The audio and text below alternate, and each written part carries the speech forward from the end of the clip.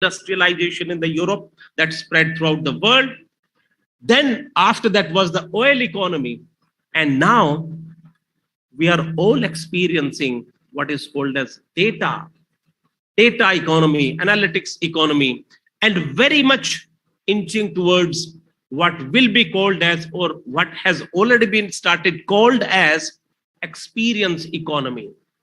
Experiences do matter, and experiences do produce outstanding results.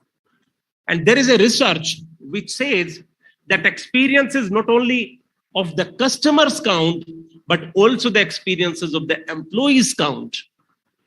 And those organizations which are focused on providing exceptional experiences to their customers and also to the employees, they can be as much as 1.8 times more profitable than those organizations which do not focus on the experiences.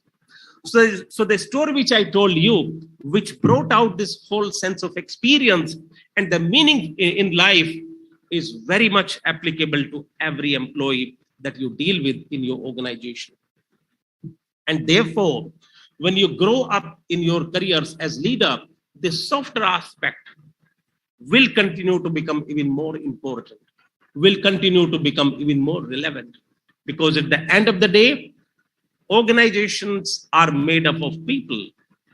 People have aspirations. People have emotions. People have feelings. And these are important. In fact, all of the students are the first year students. All of you would have learned that Maslow's hierarchy theory. One of the fundamental requirements of any human being is psychological safety. And your topic also talks about that. Diversity, equity, inclusion, and belonging towards higher levels of psychological safety. In fact, post-COVID, it has become even more relevant, even more important. In fact, one of the things, and this came out in the research also, many of those patients, unfortunately, COVID patients, many of those people who lost their lives not only because of infection per se, but also because of the fact that they lost hope of living through. They lost hope of making it through. And they lost hope because many a times all they saw, particularly those who went to the hospitals, particularly those patients who were in the hospitals and who saw despair all around, many of those lost lives because they did not see any hope around. So particularly after COVID times, the element of psychological safety has become even more relevant. I'm sure my colleagues here and my colleague from consulting organization, KPMG, my friend Sahil, he will bear with me and he will also endorse that lot of times the research done on the people who are involved in the work from home, they also confirmed the importance of psychological safety, psychological comfort, the feeling of loneliness while working from home. And let me share one real research which we carried out in organization, in our organization. You know, immediately after phase 1 of COVID, we started calling people back to offices, back to plants, right? And there was a discussion that let's check with people what is their feeling, what is their perception, you know. And a lot of people started saying that people would not like to come back to work. They would rather like to continue to work from home.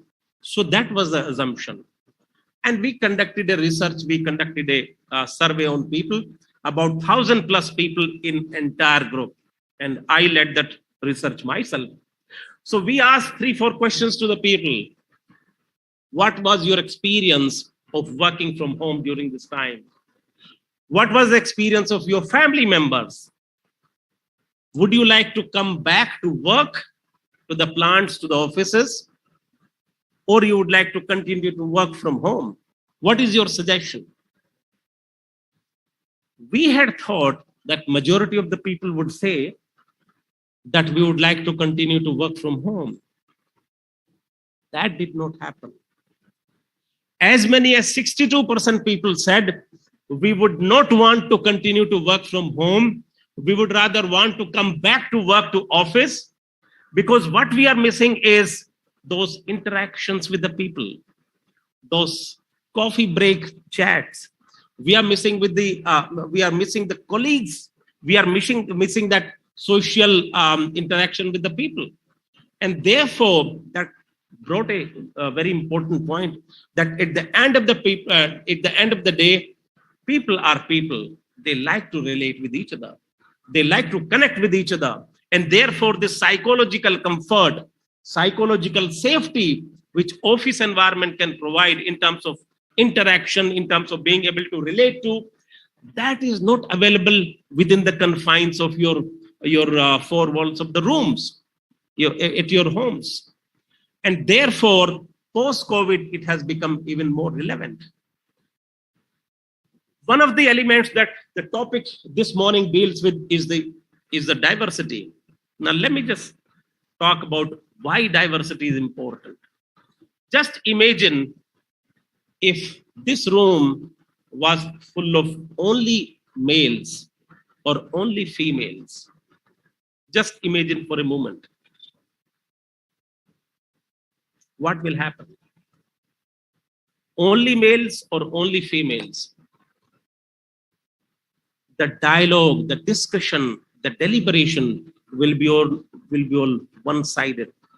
Similar, of a same nature, it won't be any different. It will be like one person repeating himself 100 times or 200 times. Because the fact is that if you have only one gender being represented in the organization, you are missing out the rest of the 50%. And that brings a strong case for building diversity. And it has also been brought out by a lot of research that those organizations which lay emphasis on the diversity, those are far more effective and far more successful in terms of profitability, in terms of quality, in terms of innovation, in terms of everything. And therefore, there is a strong case for pursuing diversity as an agenda, as a business agenda. If you don't pursue that, you are missing half the talent out of the organization, and you are not able to tap that half of the talent. That's a strong business case. In terms of diversity, I want to expand the definition slightly more. It is not related to only gender. It is not related to only religiosity or community or a particular region, geography. It is far more comprehensive, far more wide in terms of its scope. In a team situation, quite often it is seen that a lot of discussion, lot of discourse is dominated by one or two individuals. That is not diversity. That is not inclusion. Inclusion means how open, how transparent, how welcoming are the teams, are the organizations to embrace a different way of thought process, a different way of thinking. Just imagine if all of us were to think alike, we would not be any good. What makes us a great organization, any organization for that matter, because everyone thinks differently. If everyone was to think alike, it is just equal to one person repeating 10 times or 20 times. That does not take you far. What takes you far ahead is those differences of opinion where everyone has an opportunity to contribute a diverse way of thinking, which brings the best out of the team. And therefore, that becomes the reason for the team to surge ahead. In fact, if you look at Japanese culture, and that has been one of the reasons why Japanese have been at the forefront of the culture of excellence. If you give a task, and I was witness to one of the team situation in which there were several nationalities. It was a large conference, and there were Germans, French, British, Americans, Japanese, Koreans, And there were tasks given to the teams. And there were Indians, of course. What we noticed was in the team which was led by the Japanese, where the Japanese were working together, for the first 30, 40 minutes, there was just discussion and, almost literally a fighting between all of them. And then we wondered, my God, how come these guys are not making any progress? They are not doing anything. They are simply gossiping, talking, fighting among themselves. How are they going to finish their task in their team situation? And everybody had started working on their task, whereas the Japanese were still talking and discussing and deliberating and fighting with each other. But something happened later. Something happened after 45 minutes. The task was for about an hour, 60 odd minutes. After 45 minutes, Japanese, they executed the fastest, whereas the others were still struggling. Others were still trying to improvise. They were still trying to do some kind of a jugaad stuff, whereas the Japanese, they finished fast and they came out with the much better quality of the outcome as compared to the other teams. And the reason, we all asked the reason, what made you shine so much? Then these people said that, look, what you guys do is you simply went into the action without thinking, without deliberating. And what you guys did in your teams, it was only 1 or 2 persons which were driving the entire agenda. All other team members were silent. In our team, we allowed everyone the opportunity to contribute, to challenge, to ask questions, to make sure that everyone is able to contribute their thought process. And we made sure that we came out with the best idea for execution. That takes time. So therefore, we focused that the first 45 minutes were spent only trying to find out what is the best course of action we should plan. But once we planned in the first 45 minutes, next 15 minutes were far more easy because everyone was on the same page. There was no confusion. There was no doubt. And therefore, the quality and the speed of execution was far more easy. Baki teams mein, there was still discussion. There was still confusion. There was still doubts. There were still fighting. But in Japanese, it was way different because they had made sure that they picked up the best of the ideas after the first 45 minutes discussion. Another data point with respect to the gender, I think I just want to add another point. Recently there has been a research on this point by Global Gender Gap Study Group. And what they have said, at the current pace, the way the gender gap is still persisting, if it persists for in the similar manner, it will take another 132 years for the entire world to close this gap. And therefore, for organizations, it makes even a stronger case to pursue the diversity as an agenda, even with a stronger vigor. Therefore, for the corporate environment, for the organizational context, it makes even more sense so that the organizations don't lose out on that 50% element which I spoke about.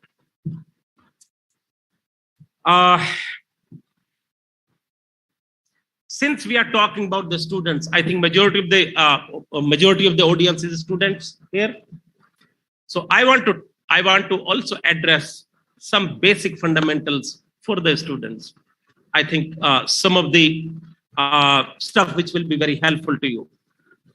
Based upon the common understanding which industry has got and what the industry needs, I think it's very important that these 2 years that the students are here, you develop yourself as a ready professional, as a leader with a lot of potential.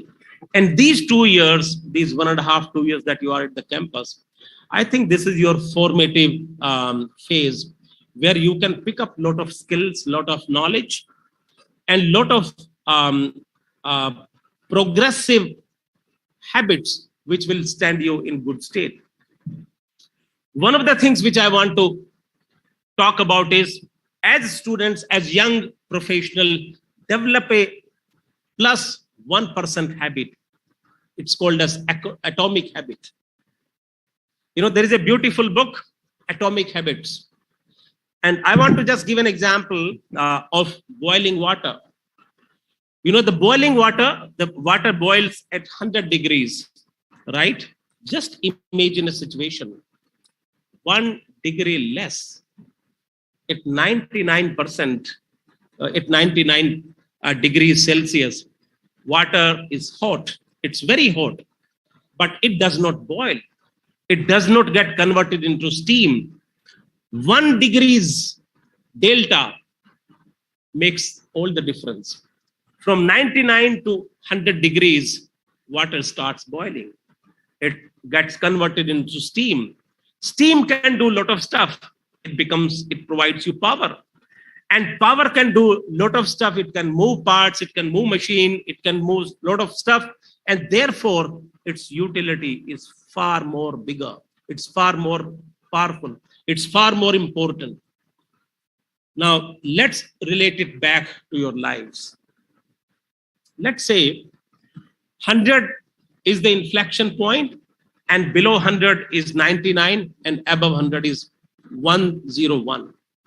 Just imagine that if you were to operate at 99% of your capacity, 99% of your capacity every day. So today, you operated at 99% of your capacity. So the result was 0.99, right? Your optimum is, let's say, 100. So 0.99. Tomorrow also, you operated at a capacity of 99%. 0.99 again. Third day also 0.99. Just multiply 0.99 into 0.99 into 0.99. Just imagine if it continues for 365 days, 1 year. What will be the result? You multiply 0.99 365 times. Just do your maths, do your arithmetic. Any guess what it will translate to? Any guess? Sorry? No, sir. The result will be 0.03. 0.03. Right? So you are operating at 99% of your capacity, your natural capacity. Continue this for 365 days. The result is 0.03. Now let's make the equation reverse. In place of 99, let's say that you operate at 101% of your capacity, just 1% higher than your natural self, than your normal. So instead of 99, 101. Just 1 degree higher, right? 101 today, 101 tomorrow, 101 next day. Multiply this. 1.01 into 1.01 into 1.01. Continue to multiply this for 365 days. Do your maths. Any idea what it will come down to? 37.78. Now just take a step back. 99% of your natural capacity continued for 365 days. 0.03.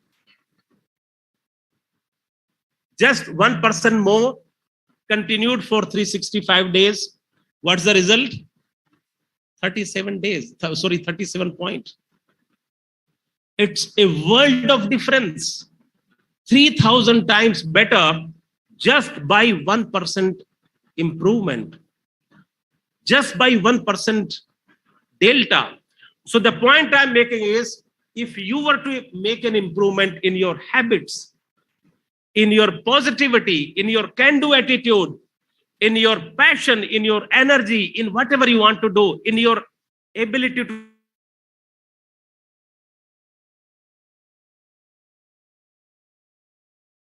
of 3,000 times more. Many a times we don't realize it because we don't see this. We don't acknowledge it in our day-to-day lives. So the point I'm making is, this is your formative phase of professional life. Please develop that can-do spirit. Please develop that 1% extra. I think that 1% extra is going to take you far ahead in life. You know, if you watch these Olympic Games very closely, particularly those which are very fierce competitions like 100-meter dash, the difference between the gold medal and the silver medal or bronze medal is not too much. It is just a fraction of second. If you watch those very keenly, and the entire difference is made by that 1% extra. Question is, for our own self, are we willing to give that 1% extra? I think you will be the biggest beneficiary.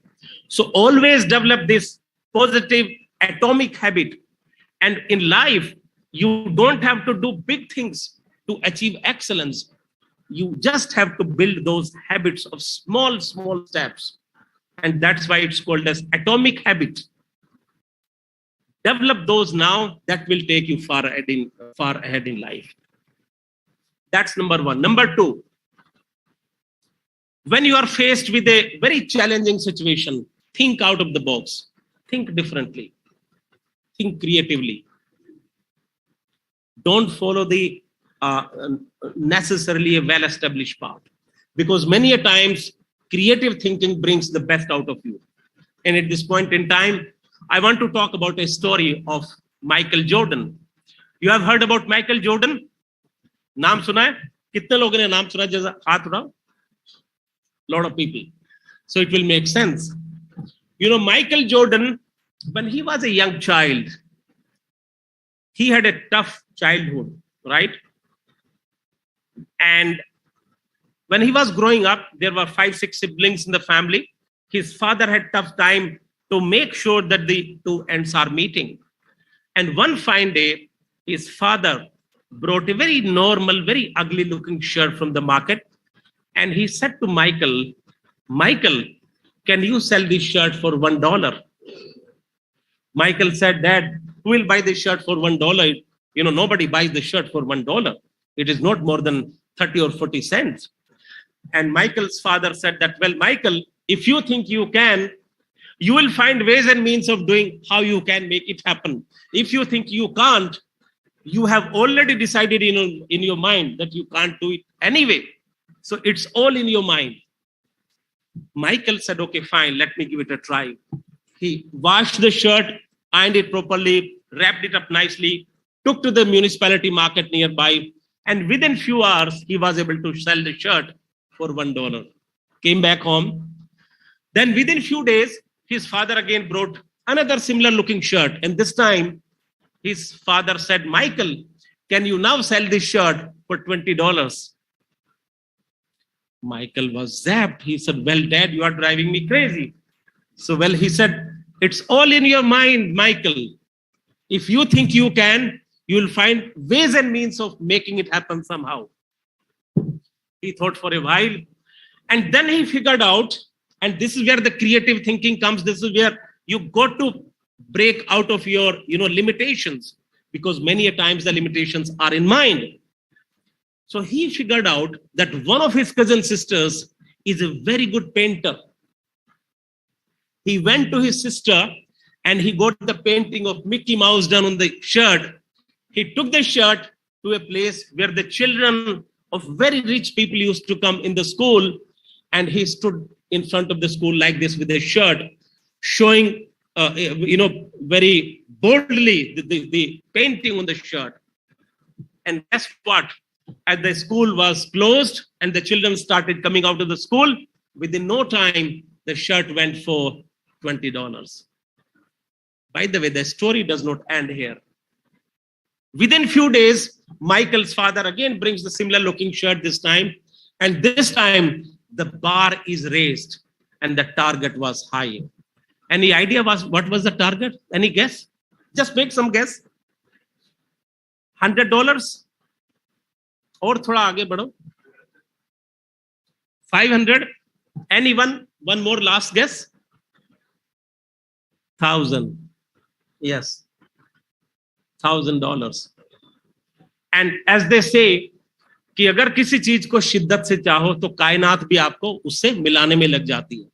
Within few days, Michael figured out that there was an advertisement in the newspaper.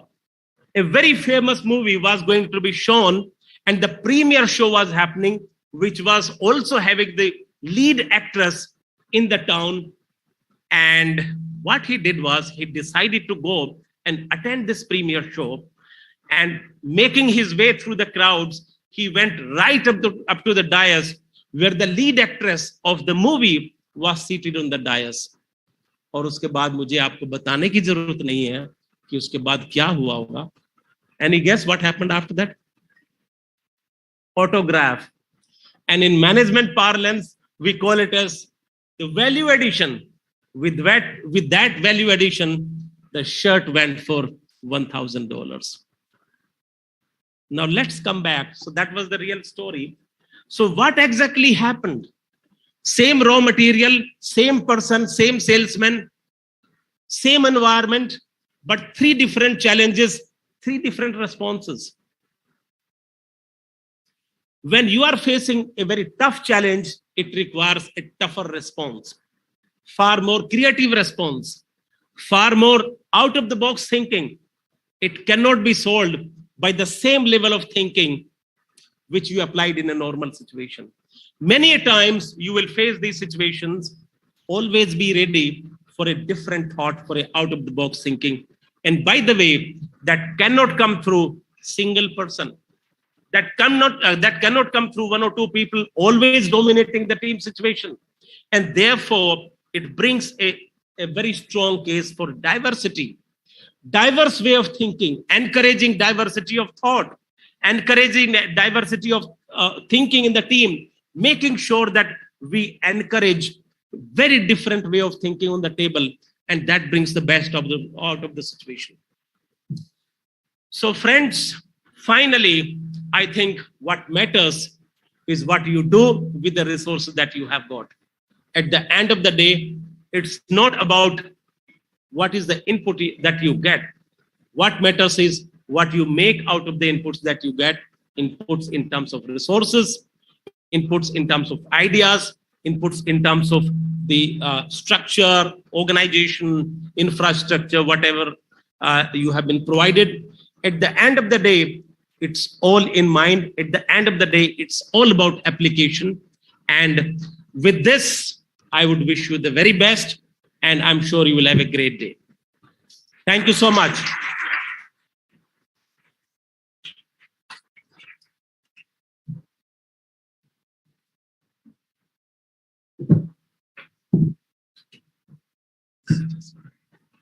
Thank you, sir. Your words definitely enlightened the audience with the knowledge and expertise that you shared. It was astounding to hear through your words your years of experience and make note of so many inspiring insights that you shared with us today. We request Dr. Jabir Ali to present Mr. Prem Singh with a token of our appreciation. Before that, I just want to put a comment. I think Dr. Prem Singh is really a Dr. Prem Singh.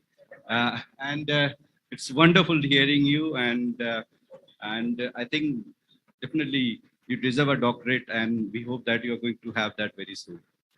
So great having you here.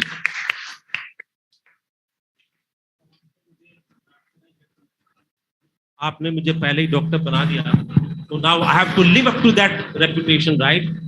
So to do that, I want to say something for your young students, because I think that is the purpose of this conclave. Friends, at the end of the day, what all matters is the kind of passion you have. And for developing that passion, I want to recite a small couplet for all of you. Can I do that? इम्तहां अभी और भी हैं, मंजिलें अभी और भी हैं. इम्तहां अभी और भी हैं, मंजिलें अभी और भी हैं. नापी है मुट्ठी भर जमी हमने, अभी तो पूरा आसमां बाकी है. God bless you.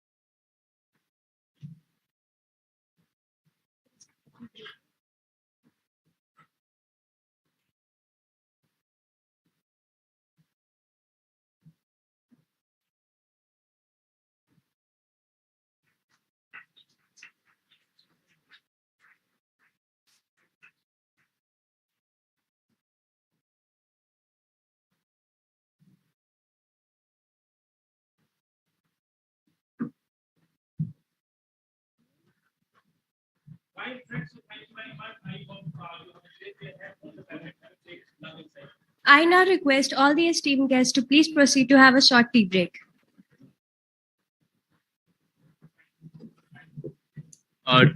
Please be seated by 11 a.m. sharp. We'll begin the next panel discussion by then. Right, students, please be here 5 minutes before 11 a.m.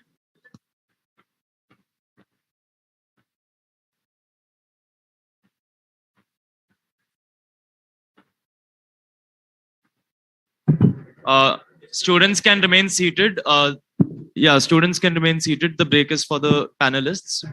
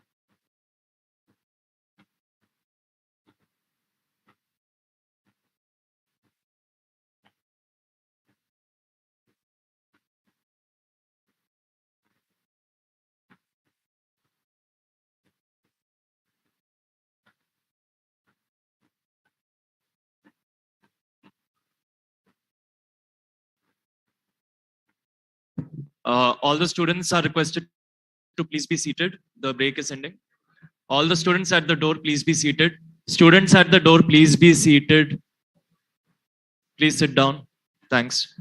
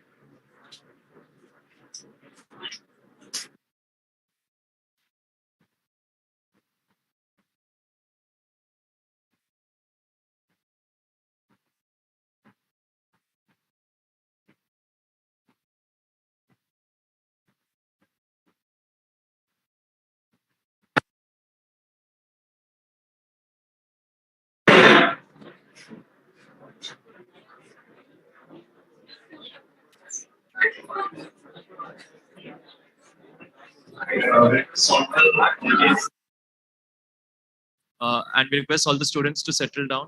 We are going to begin with the panel. Right, everyone, please be seated. Thank you. All right, the wait is now finally over. Let's once again dwell into the intricacies and the depth of the unknown with a new riveting panel topic: psychological safety in the workplace, inculcating DEIB. Traditional diversity and inclusion are not enough in an inherently biased society. Now the field has moved towards diversity, equity, inclusion, and belonging, that is DEIB. The psychological safety in a workplace is a genuine need of the hour and should be focused upon and talked upon. And we are delighted to present this discussion in front of you in the form of a prestigious panel of 4 intellectual HR experts, and it is our utmost honor to introduce them to you. With over 24 years of human resources experience in diverse businesses, a dynamic leader with expertise in delivering sustained results in VUCA, that is volatility, uncertainty, complexity, ambiguity environments, he has unique experience of working in a highly competitive business environment, significant expansion and growth, restructuring and transformation businesses. We now welcome you onto the stage, Mr. Pierre Ranjan. Please have your seat, sir.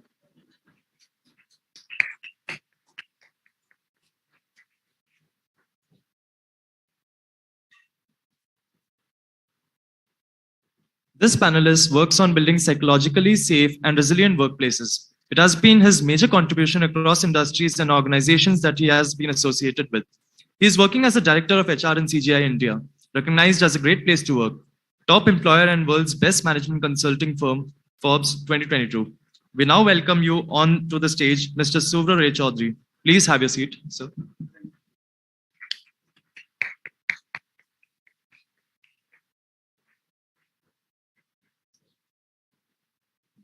He has been in the industry for the last 12 years. He has been in touch with candidates or colleagues and has been creating a moment of truth that challenges this long-standing perception in the minds of people. Mr. Nair has been building an employer brand, leading and engaging high-performing teams. We now welcome you onto the stage, Mr. Sahil Nair. Please have a seat, sir.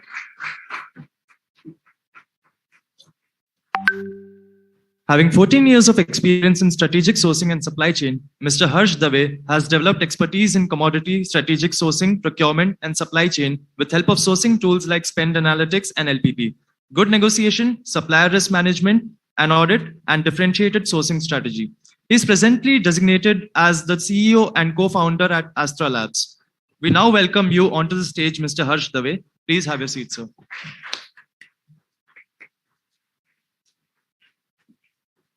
We now request Dr. Baljeet Singh to present all our guests with a token of gratitude.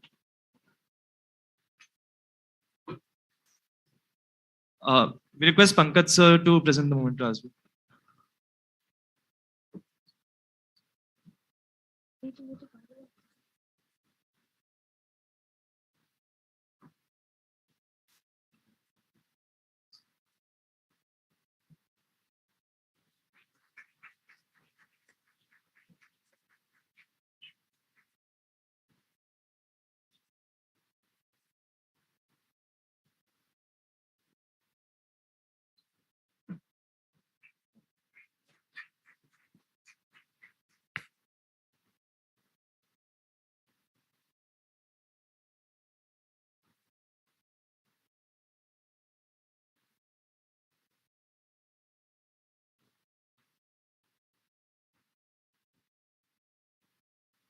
With such a pronounced beginning,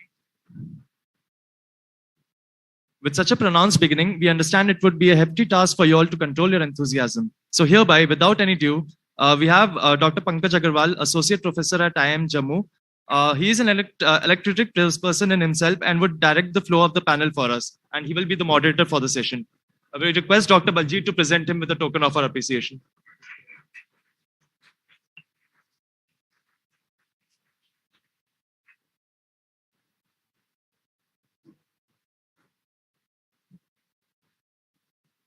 Thank you, Dr. Pankaj. Over to you, sir. The stage is all yours. A very good morning to the esteemed panelists, my colleagues, dear students, and staff members of IIM Jammu. On this bright sunny morning, we have a wonderful topic to discuss about, and of course, matching panel of speakers today. And I'm really excited to get an opportunity to learn more from them. That what really entails, psychological safety. I think perhaps you all have gone through the agenda, and you know that the topic is psychological safety at workplace, especially in the context of diversity, equity, inclusion, and belongingness. Before we really get into the thick of things, I thought in the interest of our younger audience, it would be a good idea that we start with the first principles and discuss what they exactly mean, because they may mean different things to different people. So before that, first of all, I welcome the panel, and I thank you in advance for sparing your valuable time and being with this morning. And to begin with, I will start with how things are defined in your own perceptions. So there are 4 dimensions to it: diversity, equity, inclusion, and belongingness. And we have 4 panelists. So I think I would begin with Mr. Priyaranjan. And sir, what do you think are the contours of diversity? First of all, I would like to start with the psychological safety aspect. See, psychological safety in context of diversity, DIV part. Psychological safety is typically 2-dimension, function of 2 parts. One is respect and second is permission. And while we are talking about the diversity context, like Dr. Singh said in morning, this is half of the population. We are talking about the focusing major on aspect of gender diversity part. And so far, as per research, gender aspect is typically, if I am talking in terms of manufacturing setup from where we are coming, and rest of my colleagues from tech side and platform business side, their diversity aspect are very much in dominant phase, whereas in manufacturing setup, diversity is still in very nascent stage. So a lot of things has to be done on those aspects. And those things are typically a reflection of our society also. In manufacturing setup, and typically in steel and brick and mortar manufacturing setup, diversity is still a long way to go. So these sectors are taking relentless efforts to make diversity on floor. And for that, we are generating a lot of interest in half of the populations. I believe that we'll be talking more about it. But as I said, that I'd like to have first some basics on some lowdown on these aspects. So I would now request Sahil to tell us about how you perceive inclusiveness in an organization.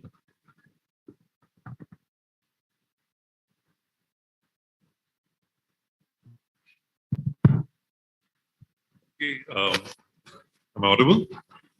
Am I audible? Can't hear you. Am I audible? Lovely. So it's always good to come back to IIM Jammu, a lovely place. And I think given that it's the beginning of the day's proceedings, most of you all are still awake. I am hopeful at the end of this panel, you'll continue to remain awake, because I think, Dr. Pankaj, you asked a very important question about inclusion. And as ironic as it may sound, on the panel, there is an parenthesis of trying to say inclusion of gender is missing. Right? And we're talking about inclusion. But that doesn't really matter, because we have a lot of people of the other gender in the audience. So we're going to include you guys and make you part of this conversation, and not make it feel as if just 5 intellectual people are giving gyan. Okay? So we're going to include you. Do you guys feel included? You're not saying yes, sir, because you're not told to say yes, sir. You will actually feel included when we come there, interact with you, and we have some of you all come here. And that's what inclusion is all about. I think many of us, for the heck of latching onto a word of inclusion, say that you are included. Just because you've got entry into this room doesn't mean you're included. Because inclusion, to my mind, is not about physical presence. Inclusion, to my mind, is about a feeling. And the day you start feeling included, you could be on a Zoom call, but you will not have to wait to say, oh, I'm raising my hand. I know it's a hybrid conference, but can I make a point? Automatically, even if you're on a Zoom call, you can feel included because the environment says, oh, we have 3 people on Zoom. Maybe they want to say something. As compared to saying, our audience is here. We are looking there. There's someone on the screen. We don't even know they exist. And I think, therefore, inclusion is a lot to do with feeling rather than just about being there physically or being there in a particular club, so on. And so that's the first point on inclusion. The second point on inclusion fundamentally is about accepting people the way they are. I think many a times we F this thing up so badly, and I'm speaking your lingo, we F this so badly because what we actually do is we say, "Aap yahan aaye ho, yahan ke ye kaide hain, fall in line." That is not inclusion. That is called force fitting. I'm trying to tell you, you got to wear a jacket because everybody here is formally dressed. But I'm sorry, I like wearing a t-shirt, so I'll wear a t-shirt. Now, whether you include me in this conversation or say, no, man, this guy thinks he's too millennial. We've seen more Diwalis than him and therefore we will rule the roost. Then it's not inclusion. And therefore, accept people the way they are. That is inclusion. Do not force fit yourself. And the third part to inclusion, before I hand it back to you, is to actually say inclusion is about not just accepting people the way they are, but also embracing them. And there is a world of difference. And I encourage all you wonderful people, you've come to a B school. You know why this is known as a B school? Because you have to learn ABC all over again. If you haven't gone through the Wren and Martin when you were in school, this is the best time to buy that book. It's a beautiful red and white color book. You may say we have InShots, we have the best of the apps, we have Wordify, you have all of that. But trust me, I'm slightly old school. There's a lot of difference between acceptance and embracing. And unless we don't embrace people, we will never have them included. They will be part of a meeting. They will be part of your classroom. You'll be a fantastic professor, but they'll be at the rack doing this and thinking, oh, I went to Knox last night.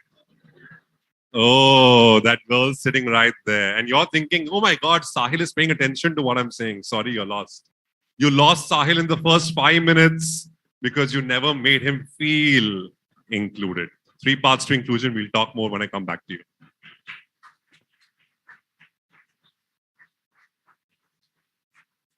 That was an amazing opening of the discussion, and thank you. Especially, I like the difference between acceptance and embracing. I think that is something we often forget, and simply accepting is not enough. Thank you for highlighting that. Now, taking forward and Bro,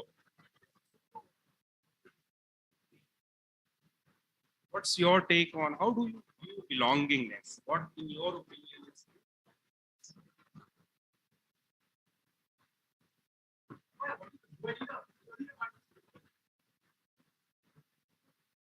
Thank you. I think just Sahil just blew it over the wall, and that's exactly what we need in a subject when we talk about psychological safety and I and B as part of the subsets. I'll come to belongingness in a while, but but let me challenge Sahil for a little while. I love doing it, and Sahil is outstanding. Bring it on, bring it on. Let me challenge him for a little while. All right, what he said is 150% true. And I love your T-shirt, by the way. Did it say FC UK? Yeah. Freak. All right. I love his T-shirt. I love his T-shirt, and I told him I'll take him for the basketball match next time we are there, Sahil. But coming back to the point that we are discussing, don't ever go to your customer wearing a red T-shirt, wearing FC UK, and say that I'm going to care two hoots about your SLAs of responding to you in 2 days when you are required to, because this is who I am. The world of business and the world of belongingness is apparently at a paradox, but this is not contradicting what Sahil is saying. We need to understand where we stand in terms of the very, very thin line about being included, the perception of it, the feeling of diversity, what we do about it, etc., and the world of business that will have its own course anyway. As leaders of tomorrow, it's about changing perspective on it. Rather than saying that I need to care two hoots about this subject of standardization and formalization because I am who I am, the world is not binary. It's not a 0-1. You can do both. And as leaders, and therefore it is gray, it is not black and white. And we will talk about black and white more as we discuss matters. But for you, as leaders of tomorrow, always remember nothing in life, including this subject of psychological safety, D, E, I, and P. There's nothing can be binary. It's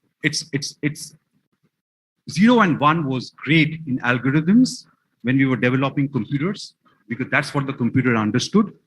The frontier of knowledge and sustainable business, it's not going to be on artificial intelligence. It's going to be on social and emotional constructs that will drive psychological safety and belonging at workplace. And the moment you get into social and emotional constructs, there will be a tremendous amount of irrationality. Irrationality does not follow 0-1 binaries. All right, so that having said, another point to what Mr. Singh said, very interesting. I actually had to Google up because I have completely devoid of physics knowledge these days. You don't need to boil at 100 degrees Celsius. The way I would drive diversity and what I have done in my very, very limited 21 years of experience, that gives out my age as well, is about not thinking whether the water will boil at 100 degrees Celsius. I have changed the pressure. If you change the pressure point, it will boil at a far lesser temperature. So it's about changing perspectives in terms of what the objective is, but coming to belongingness, let me not speak from my perspective. Let me quote a few experts out here, which are my favorite, who are my favorites: Edgar Schein, Warren Bennis, Amy C. Edmondson, Harvard professor, groundbreaking treatise on the subject of psychological safety. Amy C. Edmondson, if I'm not mistaken, she's the one who wrote that book called Fearless Organizations, right?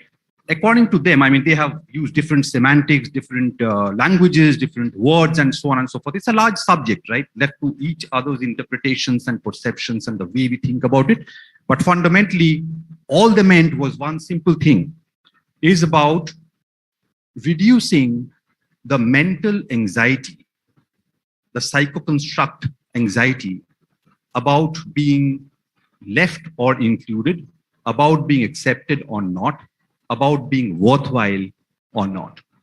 So that's fundamentally, as long as I can reduce the mental anxiety of people around saying, am I included? Am I being overlooked? Am I being seen as worthwhile? Have I got to prove every time that I am myself, which is to Sahil's point? That is an absence of belongingness. So the opposite of it is belongingness. So when I belong there, I know that, I'm accepted, I'm worthwhile, people think I'm worthwhile. That's more important rather than whether I'm worthwhile or not, and things like that. So I'll stop by at this point in time and we'll continue more. Sorry, Pankaj, if I may take 30 seconds. When Subro's experience is equal to my age, I have to be very humble. You guys got the joke? You got the joke? You're gonna laugh. When Suvro's experience, work experience, is equal to my age, I have to be humble. Having said that, I think I'll give you one trick. And the trick is whenever you don't agree with someone, always start the sentence by saying, yes, Subro, I agree with you. You know what that does? I'll tell you what that does. The moment I say, Subro, I agree with you, he is in a psychologically safe space. That Sahil is not challenging me. But the moment I say, Subro, I disagree with you, and I want to challenge you, automatically his defenses come up. Oh, Sahil is going to challenge me. But the moment I say, Subro, I agree with what you're saying, you say, Arey yaar, abhi to ye mere gaane wala hai. Yes. Point number one. Point number two, I couldn't agree more with you that life is not binary. Life is about 50 shades of gray.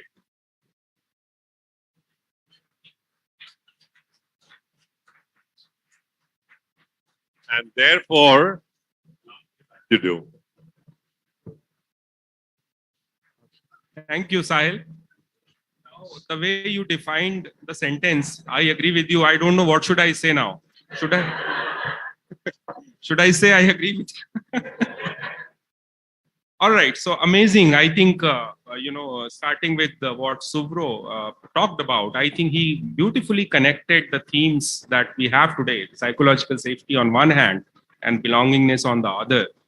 That belongingness is felt when it can bring down the mental anxiety, and that was amazing. And also I think thank you for tempering the enthusiasm that Sahil exuded about being yourself. So self-expression, the need for self-expression has to be tempered by a sense of occasion, and I think that's what perhaps you wanted to say, and thank you for that. So now we have a guy, Mr. Harsh, who is sitting at the top as a CEO of his firm.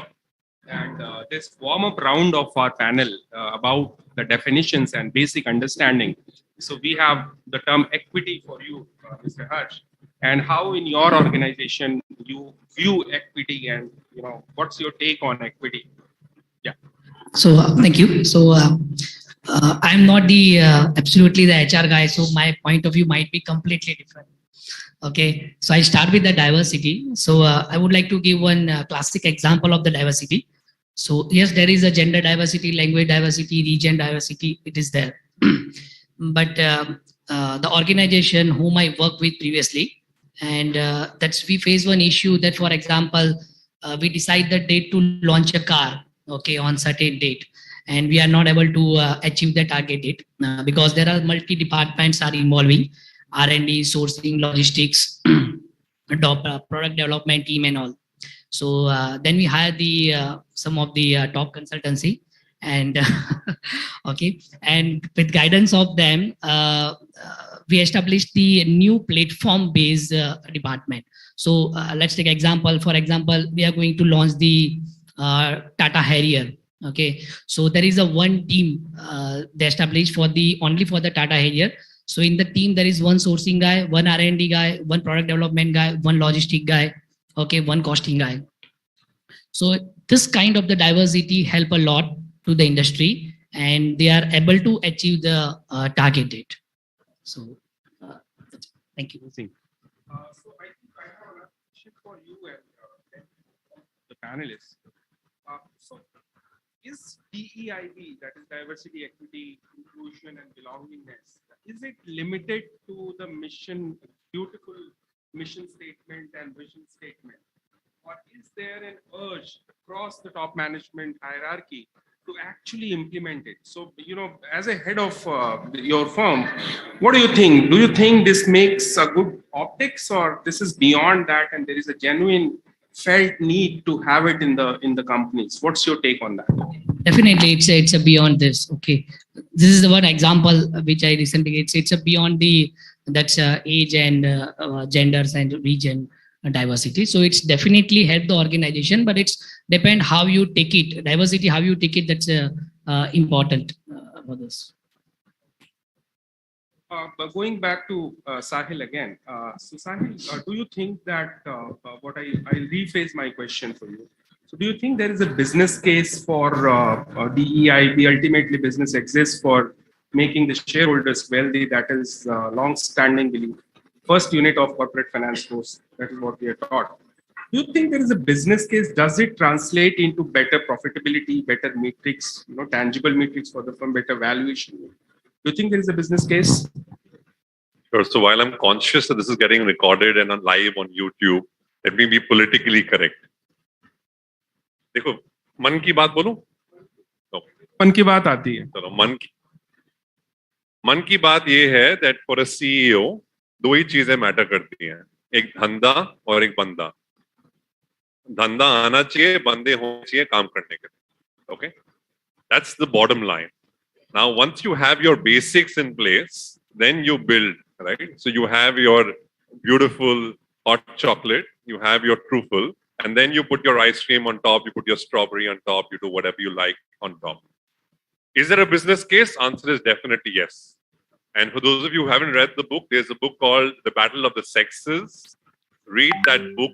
It will biologically tell you how men and women, and for now we're just discussing gender, are fundamentally very different as human beings. And therefore, both complement each other very beautifully. And the yin and the yang also talks a lot about it.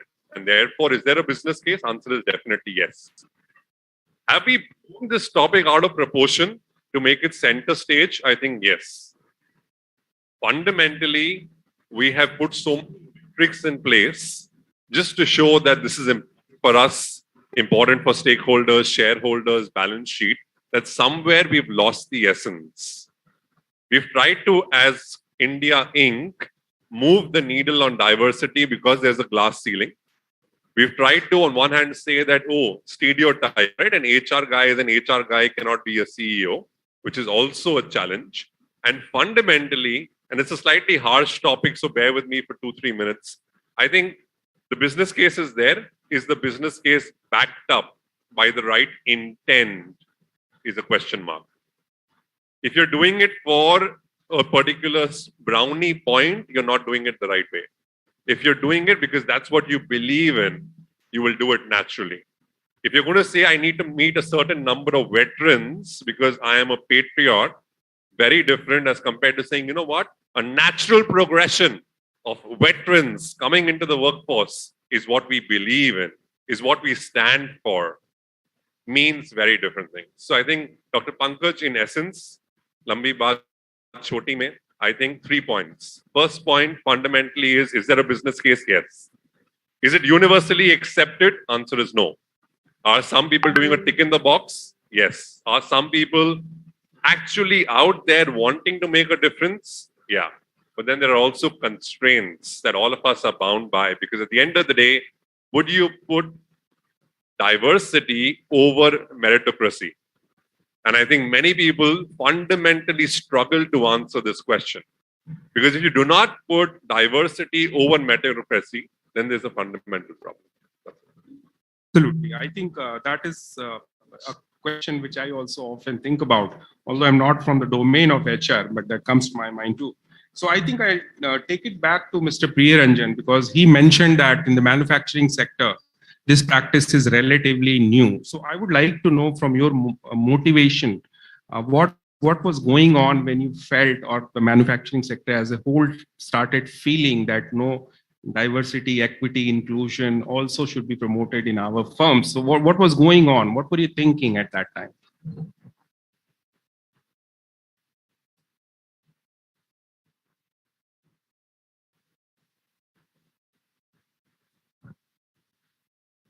Is it okay now? Yeah. So once we are talking about half a population, is gender diversity going to bring different views, different perspectives. And while we have started this diversity part in our setup, we have started complete female shop, around 80 people in that particular shop. And that has given altogether different results.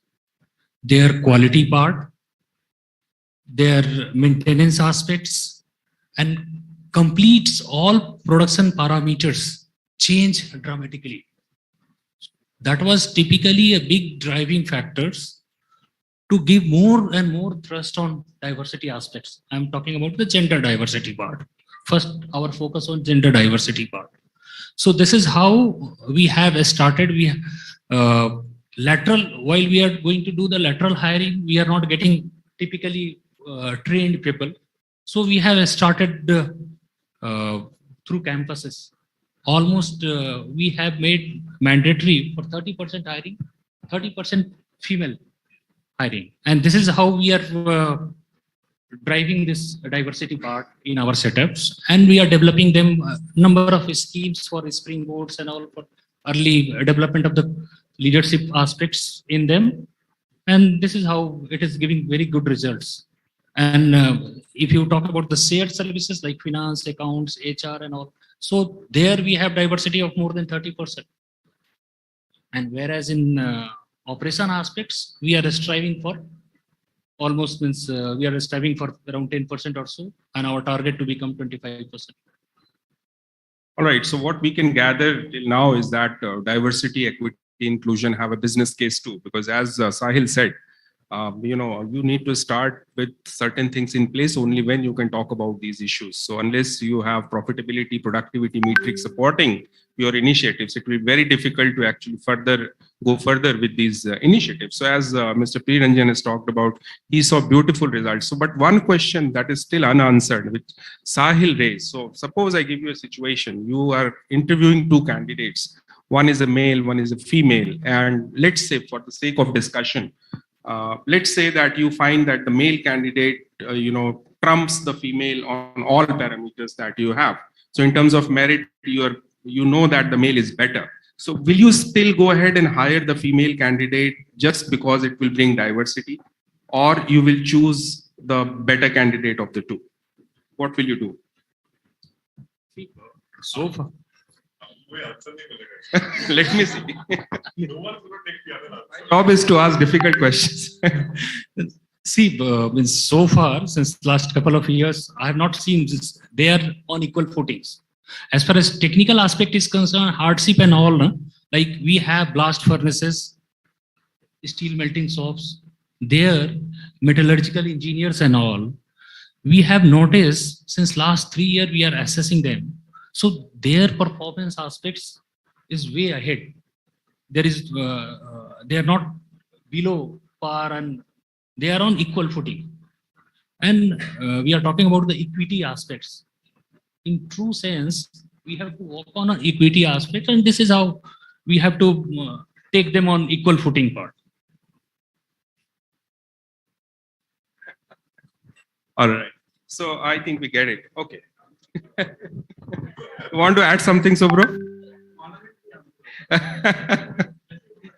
Okay. So I will take the answer during the lunch break, I guess. Yeah. Sahil, since morning. Good morning, Director, sir. How are you? Sahil has been playing this Jugal Bandi with me. I have never met him. I met him yesterday, right? But it's amazing to play Jugal Bandi with my industry colleagues, because that's where we sync up. But are we having fun, by the way? All right, great. So let's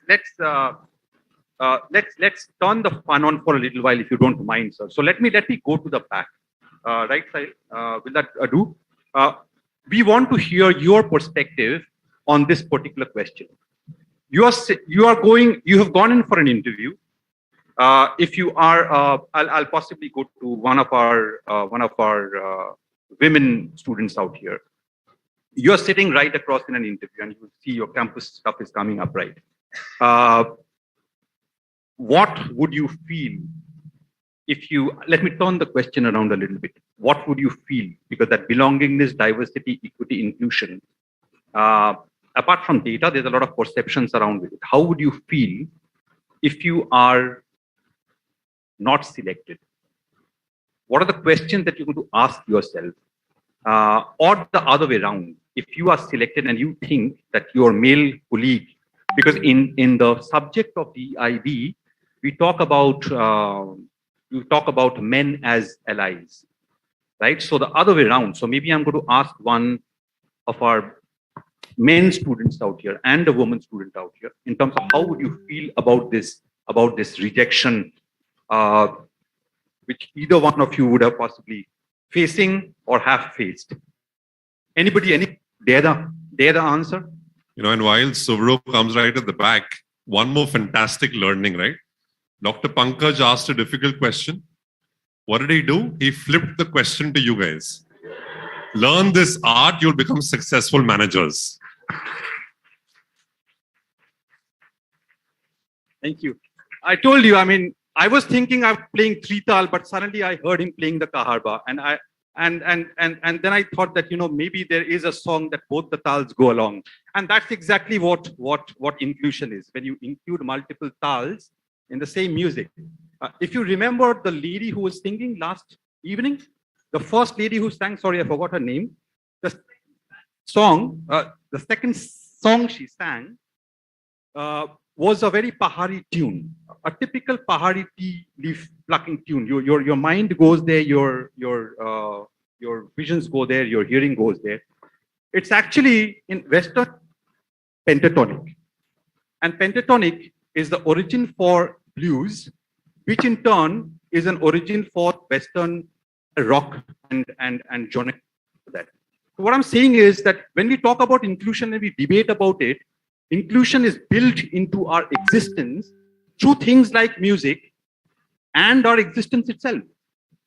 So why is it such a big debate? But coming to the question, who would dare the answer? How would you feel about it? What do you think are the factors that are affecting D and IB as far as selection processes is concerned? Anybody wants to dare this? Let's have some fun.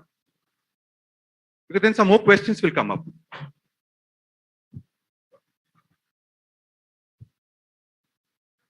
Yes, sir. Thank you so much for giving the opportunity to speak. So this happened with me. Once I was giving a PSU interview. I don't want to name the company, but yes, I was there. The first question, a very senior panelist asked me that as a woman, how would you manage? The first question. So can you imagine? How would you manage to be, that was I think that was a company which was established in very remote areas of Himachal Pradesh. But I was very willing. That's why I prepared for that test, cracked that interview, and I'm very willing. But that first question, when I later tried to analyze that why this question came to me only. Later I asked this question, the male candidates who were there. Would they ask this question to you? They said no. So I feel very bad about it.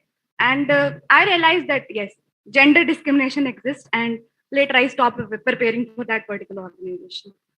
So thank you so much, sir.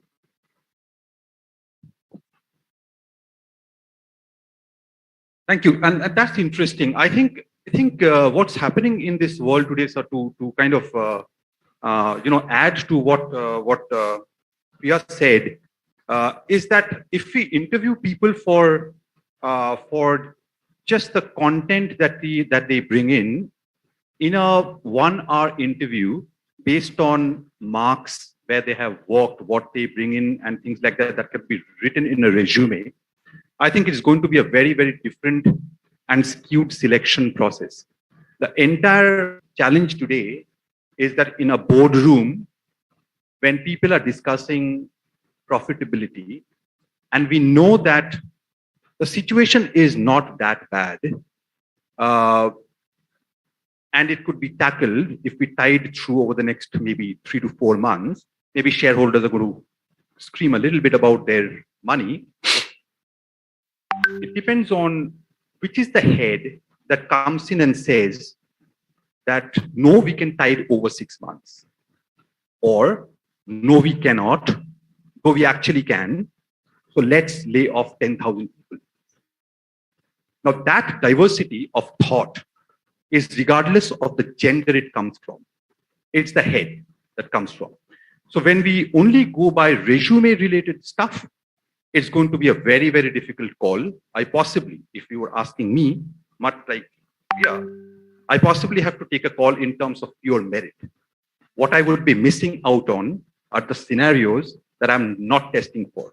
So it's a probability of a type 1, type 2 error in terms of our null hypothesis gone wrong. And that is the biggest challenge of DEI and B.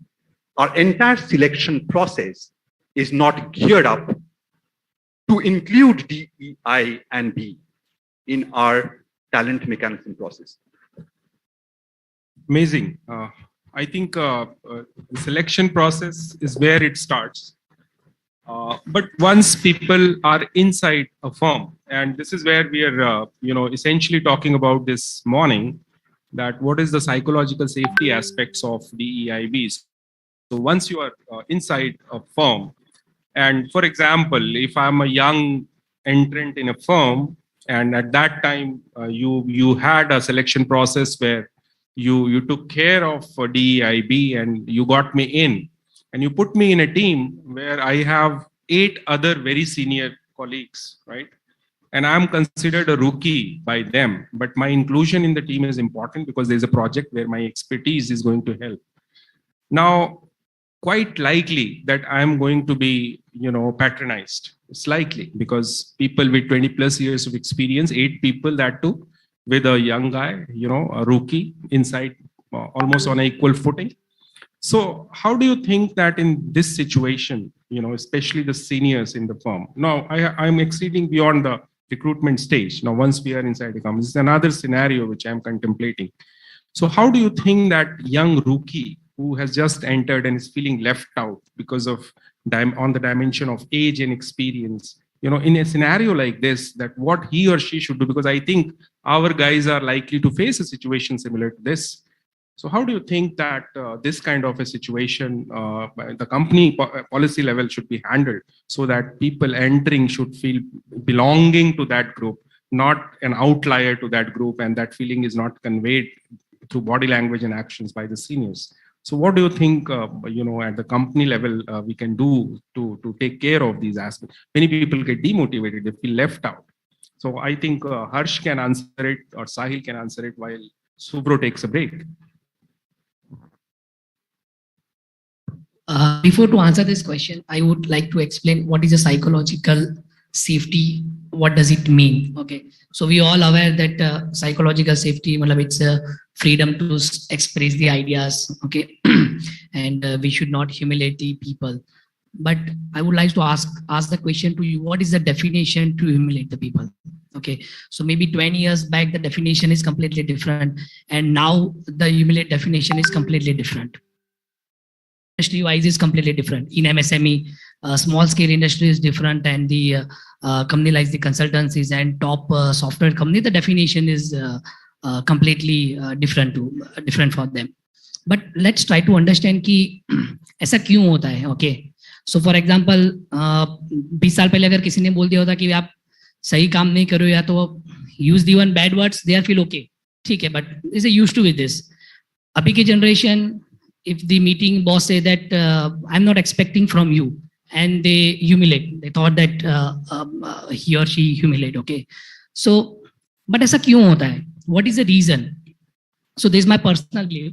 There is a 2 reason is that the people is not at the right place. Okay, when you love your work, I don't think so it's matter a lot.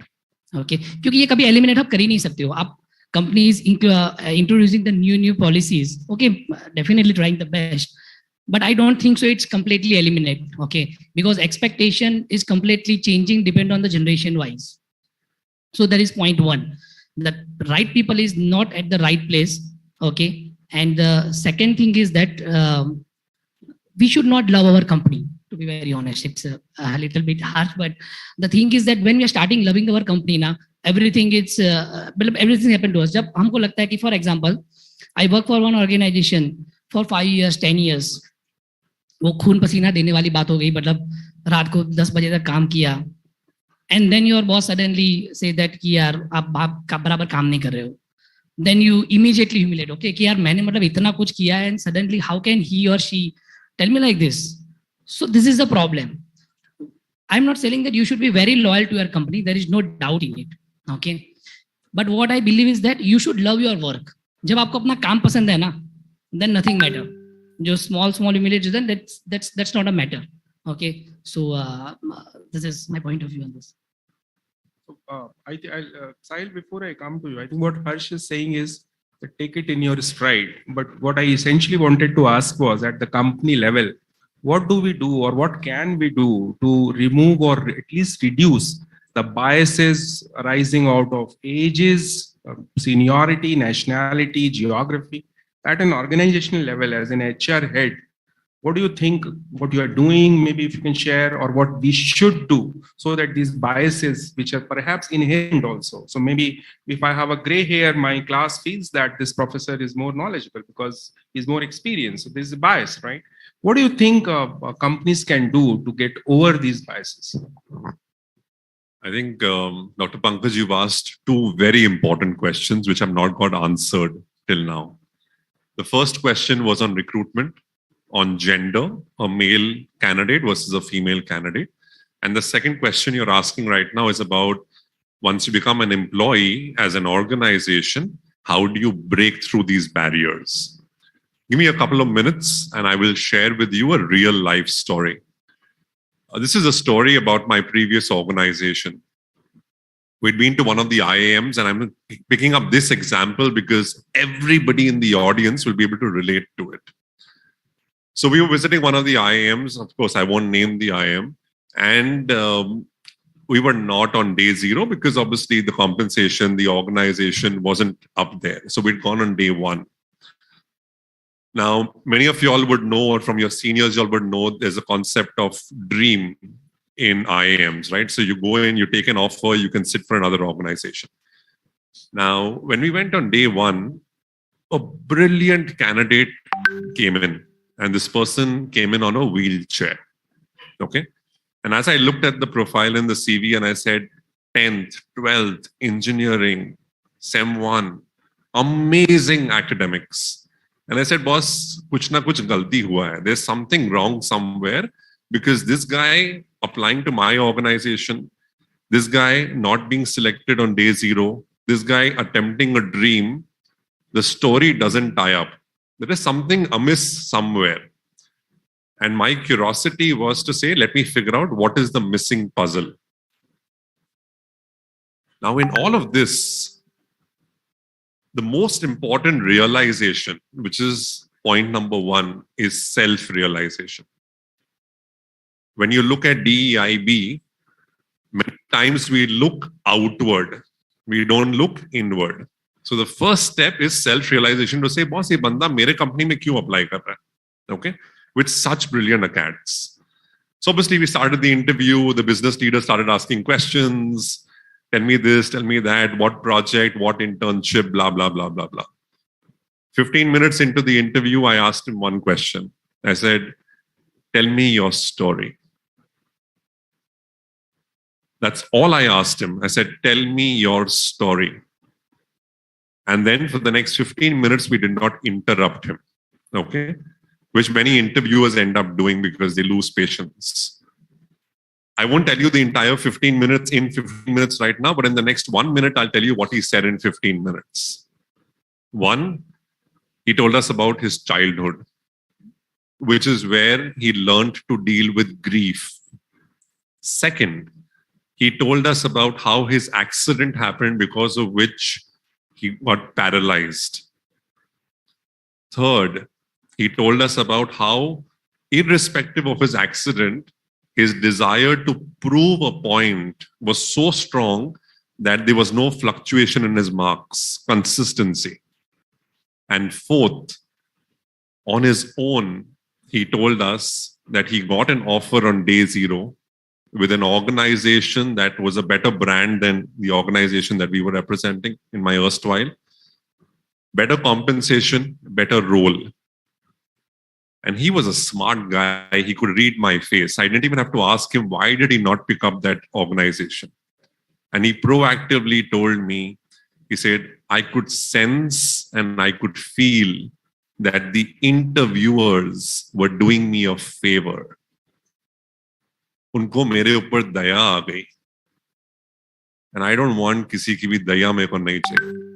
He didn't pick up that organization, and he said, when I walked in here, the way you've been interacting, both of y'all, I feel respected. He didn't use the word included. He didn't use the word belonging. He just said, I feel respected.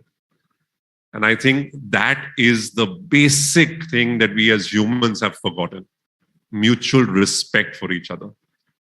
You know, many students, and I keep teaching across the year, they sit at the back and they talk. And they say, yes, sir, when you ask them a question. That is a contradiction of respect, because when a person is talking and you're talking at the back, you're not respecting the person who's talking. And on the other hand, you say, yes, sir, which is dhongi, which is a complete dhong. And when this guy felt respected, he picked up the offer. We were conscious of the fact that this guy is paralyzed. Wo kaise kaam karega? Coming to your second question, as an organization, we were not ready to make him feel comfortable. Because all said and done, he had to work, right? Because we were not doing him a favor. We spent the next 3 months fixing small things just to ensure that he is able to work. And I think these are small things when you talk about DEIB. If the intent is there, if the leadership buy-in is there, whether you're an SMME, whether you're a small organization, you're a multinational, you're a global conglomerate, if the heart is in the right place, love me like you do. Amazing. What Sahil said reminds me of a Tata story. So you cannot talk about HR or any dimension of HR without referring to Tatas at least once. So I was during my PhD years at Jamshedpur, I learned about it, that at their Tisco plant, they had a general manager who met with an debilitating accident, and he got paralyzed for life. And the plant, and rather than, and he was perhaps the in charge of that plant, a very senior and very important functionary. So that Tata Group made sure that they created ramps throughout the shop floors in Jamshedpur so that his movement is uninhibited. I think that is what you meant when you talked about respect and doing it through your heart, not because it's another metric you want to showcase as a trophy. So thank you for that. Okay, now I think so you talked about Priya Ranjan, about manufacturing firms coming in a little later. So does the type of firm or maybe the size of firm make them more or less likely to adopt diversity, equity, inclusion, and belongingness? Do you think that is a metric, right? Which are the firms which are more likely to adopt it? I mean, just because it's more fashionable is one thing. Just because maybe SEBI is wanting them to come up with a business responsibility report, that is another thing. Compliance is another thing. But generally, what's in your opinion, Subro? I think you've taken a deserved break. So coming back to you. So what do you think? Which are the type of firm? Because you represent a company which is a great place to work also. So I think your perspective will be very critical for all of us. Thank you, sir. I mean, I think this question is almost the same as asking, what kind of a family do we need to have to bring in psychological safety? What kind of a country do we need to live in to believe that we are psychologically safe? What kind of an industry do we need to work in to be psychologically safe? It's a fundamental need. Please remember, psychological safety, regardless of the great place and whatever we have got or whatever we have not got. I mean, we can buy certificates these days, you know that, right? Let's be honest about it. We haven't though, but it can be bought. Anything can be bought today.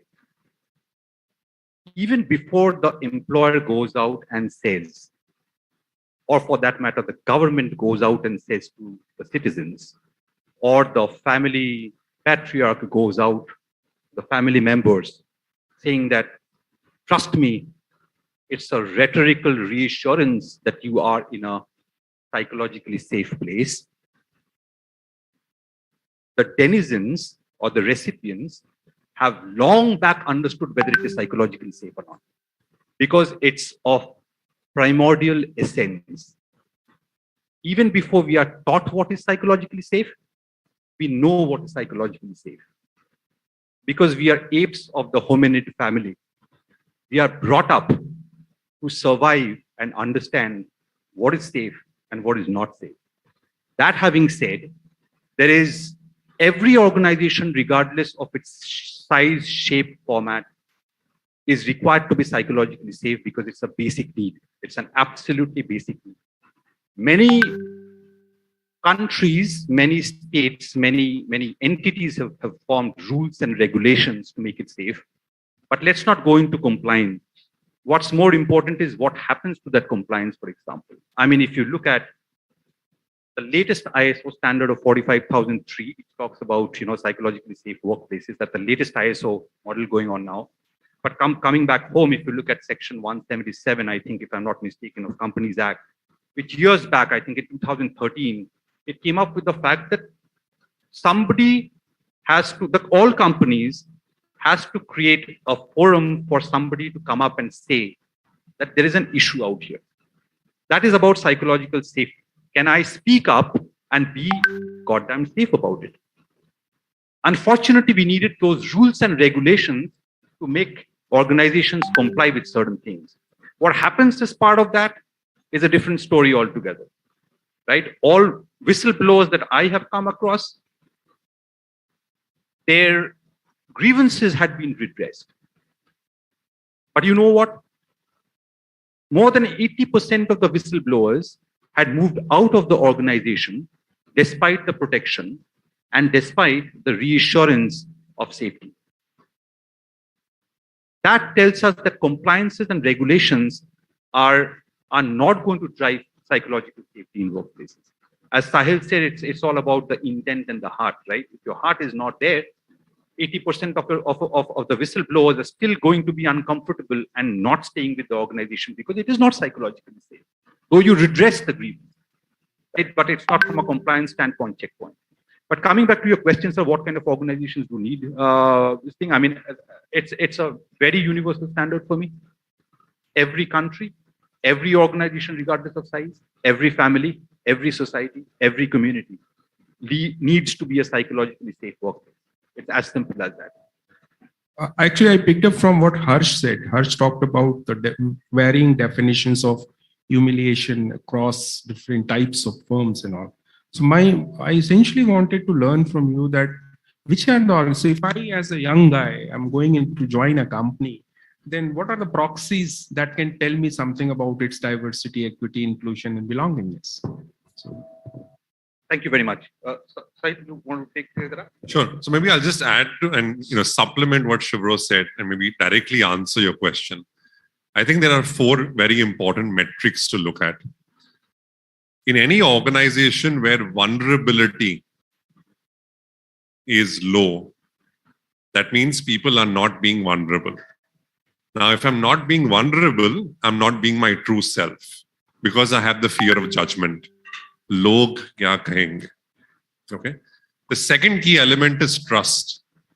Today, in this entire batch, you guys talk to people, you guys share stories, you guys share difficulties, success, happiness with people who you trust. And if the trust quotient in any organization is low, you automatically know safety is low. That's the second key metric. The third most important metric is there a threat, which we haven't spoken so far in this entire panel discussion. Threat could be 2 types, one external, one internal. Do I perceive a threat from my peer, from my junior team member who wants to take my position, from my boss who's insecure? Do I perceive an internal threat? Do I perceive an external threat that tomorrow my entire industry or my entire organization could actually get wiped out because competition for hotels are not going to be hotels, it's going to be an Airbnb. And therefore, threat is a very important aspect as far as safety is concerned. 9 months, all of us have been in our mother's womb. Why does it feel so safe? Today also, as elder as you may get or as grown up as you may be, I have seen men who are 70 years old who are very comfortable lying down in their mother's lap when the mother is 101 years old. A 70-year-old man lying down in his mother's lap who's 101. It just feels safe. It feels so damn safe. And today, I may be sitting with my mentor, I may be sitting with my best friend, and I'm just thinking, yaar, मैं इसको बोल दूंगा ना अभी because I'm in a low moment. Kal, I hope he doesn't use it against me. And I think I just want to end with one very simple thing.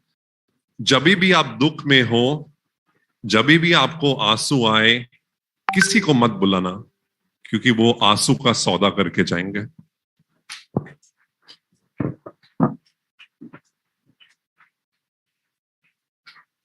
So I think the lesson Sahil is giving us, that I was reminded of another song. You inspire, evoke a lot of thoughts.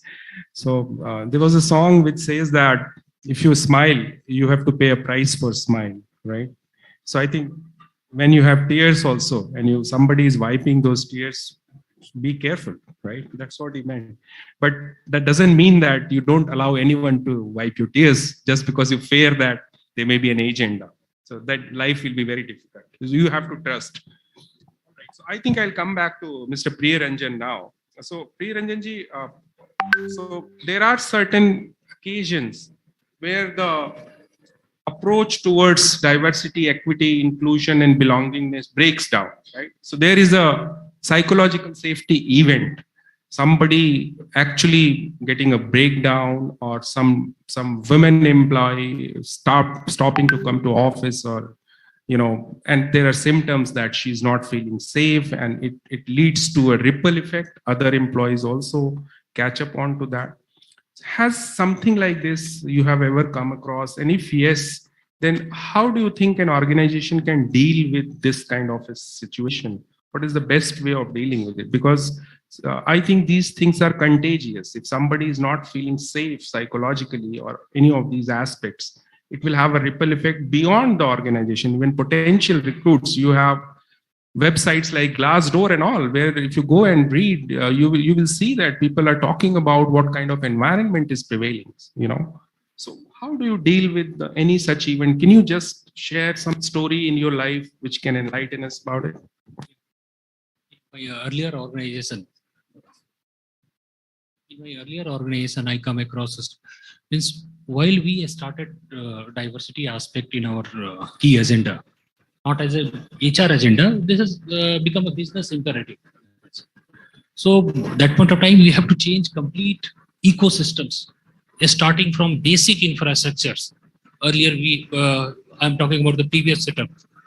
So basic hygiene aspects, washrooms, restrooms, all those aspects we have to develop. And this is how we develop complete setup. So I come across, we hired from campuses, and those people come to us that those infrastructures, due to such type of infrastructure, we are facing the issues and all. So we have taken those tasks. Before hiring, we make a point, and that was in typically my matrix. Regular basis monitoring those infrastructures. How base the infrastructure, so that while we are going for next time, those type of infrastructure, basic infrastructure should be developed. And so taking in a holistic way, while we are talking about the diversity, that point of time, complete ecosystem we have to change. And what type of value system we are bringing. The person who is working with us, those they are coming from certain value systems. And typically in our societies, earlier days, people thought female mean to manage the house. So we are coming from that particular value systems. So changing those value systems. For that value system, we have started rigorous training exercise, changing the mindset of the people. So this is how we have started the steps, changing the mindset, whatever the value systems, those inculcated over years and years, and those completely we have to eliminate or eradicate. So this is how those half of the population used to face. and n number of comments and all we used to counsel them. For any changing environment, we have to face the needs. And this is how we. All right, great. So I think the focus was clear that, as you said, it was one of the metrics also. I have, before I proceed, I wanted to inform the audience that one of our panelists has to leave a bit early. So after this question, we will have no choice and very reluctantly say bye to Mr. Sahil. He has a flight to catch, so we'll be relieving him at 12:15. But before that, I have one more question. So I wanted to prepare you kind of claps that you have been receiving, Sahil. It's a loss to the panel. Actually, you're leaving early. So, okay, Harsh, now I turn this question which I asked Mr. Priya, I flip it actually completely. So in your entire career, did it ever happen to you that you felt left out in an organization because of some dimension on age, gender, whatever, And how did you cope with that? Because for all that we are discussing here, some of our students may get into a situation, end up in a situation where they feel left out completely. How do they cope with that? How did you cope with that? Yeah, definitely. I felt in my beginning of the career, I felt this kind of this stuff. But later on, I realized that's what is important. Okay, the important is I love my work. What did you face? It's happened sometimes they not recognize you even though your efforts. We felt like that. Okay, that I need a well, but I not recognize and that. But later on, we realized. Based on performance, or was it based on some non-performance related issue like gender, performance issue? So my question was, because of any non-performance issues, your ethnicity, your geography, your educational background, being from an elite institution versus a non-elite institution, things like that. Did it ever happen to you in your career where you sensed some discrimination because of something which is completely removed from performance? That's my question. Yeah. Okay. I understood your question. Yes, it's happened. I cannot say the name of the company and that because I'm not for that particular region. Somehow I'm not able to understand the language also. So they were meeting in particular language. So it's difficult for me to understand and to participate in the debate and all. But later on, I realized that I have two options after this. Okay, whether should I accept it and whether should I say that yaar ye to bahut hi galat ho gaya, something like that. So later on, I accept it. Okay, because I have to live with that. I learn slightly a few words and few sentences. After the office, I start the roaming with that particular team members. Okay, mingle with them, understand them, and after a few months, I think it's a normal. It's a normal. So they not changed actually, but I just changed my perspective to see the problems. Okay, and after that, it's a fantastic journey. I think that's amazing. So I think expecting an organization to work on DEIB is not the whole story. That's what I can gather from Harsha's response. As an employee, it is our responsibilities also that we promote practice and make efforts to be feeling included, to be feeling safer. So I mean, so it takes two to tango. That's what I gather from your response. That's amazing. Thanks a lot. So I think it's time, Sahil. You can see his body language. He's sitting on the edge of the seat because he has to go. So Sahil, not keeping you any further. So very reluctantly, we are saying bye to you and thank you. I mean, you made amazing contributions, almost a rock star performance. You made invaluable insights you gave, and the biggest thing, if in one word somebody asked me that what Sahil contributed to this discussion, so I think Sahil brought an element of authenticity, which is of course corroborated by others, that it has to come from within. It's not just words, So thank you, Sahil, for being with us this afternoon, and we wish you good luck.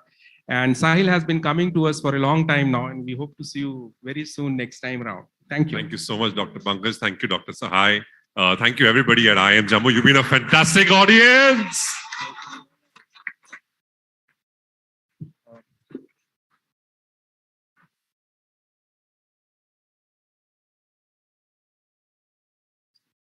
Uh, thank you. Thank you, Sahil sir. Felicitation. Thank you. Yes. Thank you very much, Sahil sir, for the great words of wisdom, and we are really happy to have you here. We'd like to felicitate you with a token of our appreciation. You may.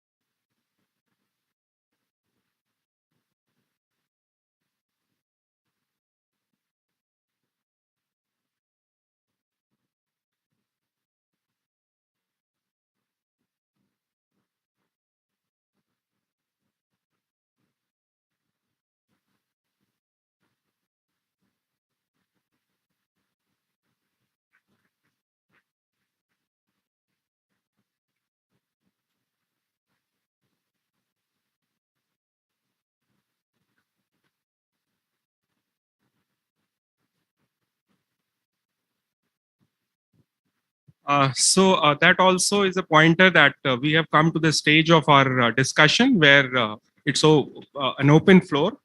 So over to the audience. Although I had many more questions, it was a fantastic discussion, the flow and the learnings that I myself was making. But we have to abide by the protocol, and we have 15 minutes reserved for the Q&A. And I'm sure I can see that many faces having a question. So now it's over to you. Come up with tough questions, right? This is a great opportunity. Make use of it. So it's open to you guys. Questions. And please also, if you have a particular speaker you want your question to be answering, so please mention that. Somebody circulate the mic, please. Yeah. Please raise your hand for questions.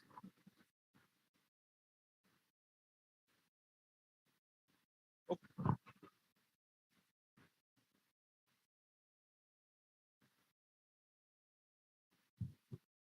Hello, sir. So I have a question that you talked about inclusive. Can you please start with your name? Yeah, my name is Jayant Nigam from 07 batch. So my question is, like, you talked about inclusivity today. So the thing is, the person who are not very inclusive and they are not very rigid in nature. So like, what will you do with these people? How do you should see the candidature of these candidates? You want whom to answer this? To anyone.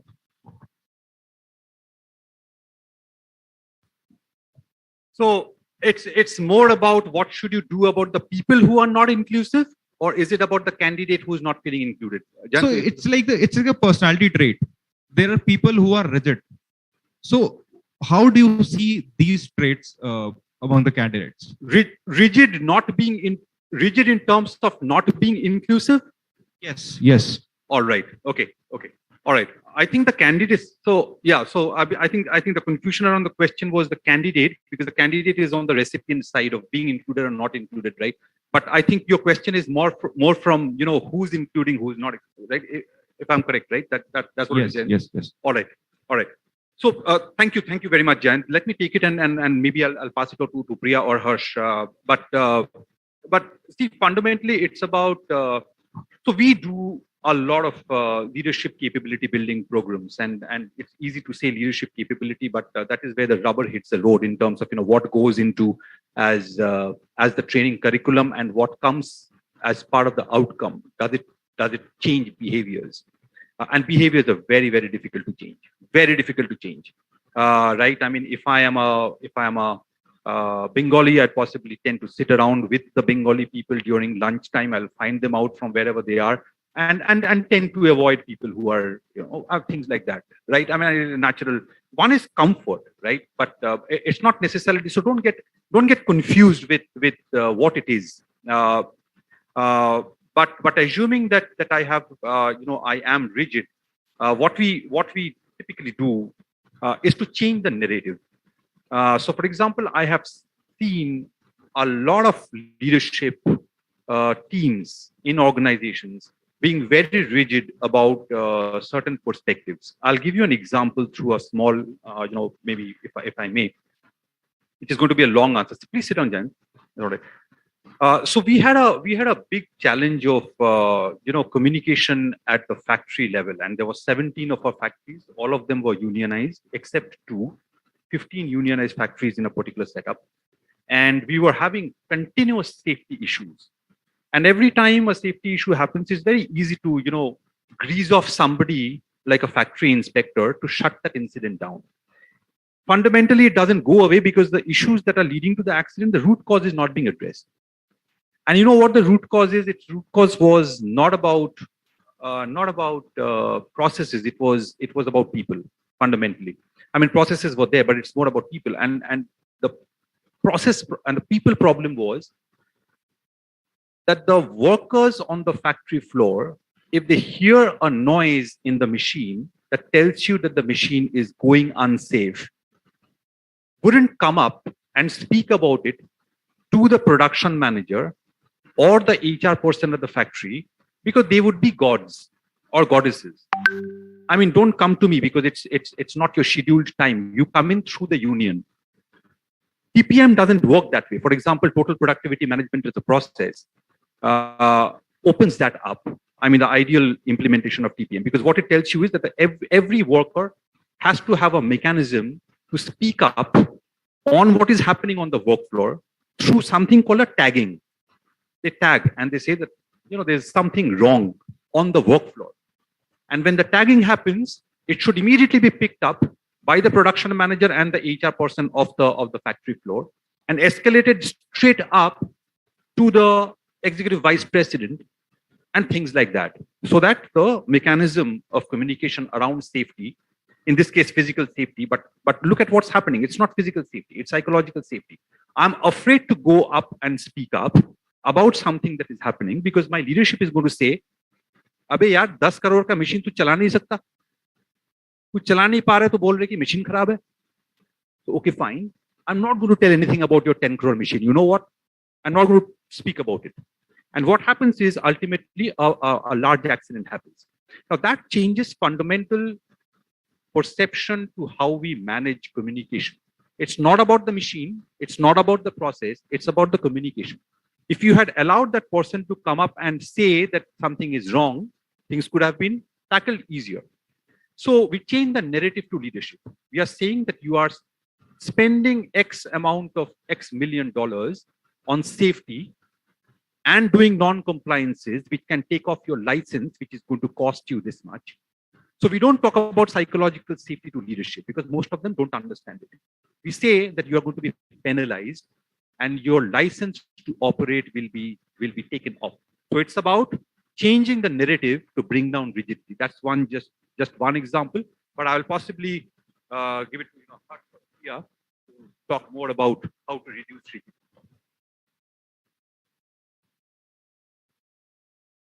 Rightly said, means communication is the trust. Communicating with the people.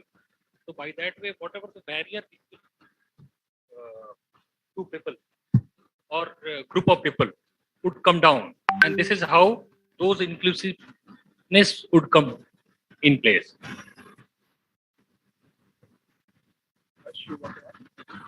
Thank you, sir. Okay, I think that was quite nice, and how to present it to the top management to ensure buy-in. As you said, so I think that was wonderful. I believe that's an amazing learning for all of you. We have another hand coming up. One more hand. Three hands. One by one, please. Hi, sir.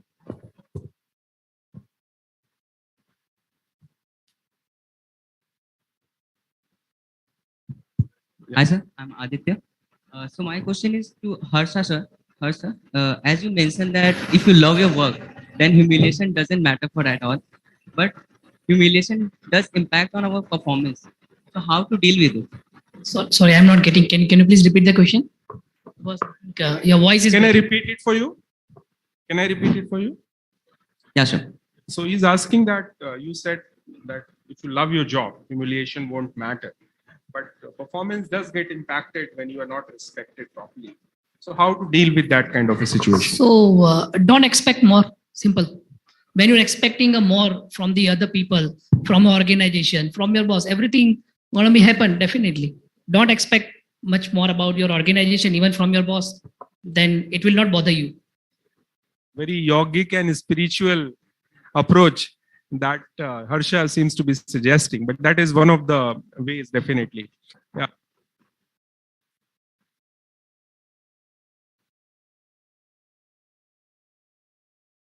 Many.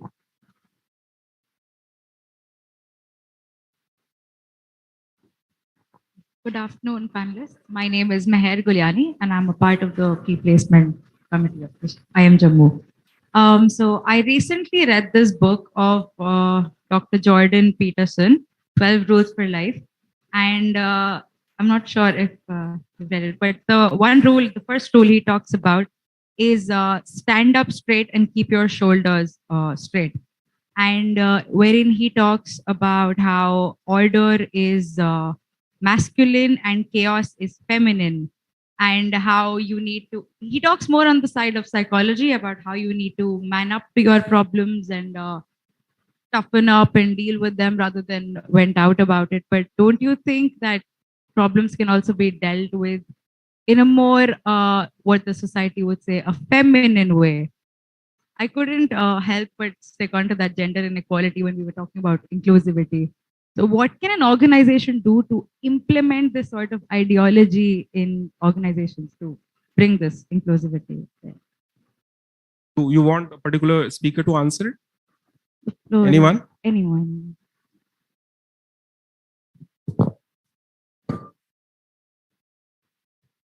See, typically leadership philosophy is lead the way as if you don't have power.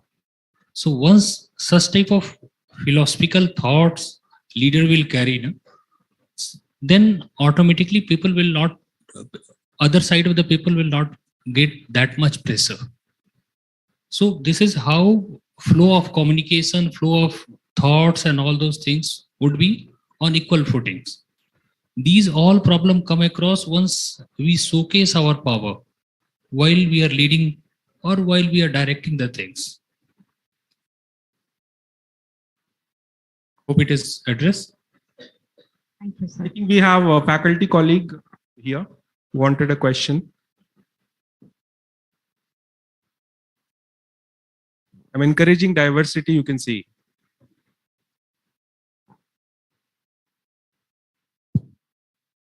Good afternoon, panelists. I'm Nitin Upadhyay, and I have a question for Subro.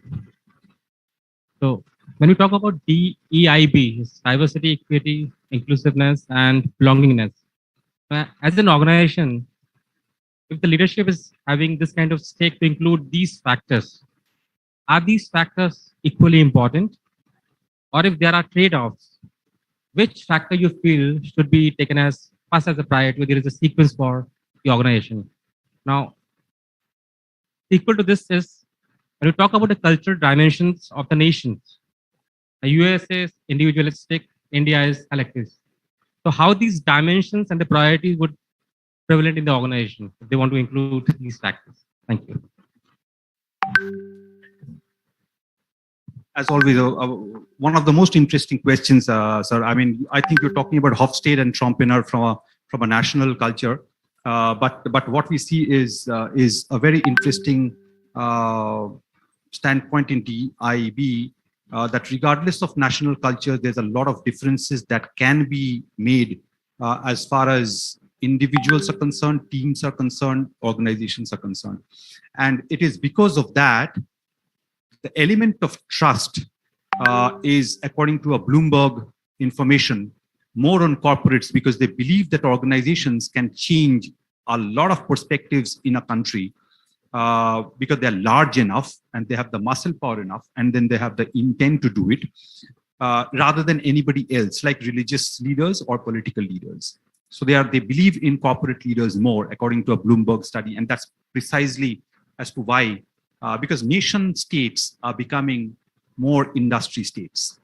And therefore, the next frontier of modernization and business and sustainable business, and nations are possibly going to be run businesses rather than religion and politics, though politics and religion will remain to be an undertrail. But going back to the question of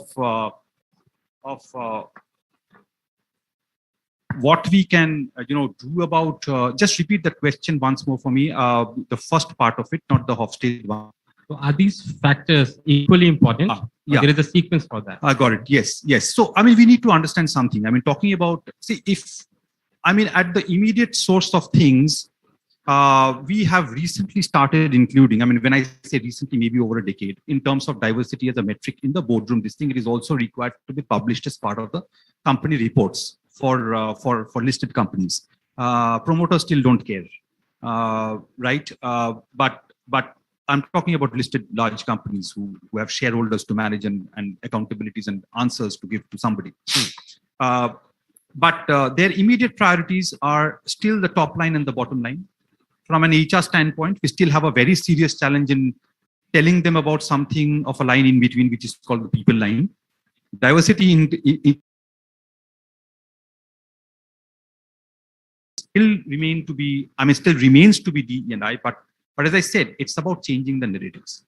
And history has helped change the narratives over and over again. If we ignore that to our detriment. Where nations have not been psychologically safe, people have revolted. Where organizations in unionized setups have not been safe, and the priority of the leadership has been top line and bottom line, unions have struck.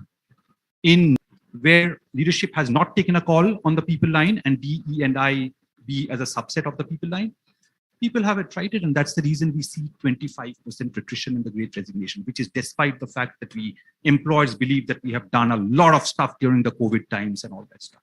It's as simple as the fact that we have not been able to touch the very fundamental philosophy of driving psychological safety, DE&I, because there were other priorities around. So if we don't do that, we do it at a detriment. But answering your question straight, the priorities still have to shift from the typical top line, bottom line ones. Yeah, I think many hands were raised.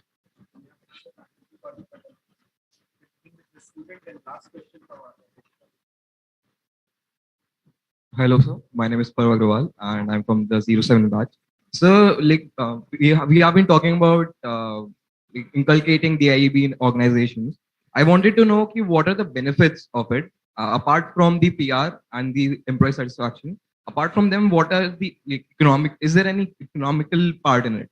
What are the benefits of? I think we talked about it, but anyway. Yeah. You are talking about the benefit of DIB. See, from image building and all. Yeah. See, while we are going to get variety of thoughts, variety of ideas from different peoples, no? Male, female, gender diversity we are talking about, we are regional diversity we are talking about, generation diversity we are talking about. Just take an example, generation diversity. By that way, you all are millennial, and we are probably. We fall in which category? I'm a millennial. So whatever the thought process you have, and whatever my thought process and our thought process would be different. So if we mix both thought processes, so something new will come up. Agree? So this is what the benefit organizations are getting. This I shared only one generation diversity aspects. Once you talk about the ethnic diversity, LGBTQ, regional diversities, so by that way, we will be getting multiple thoughts, multiple ideas. So and those ideas bringing business changes. And recent study of Kusman, they have shared by inclusion of DEIB part, their bottom line as well as top line changed 17%. This is the recent survey I was going through. So completely means in my setup also, as I already said, DEI is giving the fruit. So this is how management also get encouragement. Let us put more and more thrust on that, and this is how we will get more benefits further. So I would add to what Niranjan is saying. But there's a Deloitte study which you can refer to, and it reports that DEIB has been reported to increase 46% in competitive advantage, 40% in better and more accurate decision making, and 34% increase in financial performance, right? So perhaps you could, after the session, you could refer to that study and learn more about it. And in addition to what, in such a nice manner, Niranjan has explained. So I think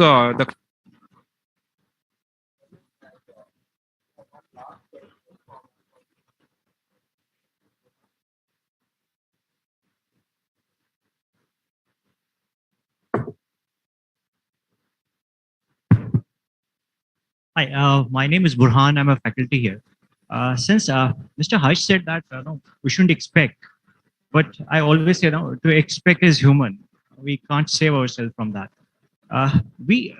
Most of the organizations have this kind of a setup where we have wonderful bosses also. We have a boss like Professor Sahai who takes us as a family. We also have many organizations where you move up, you are protected, right? You have bosses who can be horrible. You can have a boss like Elon Musk also. You can have bosses like anyone. How is there any proper mechanism here, particularly when it comes to Indian organizations, where you would be protected from a boss who can humiliate you, who can put you in a terrible psychological state? I am asking this question specifically because I have a very close friend who works in a French company. He had an American boss who made his life difficult, but they had a proper mechanism in place, and he could actually, his group was also changed. He never wanted to change the team, and then he could even talk to the HR, and they brought him back to the team, and they just changed the boss. Does that happen with us also here? You are right. Industries are already, most of the MNCs taken this action, and now in days the employees given a rating to the boss also. So that's already implemented in most of the organizations. So if boss want to promote, he must have certain rating from his employee, okay, sub coordinator. So I think this Rating will have to wait for the end of the year, right? Is there any mechanism that I am affiliated right now? I think you can answer for this. In progressive organization, we have 360-degree appraisal systems. So while 360-degree appraisal systems, they are getting feedback from peers, subordinates, bosses. So by that way, we can control those aspects. And nowadays, further going ahead, leadership changing dramatically. You heard about the VUCA, volatile, uncertain, ambiguity, uncertainty, and all those parts. Now, VUCA of leadership is leader has to be more versatile, uncomfortable for changing aspect. C means collaborative. He has to be more collaborative while he will think for collaboration aspect. Then such type of toughness or stiffness may not come down. And A means agility. While we are talking about the DEIB and all, so once we carry these VUCA aspect of the leadership, then only we can mingle and bitter fruit.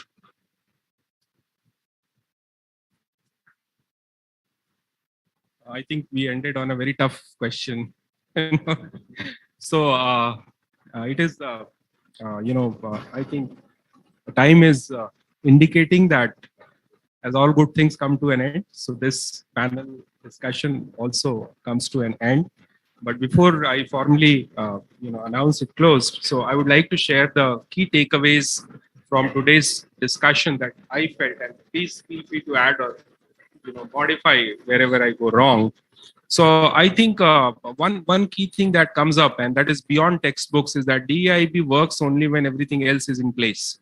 So it is an icing. It is not the cake itself. That is something, a sense of realism that we as students, we must have. Second is, I think I really like what Harsh said, that it takes two to tango. I mean, you have to also, make your own efforts towards getting included, accepting diversity or lack of it. So it takes two to tango. The third thing was about importance of cultivating a sense of, owning up on these aspects by infrastructure changes and, training the people about sensitivity towards these issues. That is also important. And Priyaranjan emphasized that. The jury was still out on whether, if given a choice, I will prefer a student or a candidate who is more meritorious, or just because he scores better on diversity, etc. The jury is still out. We don't know the answer. So that is something you need to remember. Also, there is a business case for DEIB. I mean, absolutely. I think all the panelists agreed on that it makes business sense, right? To promote and have DEIB. Psychologically safe workplace will be more productive. I mean, that's very obvious. And also, I think Survo, I'm so sorry. Survo talked about the importance of rightly communicating the concerns the top management buy-in. For example, how they will understand it. He gave an example that it's a penalty, right? So even if there's no buy-in, you can create that buy-in, and perhaps realization will come slowly in. So anything you'd like to add that I missed out on the summary? So I think that brings us to the end of this discussion. And it was an amazing discussion. And I think the kind of insights that we received were phenomenal. And I don't know how these 90 minutes passed. I mean, perhaps that is a metric of success for this discussion. And I have no words to thank our esteemed panelists. I mean, it's a weekend, they have families to take care of, etc., and they still took out time to visit us and actually make so much of efforts that our students and us, they learn a lot from their perspectives. So we're really grateful, and we look forward to having you in our midst in future events also. So thanks a lot. Thank you, everyone.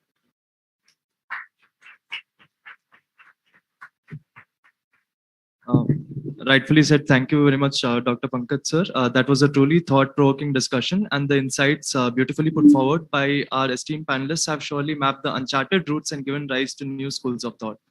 We look forward to continuing beyond this event, the very stimulating and instructive exchange of ideas we had today.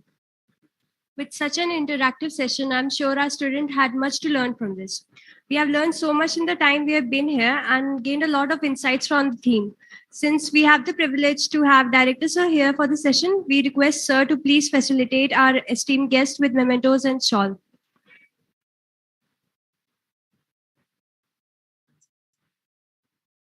We request Dr. Pankaj to kindly. So I think the panel was on DEIB. So let's practice it. So I would like.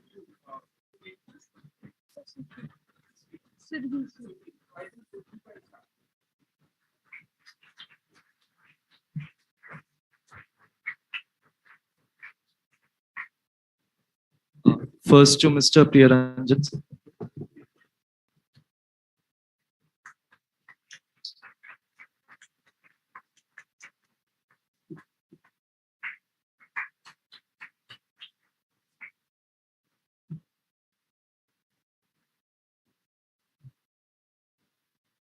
Please do the honors. It's your turn.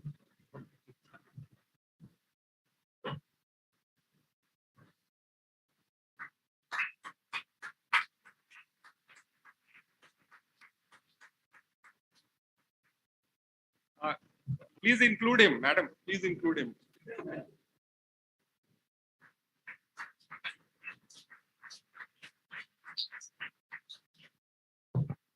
I would now request our MBA chairperson, Sir, diversity.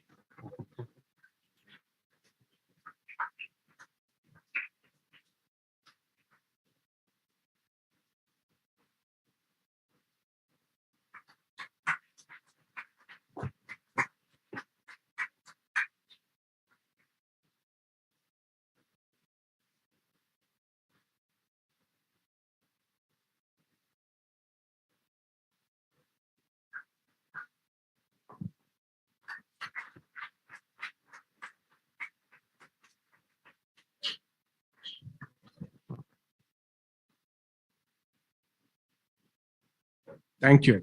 Thank you.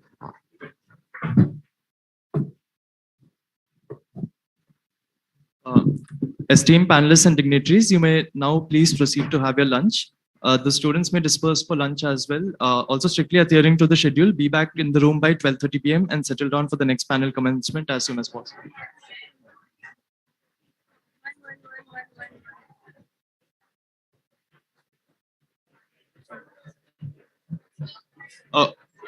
Lunch will be at 12. Please be back by 12:15.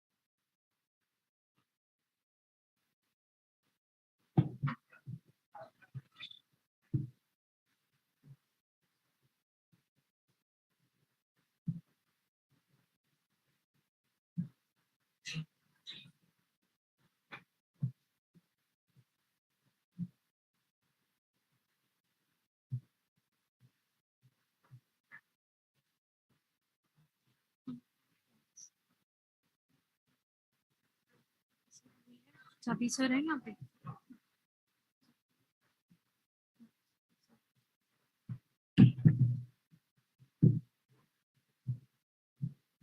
If you think hiring professionals is expensive, try hiring amateurs. No matter how good or successful you are, or how clever or crafty, your business and its future is in the hands of the people you hire. A very good afternoon to our esteemed panelists, director sir, faculty, and a glorious audience. After this little intro, I am sure you guys must be ready to join us back on a journey of mapping the uncharted. The most important step in any journey is what, why, and how, and all of which is answered by research and development in any workplace. HR and R&D are like chalk and cheese. However, in today's time, with the continuously changing work environment, they need to come together to chart the way forward. So through the theme R&D and HR transformation at workplace, we aim to address this panel discussion, those aspects, and emphasize the underlying impedance. Now we would like to welcome our esteemed speaker. Our first panelist is the Associate Director and Head of Campus Relation at HCL Tech, Mr. Ashish Bhalla, with over 18 years of diverse background in project management, work, integrated learning programs at HCL. He is responsible for visualizing the HR roadmap, driving strategy, and implementing operational priorities in line with the company's overall mission. Motivated and excited by his desire to effect change, Mr. Ashish Bhalla lives by the words, if you feel like there is something out there that you are supposed to be doing, if you have a passion for it, then stop wishing and just do it. Joining us next is the people leader at Zest Money, Ms. Priyanka Jain. With over 12 years of experience in business partnering and specialist role in talent and culture across various organizations, Ms. Priyanka develops and leads strategic people solution in the area of organization design, organization capability, performance, and culture. Currently, she's invested in building India's largest and fastest growing buy now, pay later platform, Zest Money. Next, we'd like to welcome Mr. Bhavesh Patel, the Head of Talent Acquisition at CGI. Enriched with 19 plus years of experience in HR domains in setting up processes, scaling operations, and transforming businesses, he has been instrumental in establishing CEOs by crafting and executing corporate human resource strategies. He's facilitated several organization-wide HR implementations, leading to organizational effectiveness and improvement of process efficiencies.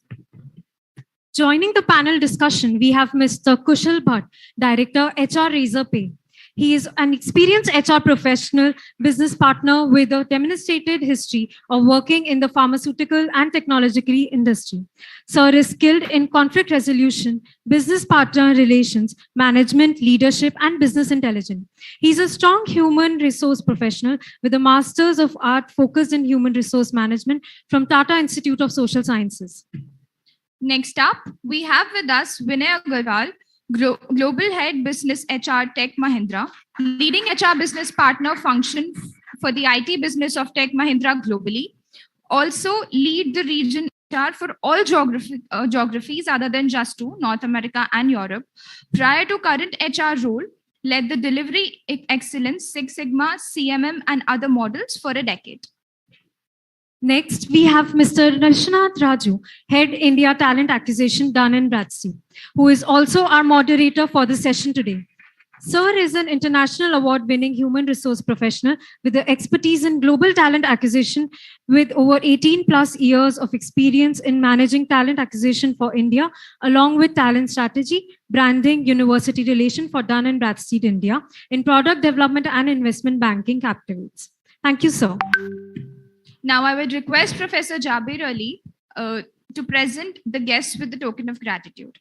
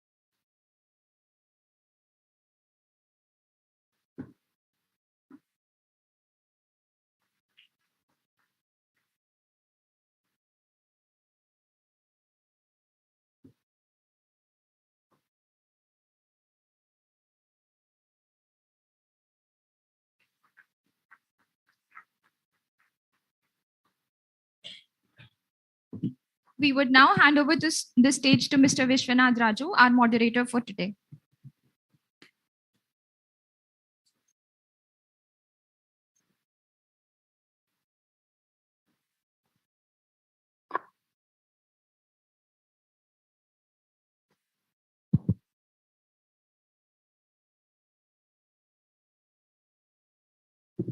I just realized that we are between your lunch and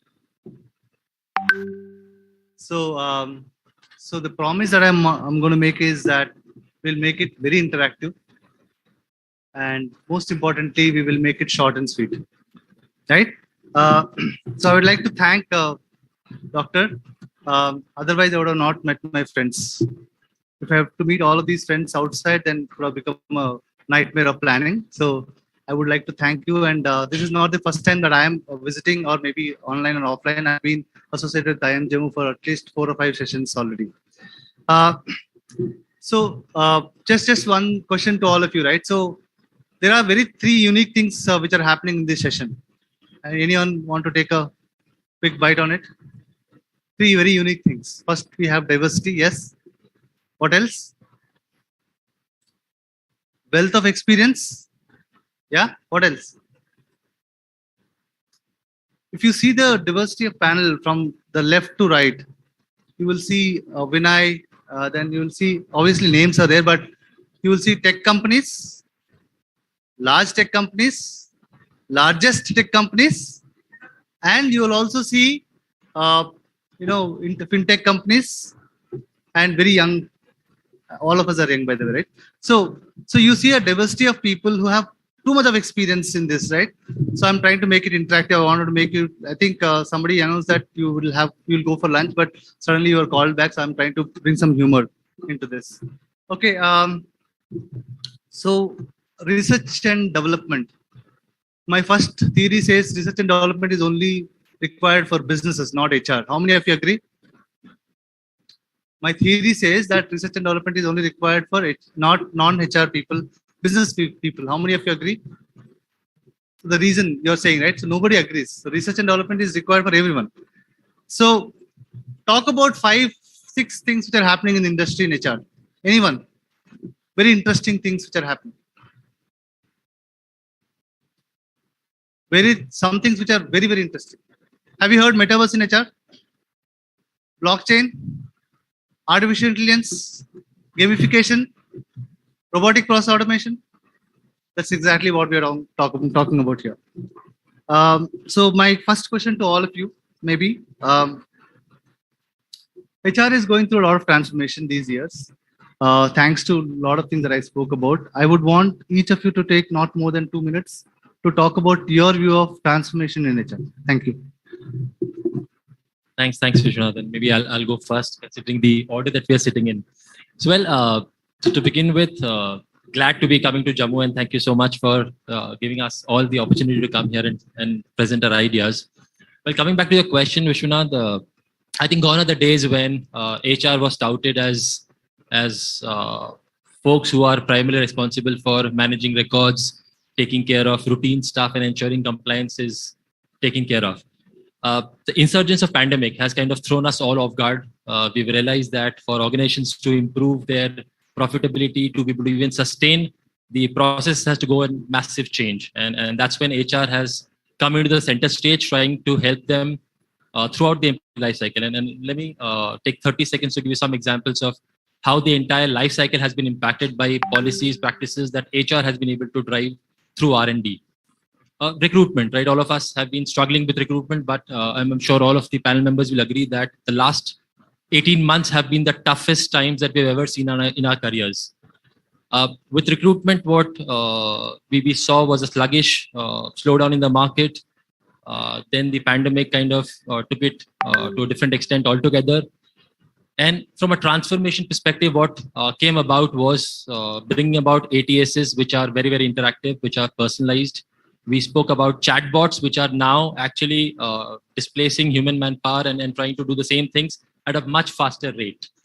We brought about gamification in assessments. We brought about personalized post-offer candidate engagement. I mean, nobody would have heard of ensuring that we can digitize the entire post-offer candidate management so that thousands of employees that large MNCs hire can be constantly get in touch with by a robotic process automation, so on and so forth. Onboarding. I mean, last 2 years, onboarding has been a classic case of employees generally feel very, very anxious when they join a new organization because they're going to join a new family. Now we are talking about thousands and thousands of employees joining at a remote place without even getting to see which office do I even belong to. So how do you inculcate culture? That's when immersive technologies like how do you digitize the whole piece of onboarding is something that's kind of paving way for all of us. And we'll talk a lot more about it, but the crux of the matter is that HR has gone beyond the records management, personal management, and we are now having a top seat at the table, taking most of the important decisions to make any organization sustainable. Forget about profitability right now. Over to you, Prem.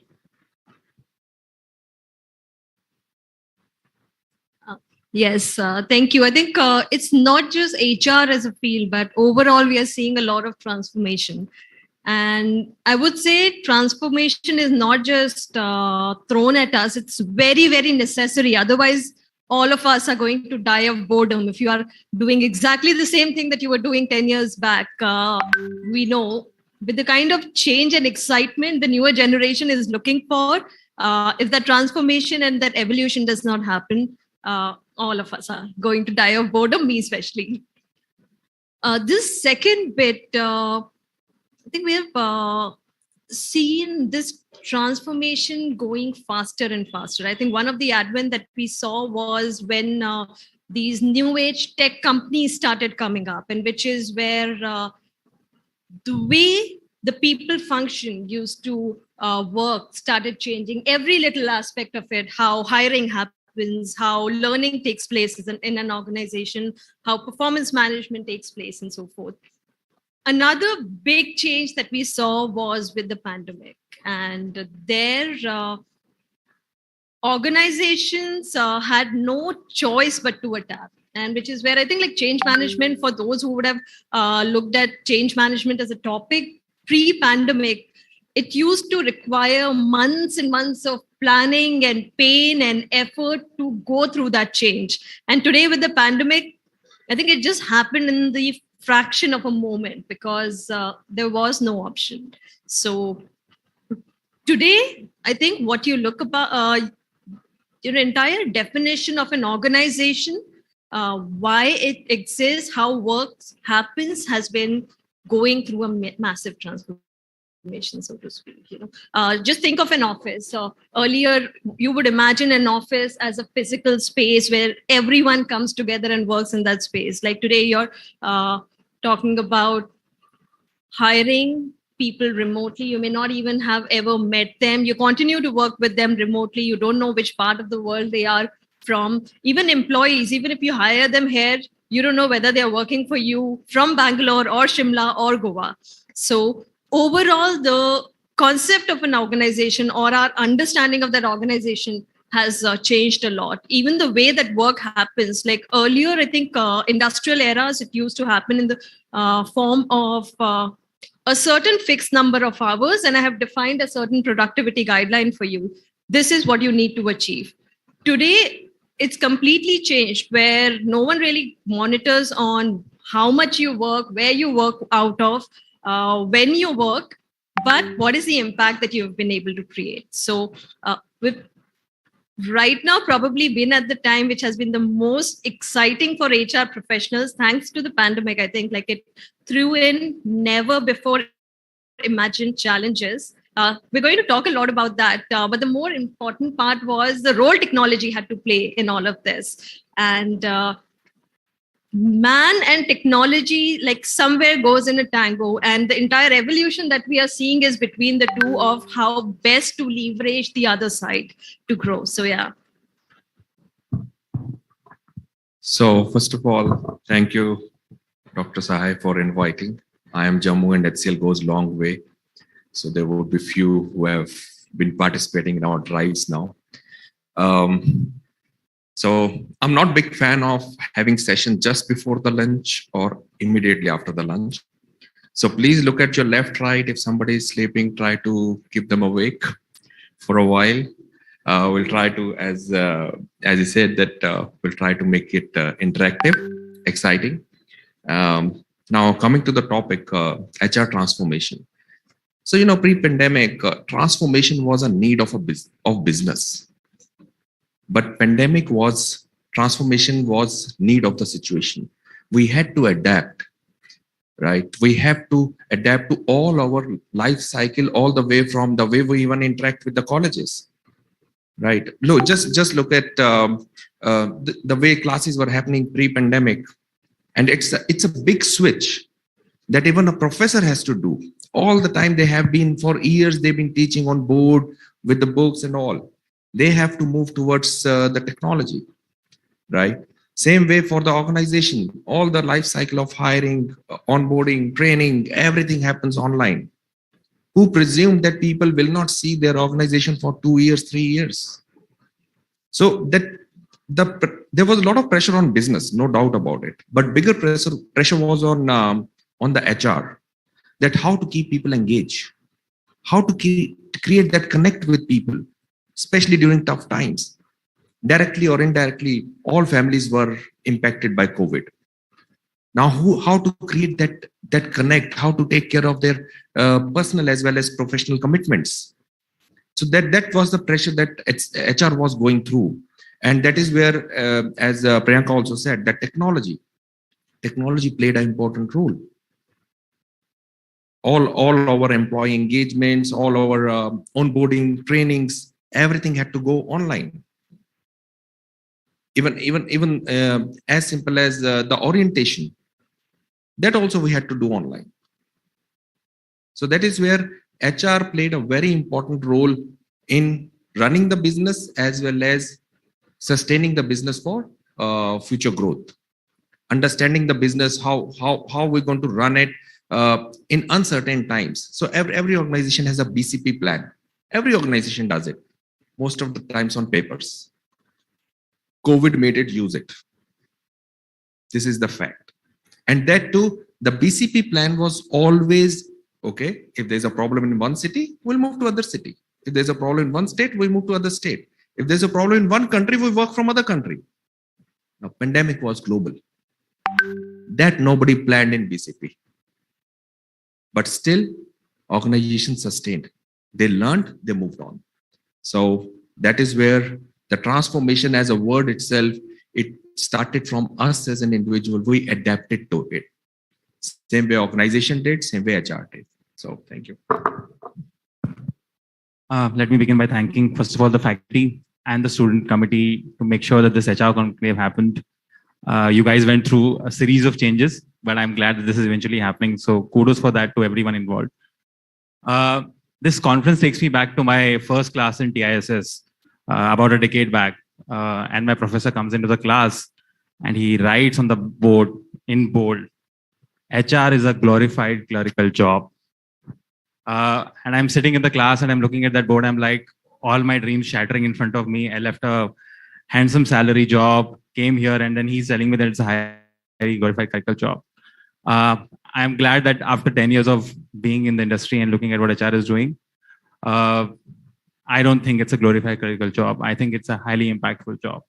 And talking about transformation now, I think HR always, I think in the last decade when I started early in my career, would always hear this topic. HR doesn't have a seat on the table. There is no seat on the table. There is no seat on the table. I think in these last 2 years, especially after pandemic, I think those voices have come down a bit. Like suddenly when you realize that you can't hire people and onboard them, and then you had your CEOs and your founders, everyone coming and asking, how do we make it possible?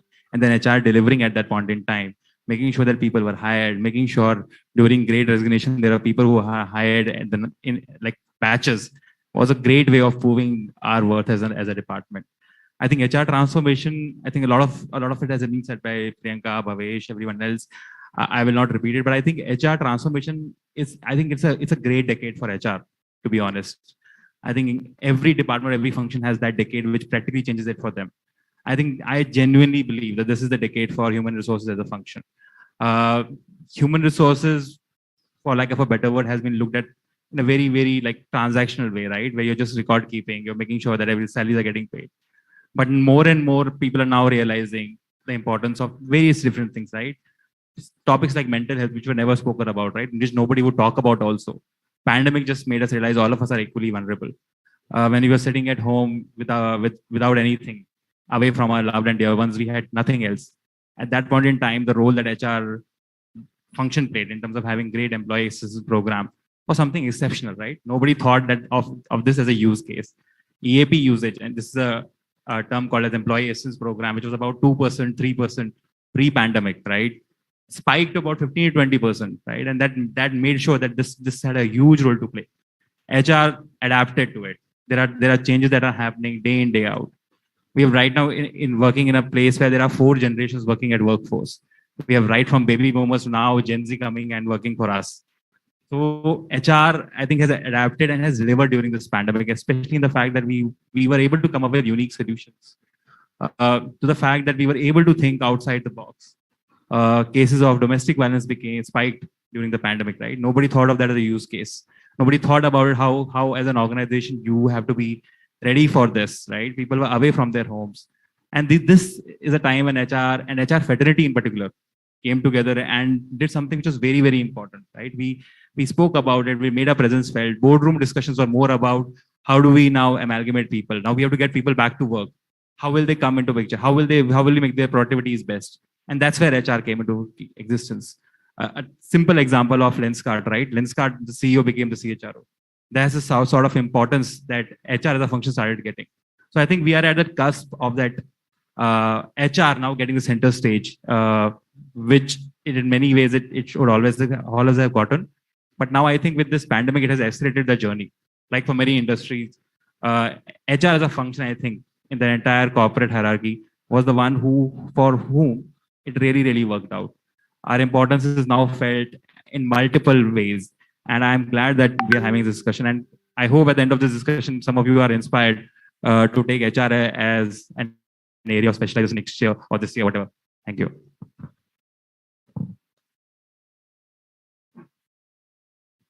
Hello. So I think all my friends have made great points. So I'll try to put them together in a framework.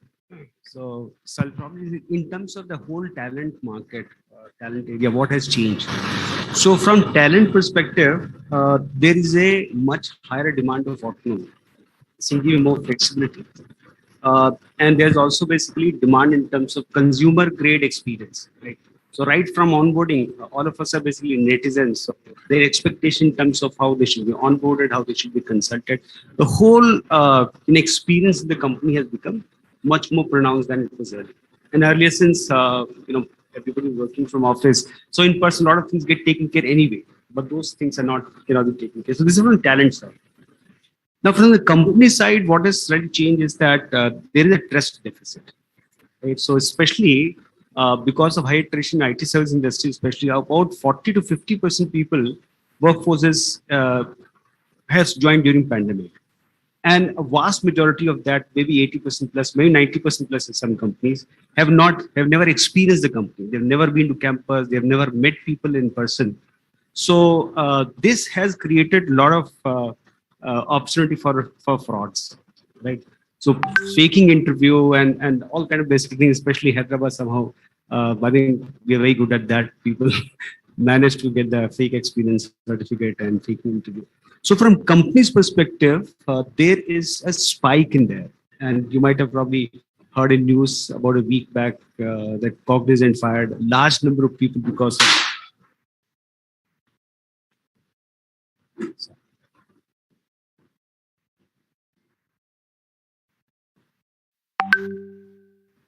she can sit here.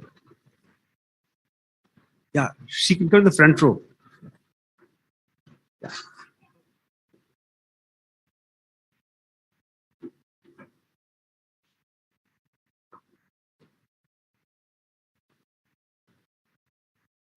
So trust deficit is the company's big concern. A lot of companies have modified their background verification process to catch that.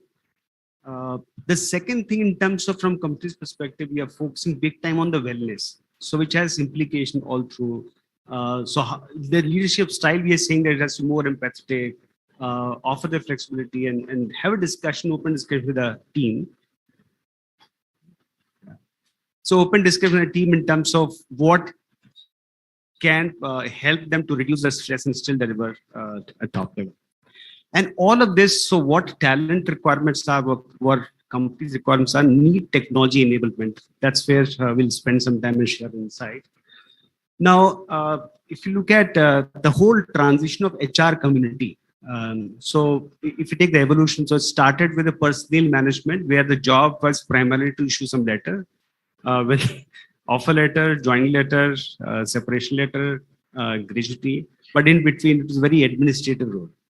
The second phase came, HR 2.0 was more of ER when the manufacturing era came, the ER, employee relations, union management, that became a big thing.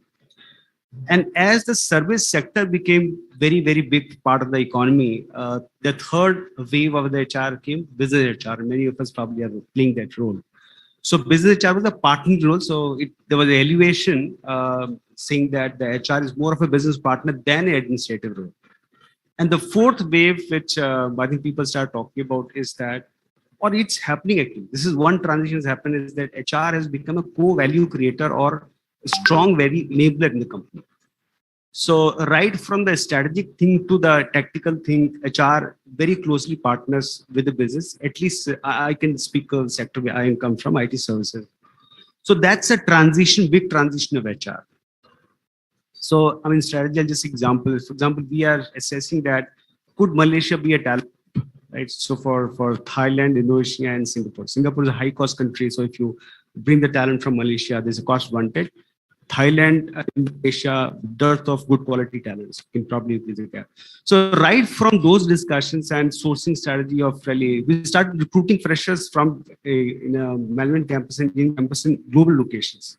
Earlier, we were completely India-based company, get the work permits and export people kind of thing.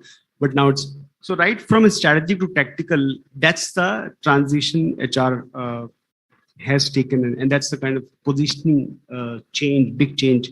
So like CFO used to be earlier, 20 years back, it was a accountant department, right? And there was, used to be some people ridicule that he's just an accountant, right? And we know that with the stock market, with the basically the funding from equity and debt, the whole game has changed. The CFO is very key guy for a CEO. The same thing has happened to CPO. So Chief People Officer or Chief HR Officer, you say, the very key guy for a CEO. and the whole thing cascades. So even the lower echelons of HR organization, their respective partners, leaders work very closely. So that's a few points. You made the queue for the next question. So, guys, how many have interacted with chatbots when you are ordering food? Okay.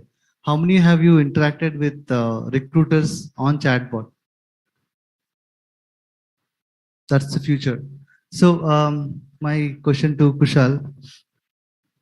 So, when I was talking about, he spoke about industry 1 to industry 4. Where we had welfare officer, then we had personal officer, then we had human resource officer or human resource manager we call. Now we are saying that human resource manager with the knowledge of AI or technology. So there is a generation, the way transformation happened was synonymously very, very high. So tell me about the role of AI in the way HR is transforming today. Thank you. That's a very good question. I think in terms of AI is all around us, right? We can all claim that we are not tech savvy. I am not that on Insta and on LinkedIn. It is touching all of us on a day-to-day basis, right? AI has also made its way into corporates and especially in the HR domain, right? It's growing day by day. All of us are looking at artificial intelligence and machine learning when it comes to taking critical talent decisions, right? From the time when we hire individuals, right? Imagine when you open a job position for, let's say, something which is relevant to this crowd, management training. The moment you open a management training position on LinkedIn, you will easily have 15,000, 12,000 CVs coming to you, right? Going through each and every CV, filtering out which is the relevant CV, which is it the right right role, right department is a humongous task. Doing it in the early 2000s was like a challenge, right? You couldn't go through each and every CV. Now with AI and machine learning, you are able to pass CVs, you are able to figure out which is the right CV and make sure these right CVs find their way to the hiring manager for them to evaluate. Otherwise, these 15,000 CVs have no way to be filtered. So that's when it comes to hiring. Every stage. Now let's move to onboarding. Onboarding, artificial intelligence, machine learning, again have a very, before onboarding, let's look at offer convergence. Trust me, from the market that we come in, especially in Bangalore, people dropping out before a joining date is a normal task. And Priyanka can vouch for the fact that we have people calling us on Monday morning saying that I'm not joining at 10:30. Okay, so, and there's where AI comes into picture. How does AI tell you what is the probability of this person joining your organization? And there are past parameters that they look at, right? The organization that you've hired from, their past job switches and everything else. It helps you prepare for offer convergence. These are the areas where AI will come into picture. Interviewing, right? Imagine we were talking about diversity here, right? And diversity, there are biases in all of us, right? Panel here sitting all here also has biases. All of us have biases. Biases are nothing but shortcuts that you have in your brain. We try to put people in buckets, right? AI is another way of making sure that those biases are countered, right? That's another thing that helps in AI. And also the fact that now chatbots, how do chatbots play into a role in HR domain? Earlier, the responsibility on the pulse on the floor, right? That was a term that was used for HR professionals. You need to get the pulse on the floor. Tell me what is happening with my people. It's impractical, let's say, and I was speaking to Vinay and he was telling me about 80,000 people that he's working with. Imagine getting a pulse on the floor for 80,000 people. It's practically impossible. That's where again an AI chatbot comes into play. There are companies like Infido who are doing it beautifully, right? They just send out milestone-based chats to different people, asking them, you've completed 1 year in the organization. Tell us how you're feeling. How was your journey? And depending on their response, they curate conversations for them. And that's where you get to know, they get to know a report at the end of every month. And HR business partner gets a download saying, these are your PTMs, your people to meet. We scanned about 9,000 people in your org. And we feel these 90 are the people you should definitely try to meet because they are the ones who might be in the code red situation. They might leave in the next 3 months. So that's how we are able to concentrate our conversations to using AI as a pillar. Now there's another dark side of AI, which we should also address in this conversation. AI, who has built this AI? You and I, humans have built this AI, right? So whatever biases that we have gone into this artificial intelligence. In fact, somewhere around 2018, Amazon had to cancel one of their AI algorithms, which was involved in hiring, because they felt whatever biases that were there in the last 10 years of hiring are now creeping into this AI model. The AI model or the algorithm would only parse CVs which would fit to those 10-year historical data, which was mostly men. So AI is a double-edged sword, right? We are still figuring it out, right? We are still figuring out how does AI play. But definitely it has a role to play in HR right now, and the transformation journey in the coming years to come. My question is to Bhavesh. So we'll shift gears from AI to gamification. So we all know, right? We all want to play games. But what if we are giving you a game to assess you and hire you, right? And if you think that I'm talking about a science fiction movie, the answer is no. That is happening today. So let's talk about gamification at large, but also touch upon in hiring. Thank you. Thanks, Vishwanath. And you're right. I mean, gamification, while it has its roots from the early 20th century, when Boy Scouts were kind of deep rooted into their whole system, and that's when they started the whole gamification thing. What it typically talks about is the psyche of human beings and the innate tendency of all of us wanting to do more the moment you are put through in a competitive environment, right? So it's as simple as what gets measured gets done. Talking about hiring as such, gamification in all aspects of hiring, starting from, let's say, sourcing of resumes. We now have fancy Power BI dashboards talking about how many of the recruiters have done what number of CVs and who's ahead in the game. That will determine the incentive of that particular recruiter or sourcer. So that's gamification within our employees in the hiring team. Then we talk about assessment. So when we reach out to campuses, the traditional assessments are boring to you now. All of you have done that for ages and you don't like it. What you like is games, as Vishwanath was also saying. Playing games is something that is very engaging, keeps us on hooked onto it. And that's what we've developed. So what HR has done with a lot of such innovations is the fact that now there are games which are as simple as 15-minute games, and they can address any kind of competency that the respective recruiter is looking for, be it decision-making skills, or it could be something in the leadership. Any of those competencies can be assessed by simply playing a 15-minute game where the assessee is feeling that he or she is playing a game, whereas what the algorithm behind the scene is doing is they're actually assessing his or her fitment to that particular role. It doesn't end there. I mean, and hiring also continues when you talk about employee referrals, right? And the likes of GE did that close to about 15 years back when they deployed a tool which started talking about gamification. So every time an employee refers, he or she gets into the leaderboard. And if you are on the leaderboard, you get to earn badges. Those could be converted into reward points. Reward points can again become a cash prize money. If you were to refer somebody who's from an underrepresented group, your reward becomes double. And that kind of ensured that the referrals became increasingly high, thereby reducing the overall cost of recruitment. Moving on, onboarding nowadays, we have all spoken about how onboarding is happening. Onboarding of thousands of candidates without even them seeing the physical office at all. How do we gamify? The immersive experience of gamification there comes into play by, again, presenting a lot of dashboards that talk about how many videos have you seen for the organization that you're going to join before even they join. How many tasks have you completed?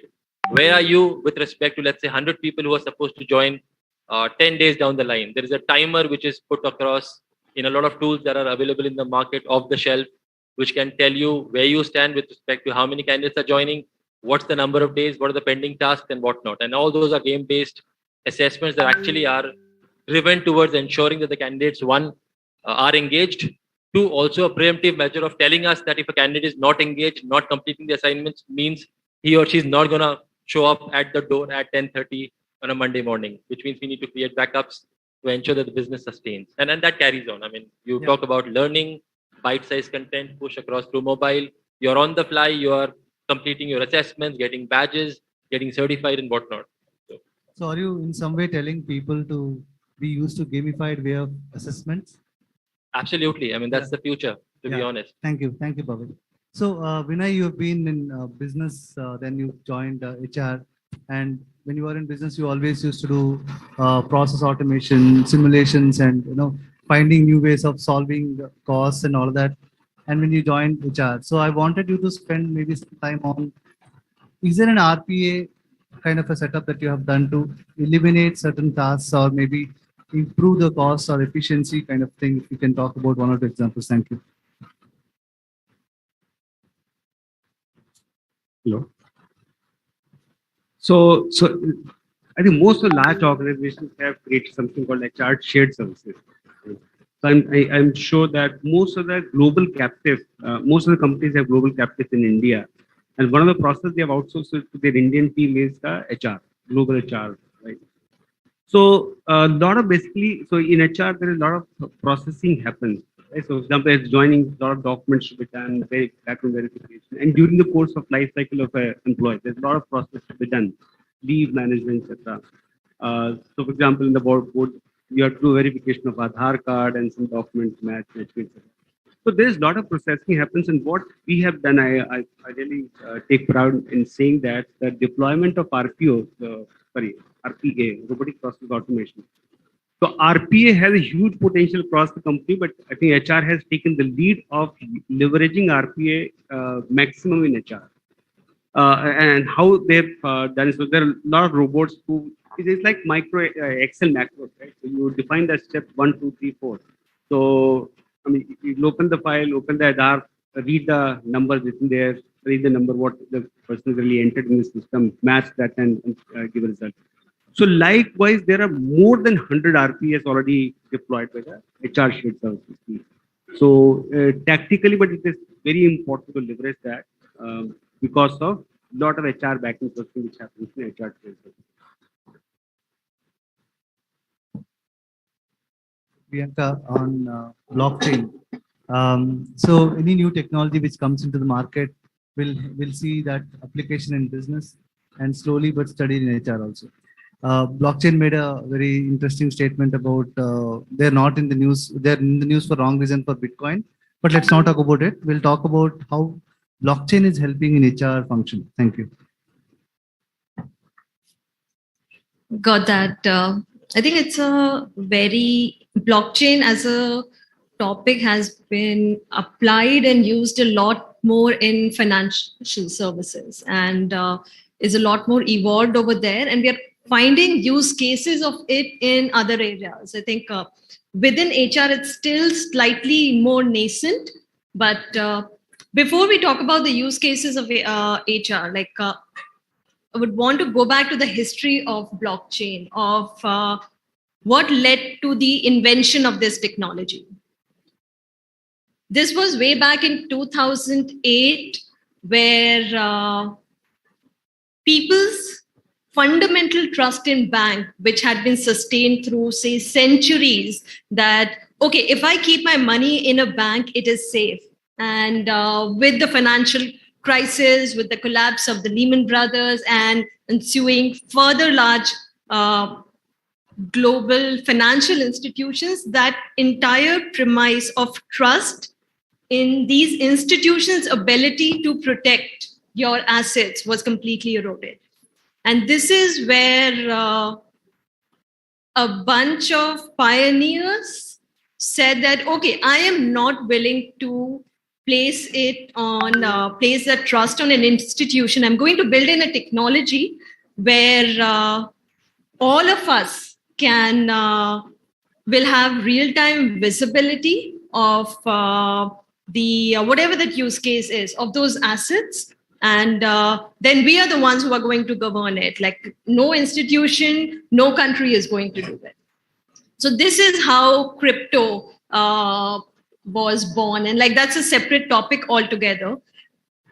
Now we come back more to HR and organizations. I think still very, very early days where we are seeing several use cases of it. I think within the HR space, gamifications and AI, there've been a lot more of evolution within those spaces. Blockchain is still coming up in a big way. And I'll tell you right now is the point of its greatest significance. I think blockchain essentially is a large group of people. It's a peer system where the entire governance of whatever you feed into it, everyone has visibility, everyone has access to it. No one can fake that data. No one can make any changes because the cost of making a change is detrimental to the entire network. So governed by everyone, it's a P2P setup, fully secure and trusted because everyone in that entire network is invested in the value, and which is where they are. That's how you build in trust. It's the entire worth of your network loses if you have too many instances of fraud taking place. So that's how it started happening. Now you bring it into workforce. Today you're talking about the gig economy. Earlier it's just organization. Organization has a lot of control and visibility about the talent which is coming in through its doors and going out. In a gig economy, essentially what you're talking about is talent at a global level, which will quickly start churning in. I'm going to do one project with you, then I'm going to go work for another organization, etc. If I want to tap into that, and we have a lot of people who are now aspiring to be a part of that rather than being tied to a larger organization, and which is where, how do you ensure the inflow of that talent? How do you map out the credentials of the person in terms of the skill sets that they have? Like blockchain can help you do that, where the entire history of an individual, what they have done, certifications, education, skill sets that they have is lying on that blockchain. And then you don't have to repeat it. Like anytime you are adding onto a certification or a skill set, you can add on to that network, and that becomes available to anyone who signs up on that network. And through that, you can take in decisions. So there's this company called Dream, which is doing exactly that, where you, of course, have a lot of information about an individual, their skill sets. They also map that to how well do you work in different group settings. So they have this concept of a dream team where what you know is not just important. It's about who all are you working with, the rest of the variables. We may be very, very successful in one environment and not be as successful in the other environment. And what it says is that I won't just look at talent from a linear lens of an individual, but try to compose an entire team which on certain behavioral factors are able to work well together. And that's how you can comprise a global workforce who comes in and does that project. There's another very interesting use case of blockchain in payroll processing. So there is this company called Etsy, where again, this can be applied both to an organization as well as to a freelance workforce, where you have smart contracts which clearly define the nature of the job. You have different milestones saying you should be doing this much, you should have completed this part of the project, and so on and so forth. And you have an automated system which governs the payroll processing, that you're going to check on the smart contract. Yes, if the condition is met, then you are going to pay the person at a predetermined frequency, and you're going to pay them in digital coins, which later on they have also built in mechanisms of how you can redeem them. But over here, you don't really have to wait for a salary day. No one has to be sitting there processing it. Everything is automated, and the backbone of it is blockchain. So we're seeing several use cases that will only grow. And yes, I think this is going to be one of the most exciting areas coming up in HR. So thanks, Priyanka. So I would want to steal a quote from this Avengers with, power, there comes the responsibility. So my question to Ashish, now I think many companies have this seat in the table, right? And HR is in the center of things. And CEOs are asking you to prescribe, tell me what should I do next 3 years down the line, right? They are going to markets about market-related decisions, but from people point of view, they are telling you what are the people trends you are seeing. How do you think we should be ready? So talk about some prescriptive and some diagnostic analytics and all. Thank you very much. Okay. So analytics, it's a mindset. We all need to have it even today, right? You opted for IIM Jammu, calculated some ROI, right? Either ROI would have been good placements or maybe happiness. I don't know how you define your happiness as of today, but down the line, you will understand what is happiness and what is CTC. Okay. So I'm a core recruitment guy, so I can talk about these things whole day. So we churn around 3 lakh students every year to hire around 20,000 freshers. So you can imagine the type of pool, the type of the diversified pool that I look at in terms of colleges, region, background, education, their aspirations, right? The earlier session was diversity, right? Inclusion, right? So we go through all this, right? So analytics is very important for HR all the way in each of the tasks we do. So if I pick recruitment, so how we decide a college, there's an analysis goes behind it, right? That is how alums of this college is doing.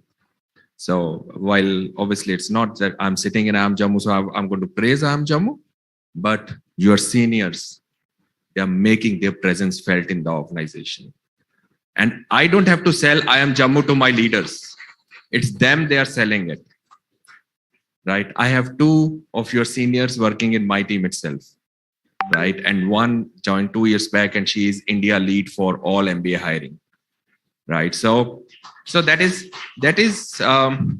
one perspective, how alums are doing. Second is how college is ranking up, right? Third is that what was the join ratio? We discussed about the drop ratios, right? So this is like, it's a double work or a lot of effort that goes into it. So today, if I give you an offer and you don't join next year, look at the damage the organization is going to face, because I'm going to block that position for your name and going to wait for you for next 8 months for you to join me. So this is all prediction or predictability we try to build in with analytics, right? That is one part of recruitment. Second is how those people are performing. What is their utilization? How they are growing in the organization. That perspective of performance evaluation, that also comes into picture, right? Then we have attrition. That's another core area which HR goes through. Now, why attrition happens? While great resignation, there are a lot of factors around it, but one factor was the market was too open and everybody jumped into it. Okay. Now, but there are a lot of people who are coming back. So their priority at that time was to obviously to look for immediate money, but they compromised on maybe their aspirations, their interest, maybe the organization stability, right? So we evaluate why people go and why people come back, right? Earlier discussion was on D&I, that how people look at how organizations are doing. You asked that question, right? How they are managing. So one is 360-degree feedback, right? That gets evaluated. That which leader, with what background profile, and what that leader, how many people grow in that under that leader, how many people are staying under that leader. All that level of analytics gets into play. And then all big organizations, they have very strong policies on whistleblower, and also that is well taken care in any big organization, you name it.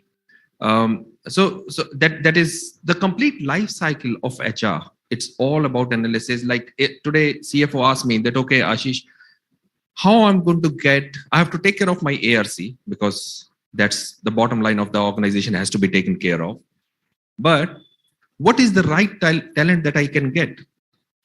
So we started hiring CA rank holders. Now rank holder is like top 50 people across India. The question to me was that at what price point we can get them, and how many we can get them. Right. So that is where you have to do that market research. That analytics has to come in. So it is at every stage of HR, you will find analytics is playing big role. That is why we call it business HR.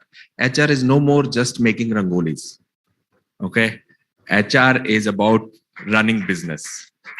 Okay. Thank you. Okay, thank you. So my next question is to Kushal.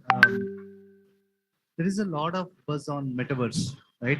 And maybe Vinay, you can also add on metaverse Thar example. I'm super fascinated with that example. They've actually auctioned Thar in metaverse, right? So, and there is AR, VR, XR, gamification, AI. So a lot of studies say that metaverse is amalgamation of everything. So do you see a used case in HR, or you say that we have some time to get there? So what is your thought on that? Thank you. I'll give my thoughts, and when I please feel free to chime in. I think the whole idea about this word metaverse started with that multi-billion-dollar brand change that Facebook did, right, and became Meta. That's when it started. How has it panned out for them? Their stocks are at an all-time low. Their cost and investment has gone up by 20%. The investors are asking them, "What are you doing, and why are you spending so much of money in creating a entire universe altogether?" That's one side of things, right? Where metaverse, some people like Tim Cook, right, which is Apple CEO, he's saying that the quality of a product is determined by how simple it is, right? And as of now, I don't understand metaverse, right? There are people who are speaking both in support of metaverse and who are speaking against of metaverse. Now the question that comes is it a fad? Is it more like a marketing gimmick that we talk about, that yes, metaverse is there, you will suddenly have avatars, all of us will come back home after a hard day of work, spend 6 more hours in a computer, living an alternative life? Will that be the future? It is still in a very nascent stage, honestly, right? One can debate that it will be there. There's definitely a use case, right? If you look at the last 2 years, right, and how people interacted, most of the meetings were Zoom meetings only, right? But honestly, I think all the the panel here will agree to the fact that we all had a Zoom fatigue, right? Right? There were times that people would just block their calendar saying Zoom breaks for 15 minutes because that's all what we needed. So I'm really not sure how metaverse will pan out in that way, but there's definitely a use case, right? Imagine with all the AR and VR headsets that you have. Earlier in an interview, you would only see a 2D screen and not see a body language of the person, right? Which was very critical when hiring someone. I think with AR and VR now making those inroads that they are claiming to make, it would be great to see how the body language of a person can also be conveyed in that universe of being in a metaverse. Metaverse definitely has a use case, but I still believe it's in a very, very nascent stage right now. And it's more like a marketing prop where people are doing all these launches and everything. I don't see any of you going into a metaverse and buying a Thar. Trust me on that. You will still be in a line in a Mahindra showroom waiting for 6 months to get a Thar as of now. Thank you. So my next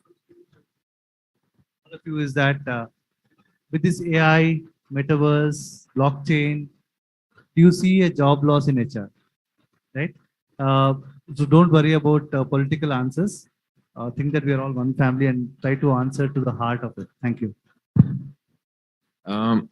It's not going to be a job loss. It's a upskilling of people.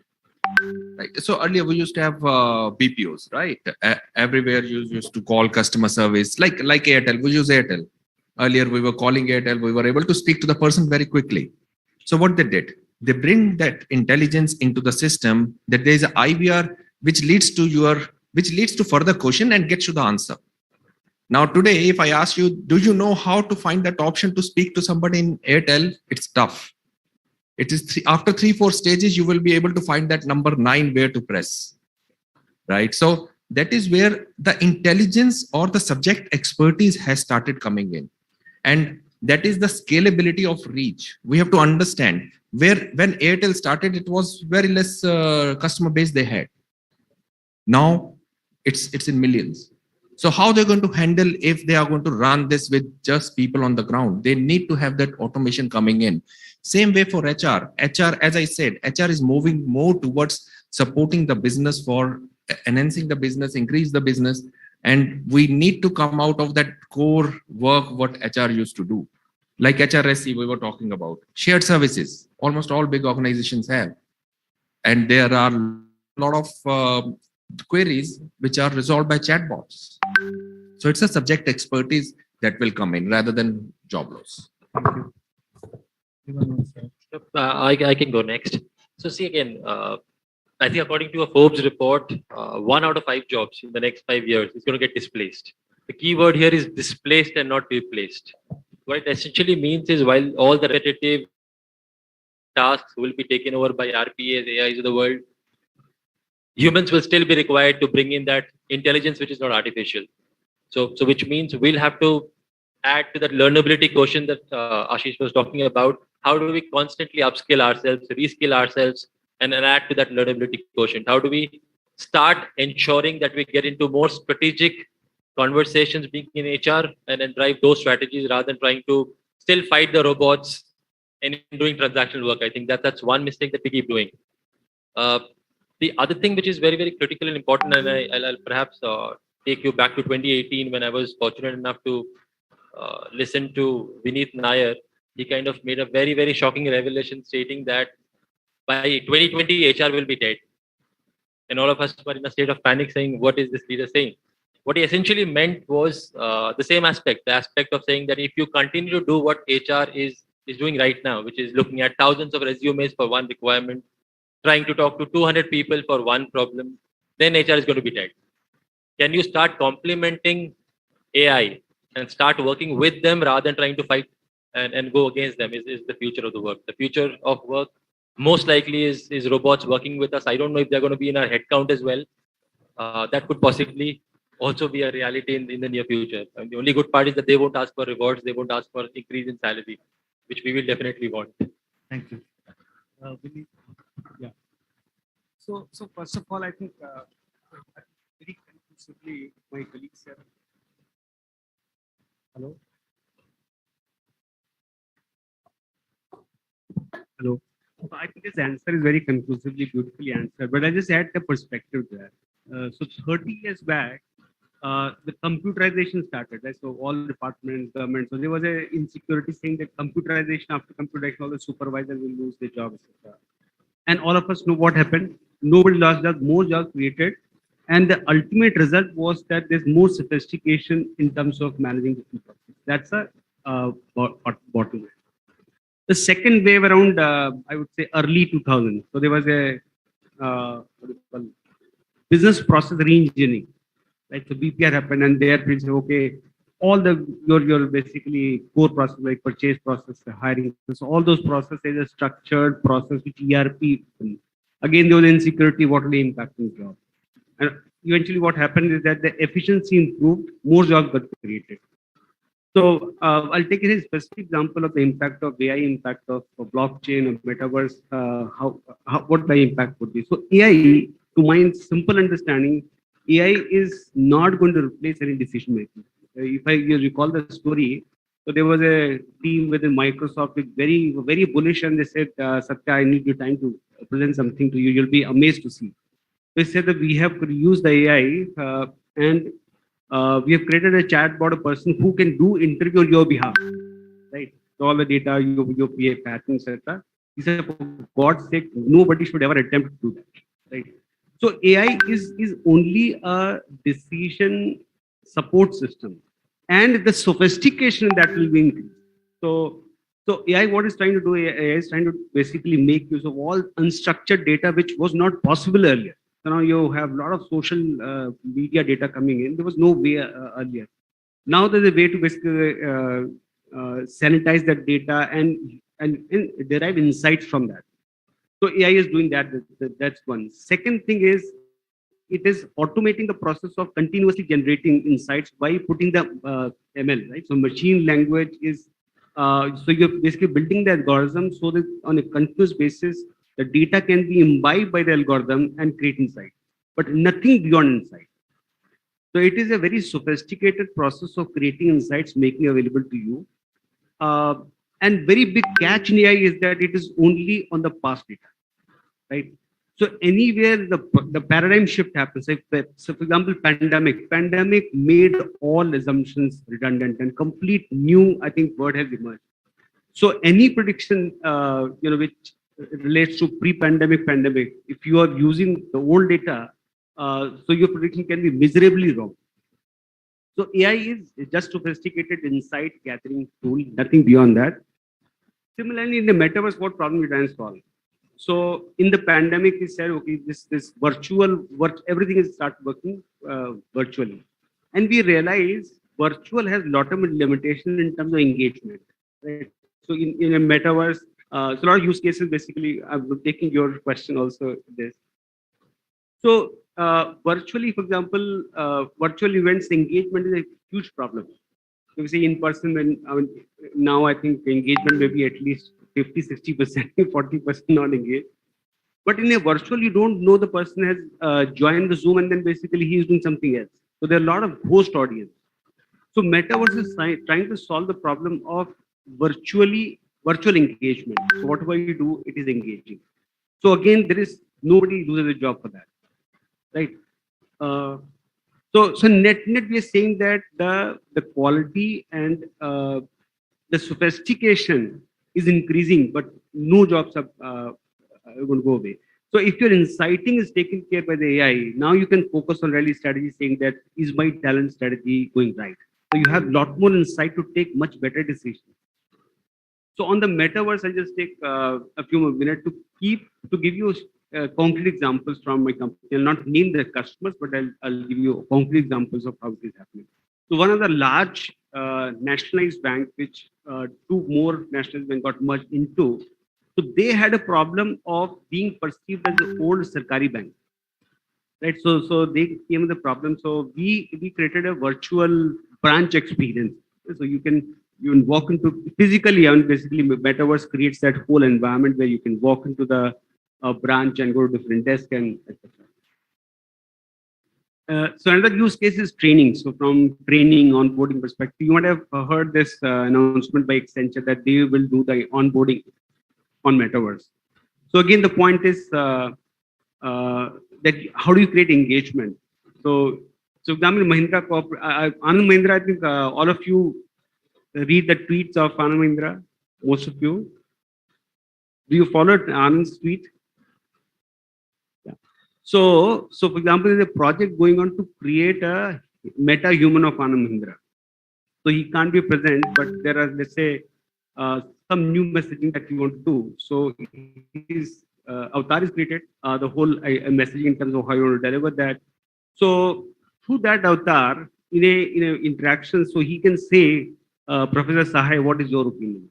So that kind of basically customization. So different meetings you can configure, saying that here, please ask the question with director, with student. So by creating this metaverse, we're trying to create an experience where people get an opportunity to interact with them. So his message can be done, and two-way he can ask questions to make sure people feel very happy saying that Anand is asking questions, and So metaverse, so that problem we're trying to solve, that virtually work can be done, but how about engagement? That's the problem we're trying to solve. In terms of technology stack, there's AR, VR plus blockchain. So blockchain is the underlying technology stack which makes sure that authentic users have joined. So there's no leak of data, etc.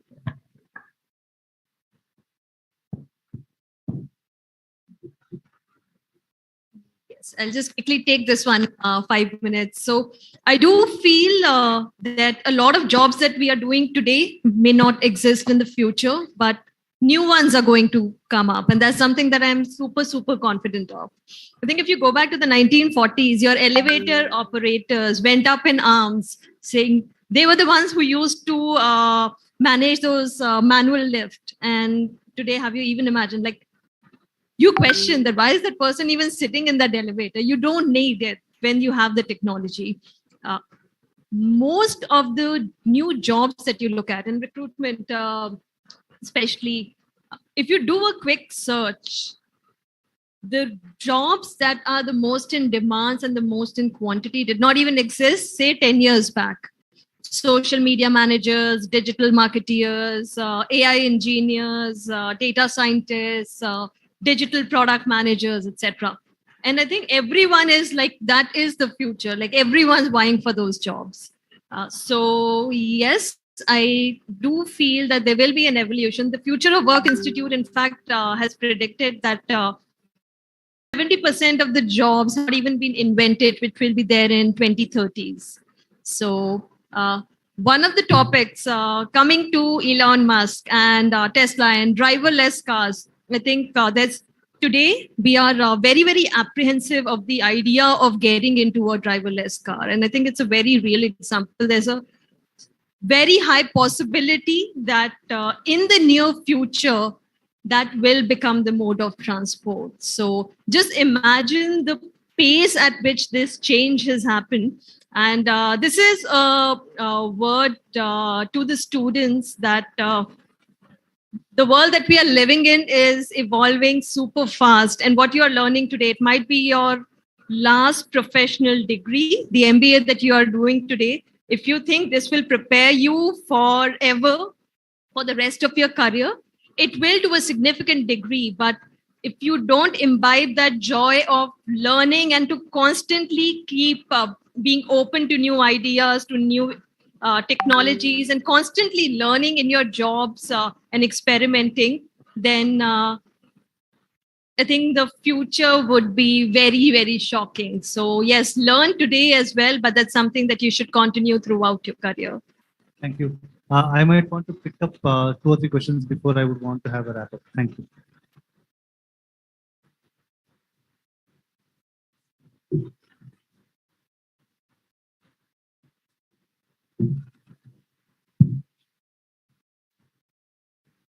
Just introduce your name and then the question, and you want to talk to somebody, you can just mention.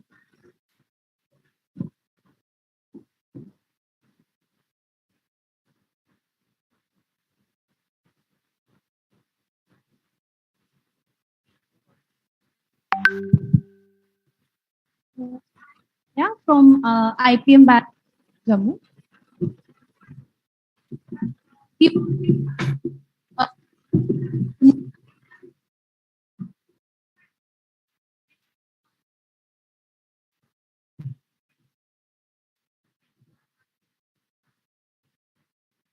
or would the tradition over that?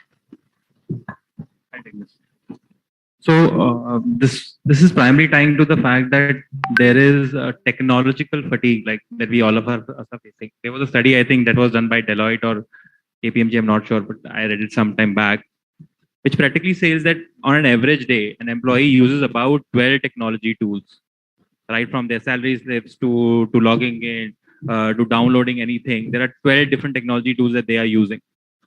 This will be a technology fatigue for sure, and there's something that most organizations are sensing it also right now, right? It's becoming like last year. I think this is the norm across industry where we had a no meeting day, right? Where we said enough of meetings, there will be a no meeting day. Just work, just take this time for learning, take this time to rejuvenate, and have a meeting free day. It is something that we are already seeing, right? It is something that we are agreeing to the fact that there is a fatigue that will definitely keep in, and we are all cognizant as a function that there, and also as an industry, that this has to be solved for.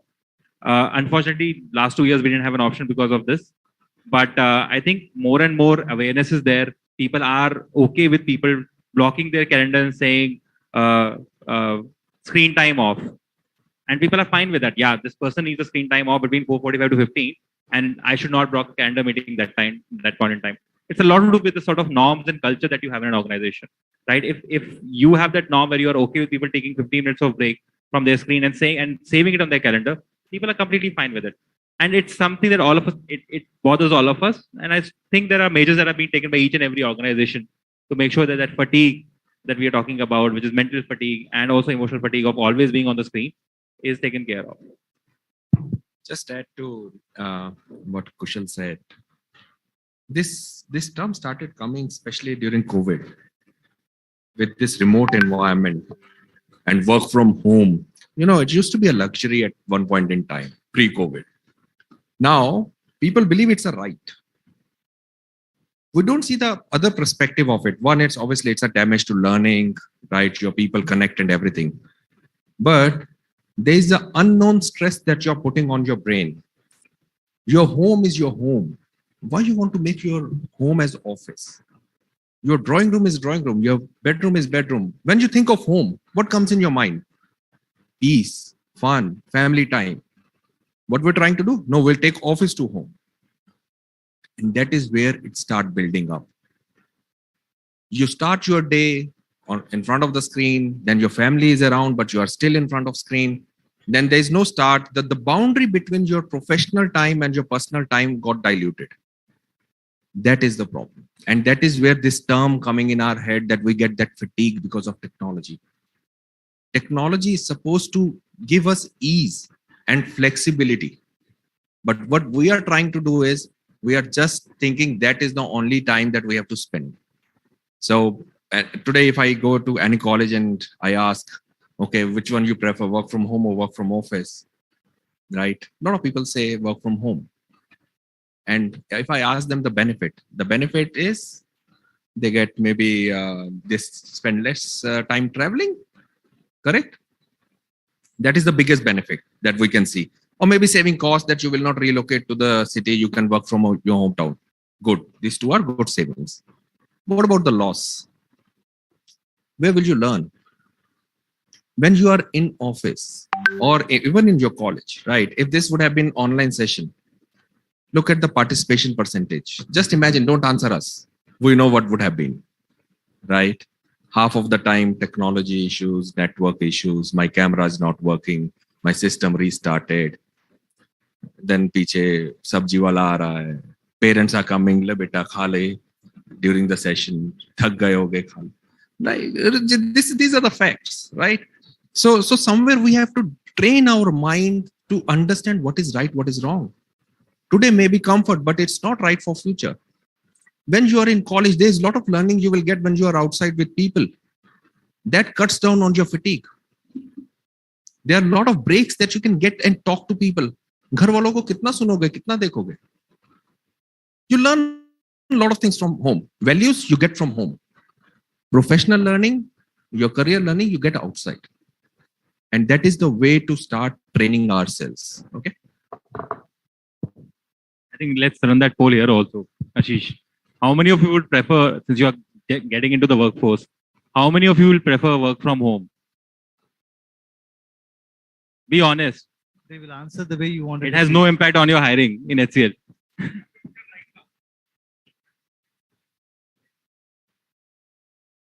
I would want to maybe just take 1 minute and each of you will get 30 seconds. One advice to all of them. Okay. I know I'm putting you on spot, but so that you'll get some time. My advice is stay foolish, stay hungry, look at things, be perspective, like don't have this closed mindset, right? And technology and management, they go hand in hand. If you say that I've completed my course in IIM Jammu, I've arrived. No, you've just arrived to the place where you have to start, right? If you say that now I've done 2 years of management course, so I'll start talking English, it will not work. And I'm personally telling you, if you don't bring in technology, if you don't bring in people aspect to that, somebody else who's talking about it will be the one who will get the job. So that's my advice. Thank you. So, sorry to interrupt. Ma'am has to leave urgently. So, say something and leave. Yeah, definitely. No, thank you. It's been a pleasure to be here and enjoy all the time on your campus. Yes, placements are important, but the larger scheme of things is like campus might be the best years of your life. So please enjoy that. And yeah, I will see you. Yes, all of us realized that after we left. So I have a flight to catch. So 3:20. Yes.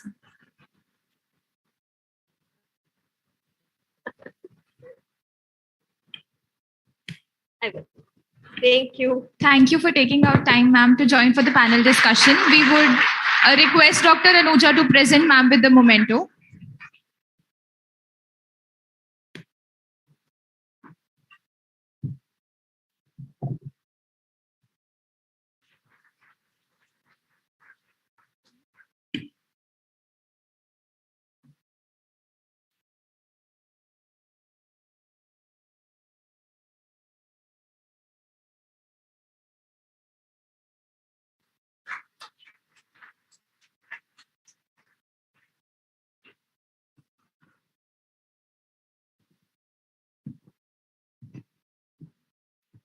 Okay.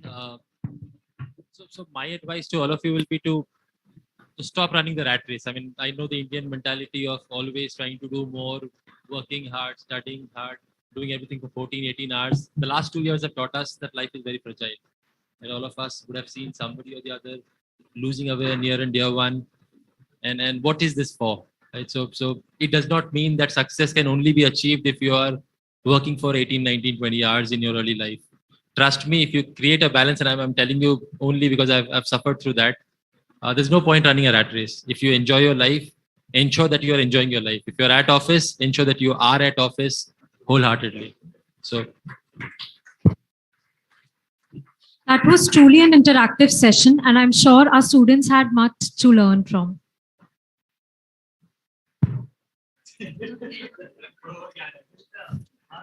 No, we can go on whole day, but I know it's about lunch, right?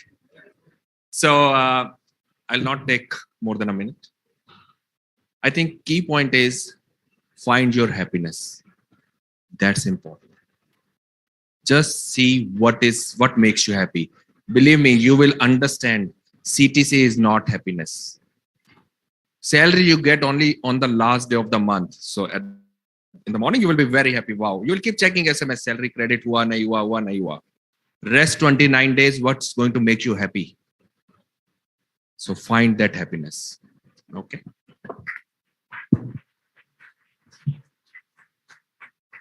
I think definitely don't stay hungry after 2. Have a lunch. But the advice that I'll give is, it's okay, yaar. It's okay to be slow in life. It's okay to have bad days. It's completely okay. Don't pressurize yourself. Don't put a weight on friend or this cousin got a 40 lakh CTC. I'm at a 24, 25. It's okay. It will all even out. Career is a 30, 35-year-old journey. 1 or 2 years here, be fine. Take a break, take a sabbatical, do something that you like. That's so fine. Don't be in that race that Bhave just said. It's completely fine. But if you want that rat race and you are sure about it, nothing wrong with that also. Hustle. If you want to succeed and want to do, so there's no right answer. You have to find the answer for yourself. Everybody's answer is different, and there's no particular answer which is right or wrong.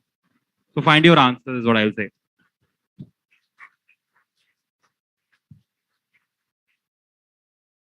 So one thing is basically this constant trend, I think, is all about happiness, about enjoying life. And I would say this is an attitude to build.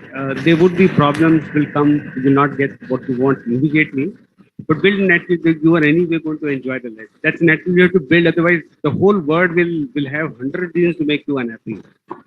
So there'll be enough conspiracy going around you to make you sad. So you have to basically, with your own attitude, say, I'm going to really keep it at a bay, do something about it, but I will protect my my life in terms of enjoyment. So the second thing is remain curious. So curiosity is a virtue. In fact, in the context of innovation, one professor of Harvard made a very good point, saying that many organizations want to nurture the culture of innovation. They make sure that right from recruitment, they make sure that people are curious. The people who are curious, that habit, that value they look in each employee. And the last point, very tactical point, but I'll tell you that technology is at the core of everything. So orientation to technology, if you have a pansha, please maintain that. You don't need to be expert, but you need to probably have enough understanding to have orientation about what are the new emerging trend of technology in your area, in your industry, in the company that you work for. So these are 3 things. Be happy, that's the most important thing. Second thing is remain curious, and third thing is don't ignore technology completely. Have orientation to technology. That's solving all the problems, and that's democratizing the whole world. Thank you. Such a wonderful views, and I'm very happy about moderating this. In fact, I've learned something today. Thank you, I'm Jammu, for this. And ever since we landed here to today, till now, every time I have one of the students coming in asking, are you happy? Are you comfortable? And all that. That talks about the ethics that you are teaching them. I think you guys are doing a great job, and we are very happy about being here. Thank you.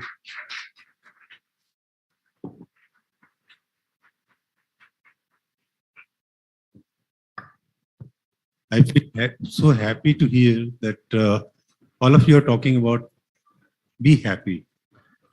And unless you're happy, you can't keep others happy.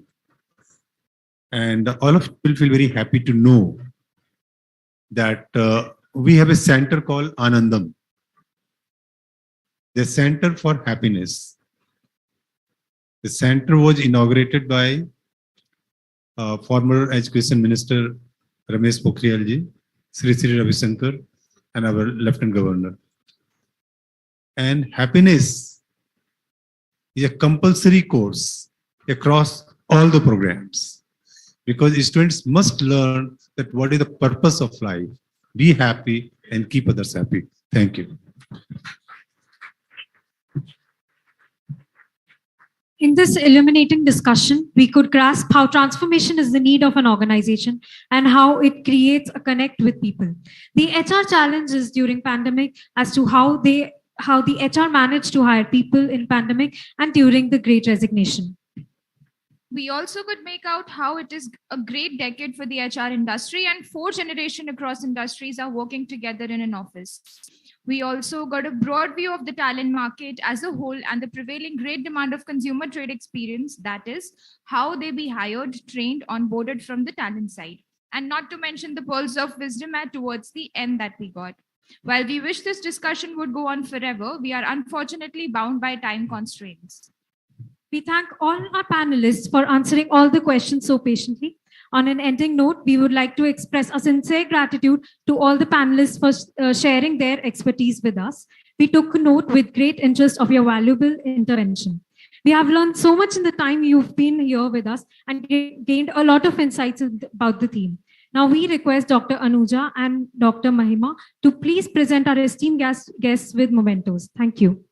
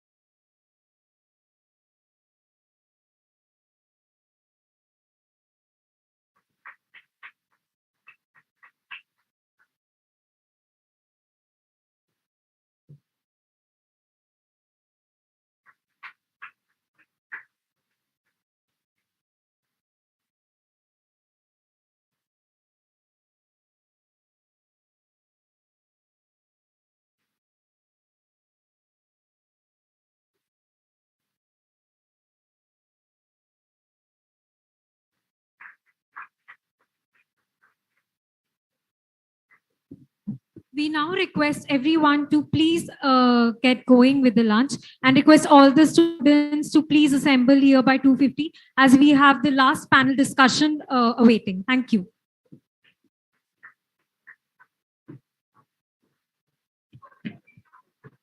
Students are requested to please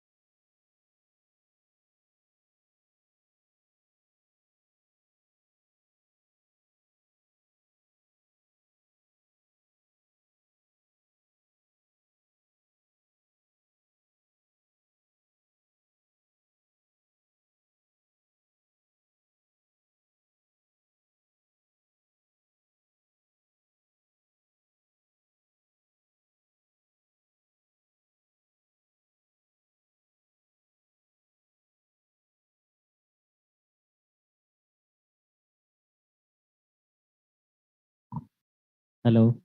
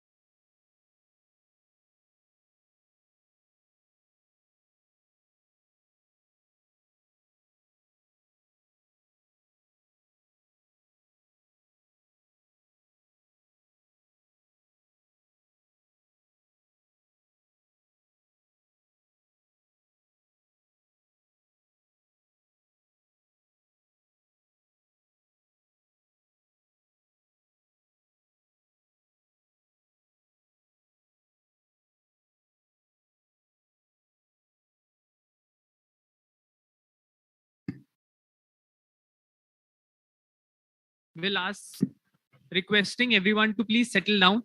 Ask your friends to quickly join in. We'll be commencing the session in few minutes. The door will be locked and attendance will be taken. So take it seriously.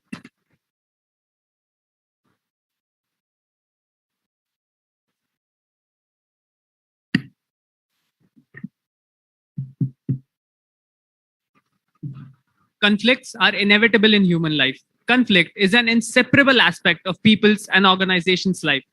In the business world, such characteristics as work experience, personality, and peer group leads to differences in person's attitude, beliefs, values, and needs.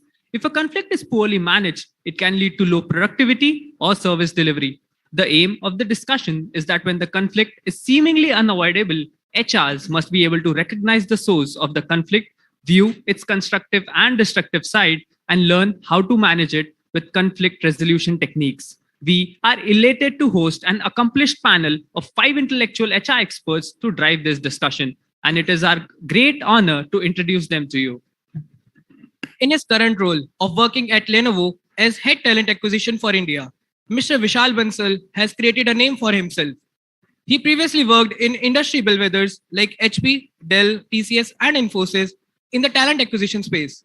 He plays key role in supporting Lenovo India's talent acquisition stakeholders and recruiters in establishing and implementing best practices from an external and internal hiring perspective. He is a flag bearer for Lenovo on external platforms and participates at various key industry conferences. We heartily welcome you, sir. Please have your seat.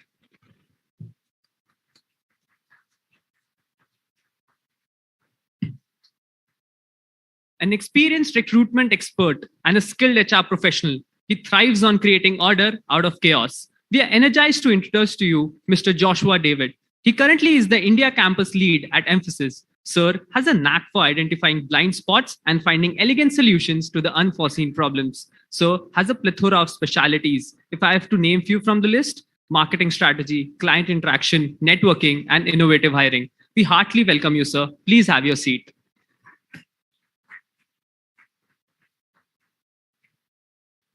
Our next panelist is Mehak Mahajan from Cred. Prior to her tenure at Cred, she held positions with multiple companies like Zest Money and was the founder and CEO of Buin. She has also been a part of the operations team at Amazon and Urban Ladder. Her focus areas include building teams from the ground up. Apart from her work in the field of operations, ma'am is a newbie writer as well and is working on her first book. We welcome you, ma'am, on the stage. Please have your seat.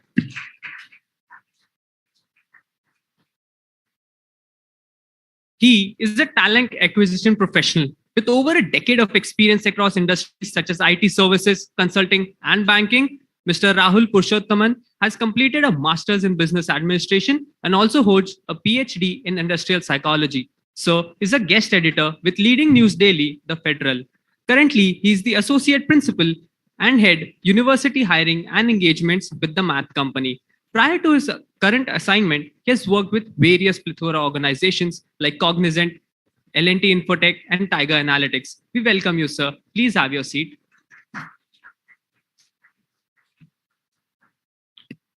So our next panelist, Mr. Sam Sundar, also our moderator for today's session, has a very rich HR experience with his career spanning from manufacturing and financial services industry. He has been an astounding journey. He has previously been a part of large MNCs such as BASF and Citigroup, where he played some very crucial roles.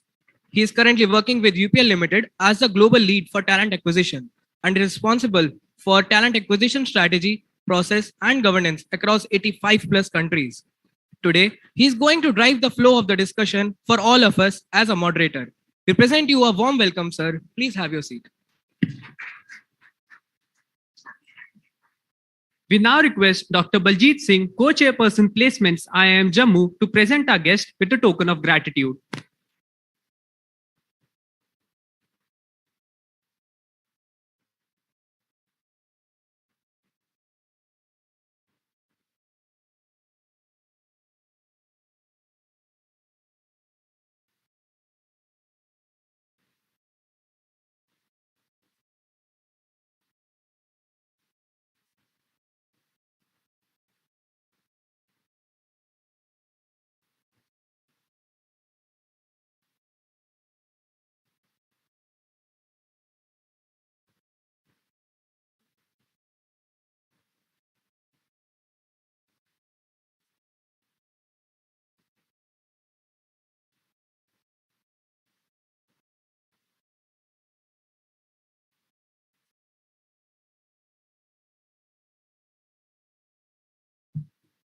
Now, with a great enthusiasm and curiosity, we would like to request our moderator to commence the panel discussion.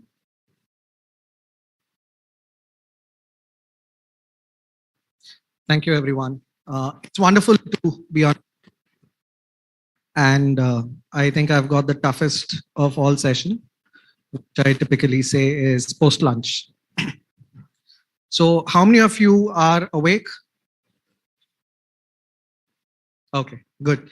So we would want to, as a panel, keep you awake throughout the session, right? So we've kind of improvised. You've seen many sessions, so we thought we'll kind of do the twist.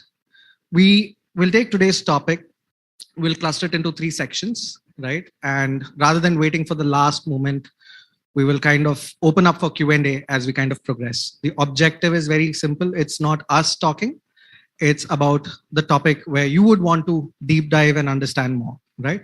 So at any given point of time, you agree, you disagree, you have a different point of view, you want to know more, raise your hand and we are happy to take your questions, right? And to the best of our capability, we'll try and respond.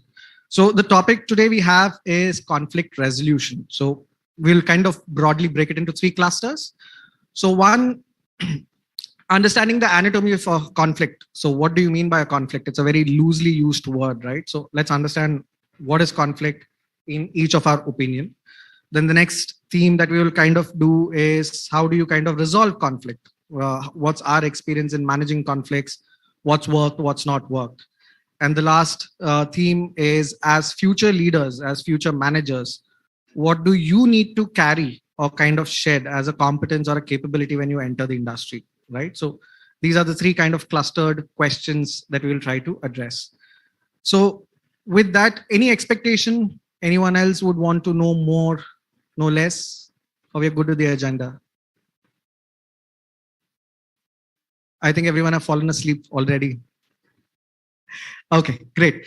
So thanks, esteemed panelists. It's wonderful to sit on the dais with all of you, each one bringing diverse and extensive experience.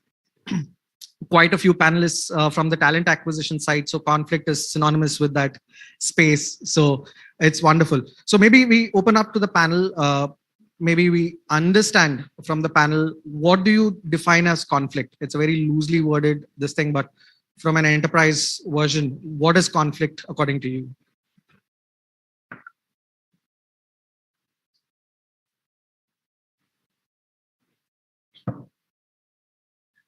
So I think before we start, I personally believe there are two conflicts.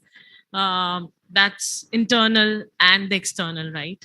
And and pandemic has really made all of us aware of the concept of mental health. So I know today we are going to talk about conflict resolution, which is mostly going to focus on the external part. But we'll see how the conversation go. And yes, of course, you have a gem of a person, Mahima, who talks about the Anandam program. And yes, you're working on it. So we are not going to focus on today majorly on internal, but I would love from my fellow colleagues how they are, focusing on the external conflicts. Yes. So over to you, sir. Yeah. Okay. Can you hear me clearly?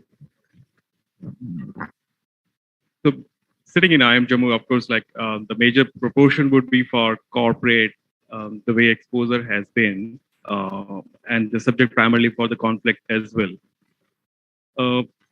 When we sit with our team or maybe with our organization, also the starting of the cycle, fiscal year, or maybe any other project starting, there are a lot of objectives being decided where we are, where do we want to go. When there's a breakdown in achieving those subjects, those targets, whether it is professional, personal, or corporate, I think that's where the conflict arises. Whether you're working in silos, whether we're working individually, or whether your manager also is being told by colleagues as well. That's where primarily we want to find out where are those conflicts and how do we solve it. That's probably the discussion should, or the expectation should come. Again, to summarize, the expectation should or comes basically from the start point, and the way we are tracking it, that's where we can easily find out, in my view. So good afternoon, everyone. Sam very clearly articulated how we are going to host this session, and thanks, Sam, for that. Now, as far as the definition of conflict, I just have a question for you, right? We all are familiar with the word annoying, right? So when I say annoying, probably who is the first person that comes to your mind? Right? You can take a guess, or it can differ from every individual, right? So for each of us, it is different. Now, for instance, if I have to speak for myself, I would say my sibling is the most annoying person for me, right? Now, that's precisely where the conflict starts, right? Now, this can also be in organizations, that is, in teams, in organizations. Of course, in my view, when the team becomes dysfunctional, or when a member of the team makes it difficult for the team to perform, or between the teams, and that's when conflict, manifests itself. That is conflict. And I think there are various approaches. Each managers try different ways of addressing it, right? Traditionally, how parents used to address, a fight between sibling, that has also been tried in organizations. And besides that, there are multiple techniques and strategies. Of course, we will get into it as we progress. So in my view, that's the definition of conflict, right? The dysfunctional aspect that manifests within a team, especially in an organization. That's where conflict manifests itself. Okay, okay. Good afternoon. I am Jammu, ladies and gentlemen. Thank you so much for inviting us for this HR Conclave 5.0. Thanks, Sam. That was suddenly we just came from the morning, because normally when we join in a WhatsApp group, a lot of people will be talking, but this group was always on mute. Nobody gives a thumbs up, nobody gives like, nobody dislike. I don't know what happened, but still we just thought we'll come and connect. Then we had this three odd questions to start with. Wherever there are human beings, there is conflict, right? At the end of the day, it is workplace, it is college. We also had a conflict. Wait, nothing happened. Suddenly we came here, we had three questions. Now we need to talk on that. After the lunch, you had a conflict whether to listen or not to listen, right? So yeah, let's put a solution to it, because there is nothing called a peaceful thing which is going to happen as well, right? It is again pre-COVID and post-COVID. A lot of things happened pre-COVID and post-COVID. Let's not talk about conflict. Let's talk about care, compassion, celebrate whatever we want to do. So the bottom line of this discussion, I think conflict resolution is on that front, if I think so. And I think we would definitely have a dialogue rather than a monologue. And we will help each other, learn from each other from this next 1.5 hour session, Sam. So over to you, and then we'll just take it forward from here. Sure. So if you were to actually look at the anatomy, I was kind of doing a bit of research yesterday on this topic. Human beings are very emotional beings. That's how we are designed, right? So if someone says you are not emotional, that itself is an emotion, that you choose not to display your emotions. Now, for every emotion, there is a historical cause, the way you react to a particular situation or a transaction or an event. Now, conflict arises when you don't principally agree on something that the other person has told, not on the merits, but because of an overwhelming reaction to an emotion, right? Simplest of example, something that you all might relate to, right? Diversity hiring. I speak with a lot of colleagues, and while enterprises talk about diversity hiring and everything, I had many female colleagues come and say, hey, you know what? Don't talk about diversity hiring. It's not a quota system. We are here on the merits of it. And that's the beginning of a conflict, right? So the intent is very clear. It's a very neutral one, but there is an emotional trigger attached to that. When you are fighting or arguing without acknowledging that trigger point, you are just taking that conflict forward, right?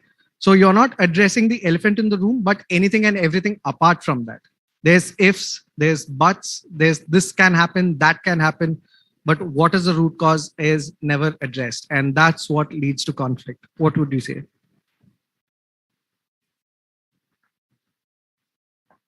As I said, like especially, and you're very, very well summarized too.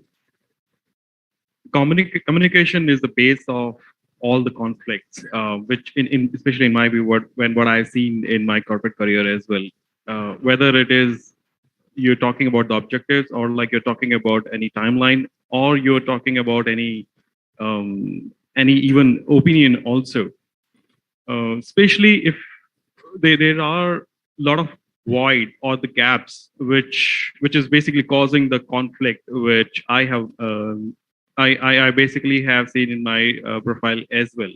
Now those voids, when we are not communicating with each other, that void gets filled with a lot of misinformation. That misinformation can be related with one party, second party, or varieties of other information too. But it will get resolved when all the parties involved will start talking and will try to reach to a common ground. Whether you see it in your personal life or you're in professional lives too, communication become the basis of all those. When it is not there, when communication is not there, it's basically raising these conflicts. When you're filling those void with your communication and the expectation when you're coming on the table and discussing it, that's probably is the right start in my view. Okay, that's nicely put. I will quickly quote on an example where you will not know where the conflict arises. I was in Lucknow airport last week to address another college where we go for our hiring process. And I do one thing is I always put my AirPods, whether it is on or off, I just shake my head because people may think that this guy is listening to something or the other and is not listening to my conversation. But I'm very clear, I listen a lot more than I talk. That person was talking to his team or his manager or whatever. He was telling one word which literally hurt me a lot is like, put a lot of pressure to the team. It is indirectly creating a conflict with his manager and to his team, right? Human HR is not about human resources, it's all about human relations, right? How many of you are studying human resources? How many of you are studying human relations, right? That's the bottom line we are talking about when it comes to conflict, when it's predominantly when you're talking about conflict, right? When there is something has to be taken as pleasure, let's not put that pressure instead of pleasure, right? So when these small things are taken care, I think conflict will be the last thing which has to handle during our workplace or during our college times or whatever you call it as. That is what I feel. So I think I'm going to ask a question to students. So how many of you have decided what's your specialization gonna be? Awesome. How many of you not decided yet? Awesome. And how many of you are talking to your seniors, to your mentors, your teachers, to your friends, family? What should be my specialization? And are you convinced that should be your somehow, right? Somehow. So I think that's that conflict, right? When somebody is telling you, you can have that, and something in your heart says like, I don't know, I need some time. Like sometimes, I'll give you a very simple example of maths. When we were in 10th standard, right? There is always there are different formulas you can use, right, to come to the answer. There are different techniques, right? And sometimes you feel like, okay, I won't do with this technique because it gives me 6 steps and it gives me 3 steps, and that's how I'm gonna reach, right? That's a choice. And when you do not have that choice, that's where the conflict starts in your mind, right? When your heart and your mind doesn't align and you feel like, I don't know. So how many you have that feeling when you're giving an exam, right? I don't know. How many of you that like, okay, I don't know if I've done that best exam. I don't know. Right. So yeah. So I think now you're feeling what's that conflict it is. And that feeling when it matures up in the corporate, when we are solving problems in the conference rooms, and there's always a room for opinion, and there are 5 people on side A and there are 5 people on side B, and then you have the clash of titans, and that's where the conflict from classrooms to boardrooms, transcend, and that's how we can, define the conflict, what a conflict is. So maybe any question or comment on what is conflict? Maybe any one of you can raise your hand and tell what is conflict according to you.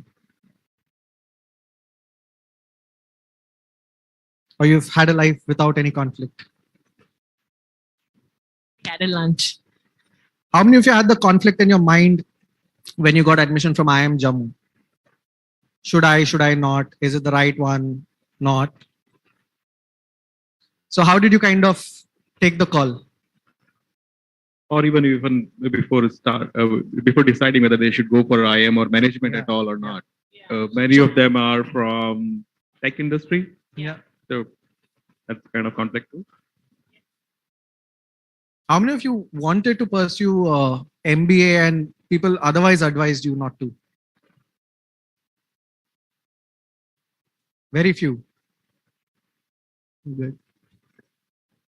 Great. So you can see conflict is all pervasive, right? And traditional notion is that conflict is bad, right? Conflict always has a negative connotation. Now, yes, it does turn negative if not managed properly, right? And as future leaders, you need to learn to harness conflict in a productive way to derive value out of it. So maybe asking Mehak, you kind of work with CRED, which is a very dynamic organization, right? And in the financial services space. So can you give examples where you've seen conflict harnessing value for business? Yes. So in CRED, we have values. We are a very value-driven company, right? And we have these two values which are very close to, which is close to my heart too. One is earn trust, and one is radical candor, right? Earn trust is simple, and it's very easy to understand. What is radical candor is when you're talking to someone is being simple, straight, and sincere, right? The last part, sincerity, is very important because sometimes when you're too straight with somebody, it's conceived as यार ऐसे नहीं बोलना चाहिए था. But we need to be very sincere, empathized about it, right?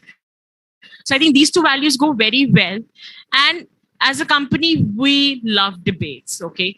And whether it's all hands, whether it's in your small meeting room, we love debates. We want it to be clear on the table. We don't take anything back at home. So we're proud of that culture.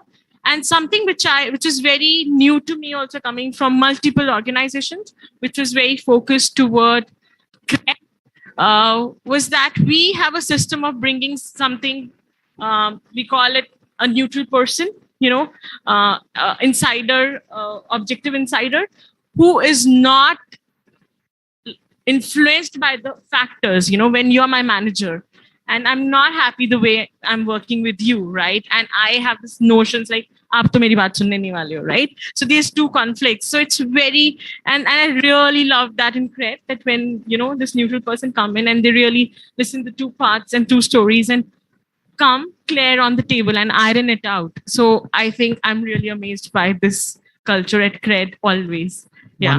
Wonderful. But practically, you might not have a neutral person most of the times, right? Yeah. And I think calling in a neutral person itself leads to more conflicts, saying that you don't believe me. So what do my panelists believe? How do you kind of manage it?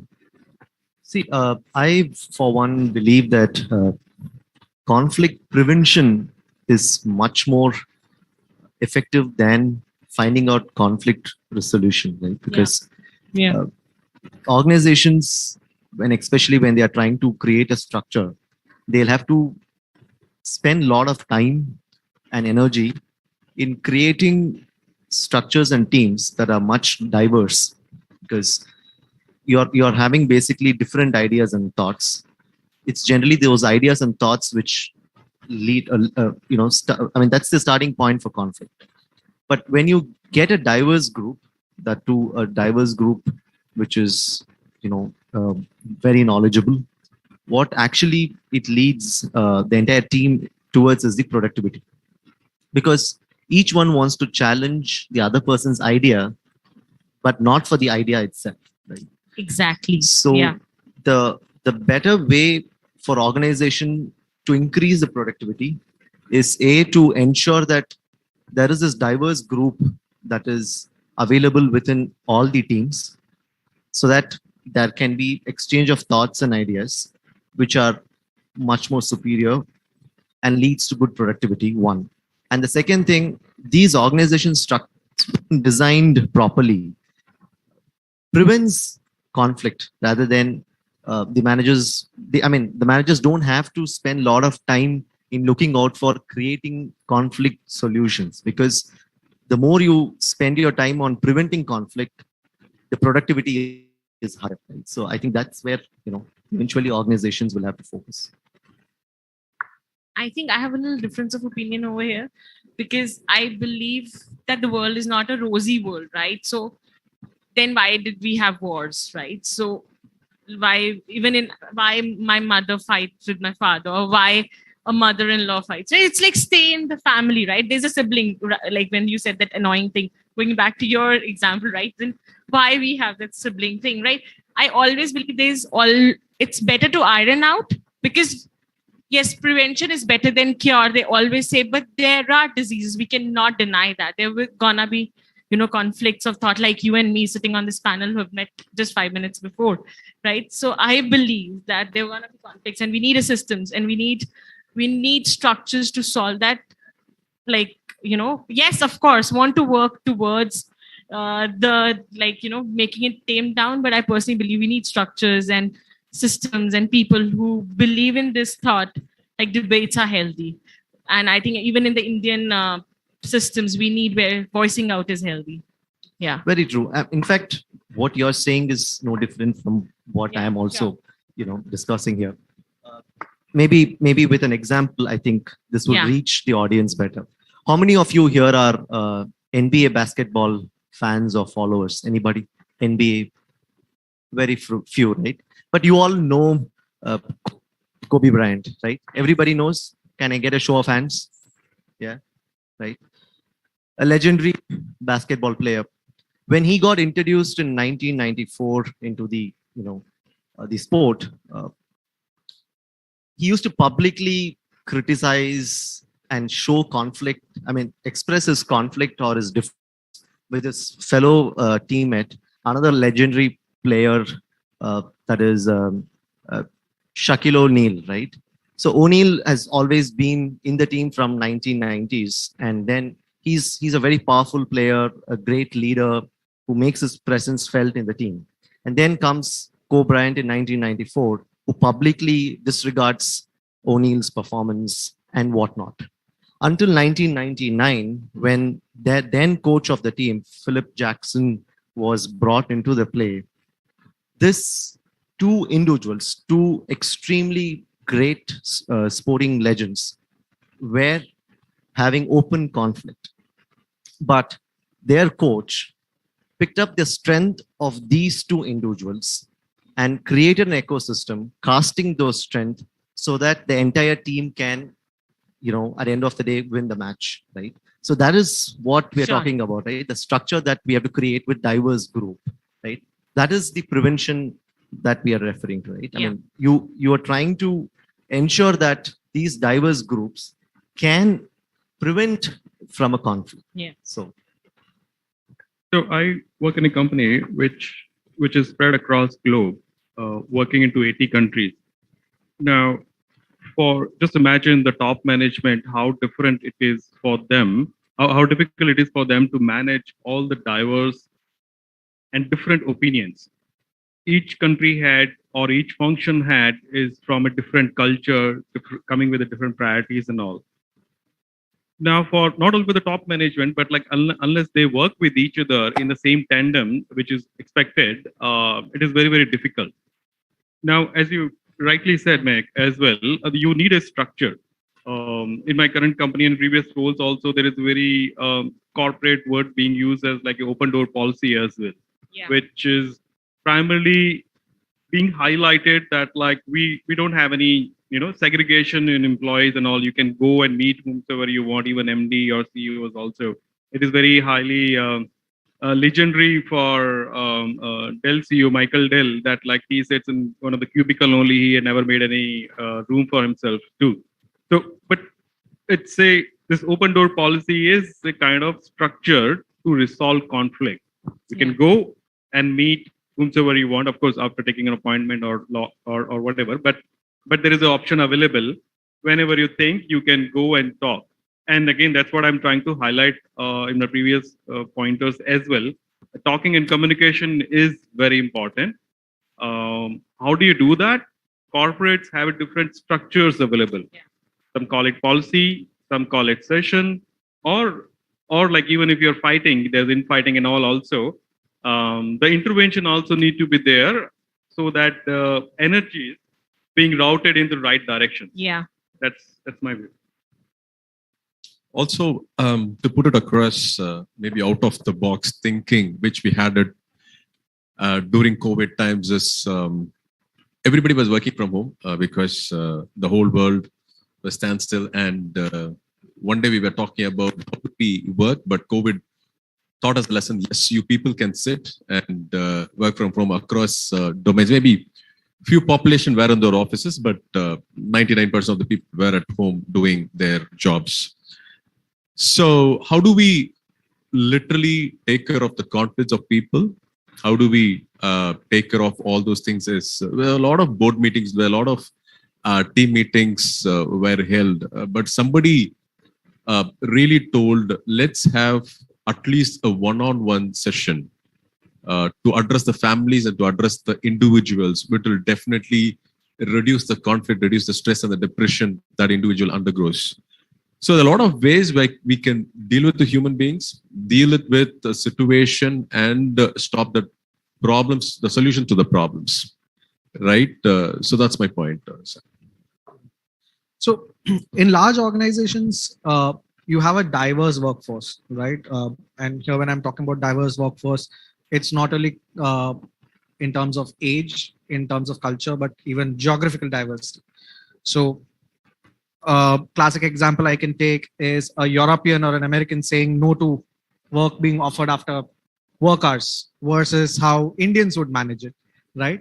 So a European would say, hey, you know what, it's after 6. I think we can do it tomorrow. Whereas an Indian says, boss, aapko really chahiye, and boss is like, no argument, I need it, and you kind of get it done, right? It depends who is the boss, Indian or European. Yes. Not even European. Like if we all fan of K-drama nowadays. You know, Korea, Japan, they have a very unique culture and they don't bond well the way we would expect them to, and very patriarchal, society. So if you are straightforward, you are telling them without even consultation, it may boomerang very, very quickly. That's what I have seen usually. And Indian tends to, sweeten the blow. So even if you don't want to do, you will say, yes, I will do it, or my laptop is not working, or I'm traveling, or you just don't muster that courage to say a no because you want to avoid that conflict, right? The egos that are bruised. Yeah, I think that's where I'm gonna readdress. That's where the radical candor that comes, where like be straight and sincere. I think at least in startup ecosystem is like we encourage to say no if you really don't want to, and now I think now the culture is changing. It's not changed, but it's changing. It's not like मैंने बोला है तो करना ही पड़ेगा. Like I'm using Hindi because so that it can just hit you. But I think culture is changing and people can say no. It's like acknowledging the discomfort in the room. Like you can just say, sorry, I can't because I had personal commitment. And now it has become more individual choice. People are being conscious about it that, okay, should I or should I not? Sometimes, there are deadlines and their product managers working till Sunday, till midnight. So because of this startup boom, I think, and because of the Indian products booming so high, I think I have seen a structural change because I come from the two worlds that people are driven by now the quality of work and the deadlines rather than the night and morning, a very check-in and check-out mentality. So I have seen that change. And I would ask my fellow colleagues, what do you think about that? Yeah. No, I think, what you meant is right? And especially this generation, right? Don't think we are too old. What I meant to say is that generally the current set of executives and associates joining the organizations, they have very less inhibitions in expressing their thoughts, right? So, and I think a lot of us have to muster courage from that to speak our minds in the organization. Yeah. But going back to what our fellow panelist Joshua was referring to, the COVID times where we were all locked up and working from home, etc. Right? Very interestingly, we saw, the National Women's Rights Commission published a report that, interestingly, there were a lot of conflicts within the houses because the husband and wife are locked up, right? And naturally there are differences, and these things went higher, right? And that also went into physical, assault and etc. So the point here is that in any team or in any organization structure, it is quite natural that conflict manifests itself. That is where I think the role of the managers or the leadership and the role of the culture comes into play on how we are going to disseminate those conflicts for the larger good, right? That is eventually the overall success and the growth of the organization. So the focus in any conflict resolution is to ensure that we try and sort it out with the emphasis over the culture of the organization, and which is again defined by the people working in those organizations. So even when we kind of enter into a conflict, there are two types, or rather not types, two times when a conflict can incur, right? When two people or more are talking. One, when you've triggered the conflict, right? You in principally don't agree with what is being spoken. The second is the other side doesn't in principally agree with whatever you're kind of trying to kind of put down. So let's kind of play that out. So as HR professionals, the first situation, when you kind of figure you've made a boo-boo so as to call, or you've did something that has triggered a conflict, but you want to hold your ground because it's now a matter of ego or prestige and you don't want to back down. So as industry experts or as professionals, how would you advise such people to manage themselves? Okay, we all manage a team. So when it comes to talent acquisition, I've been doing it for past 18 years. And we've been dealing with, obviously, a lot of people with a lot of ideas and other stuff. So when we tell a point to certain people, we tell them to grab an opportunity to lead some functions of hiring and give them the targets, and then they deliver it. Let's need to give them the right targets and let them focus on the targets.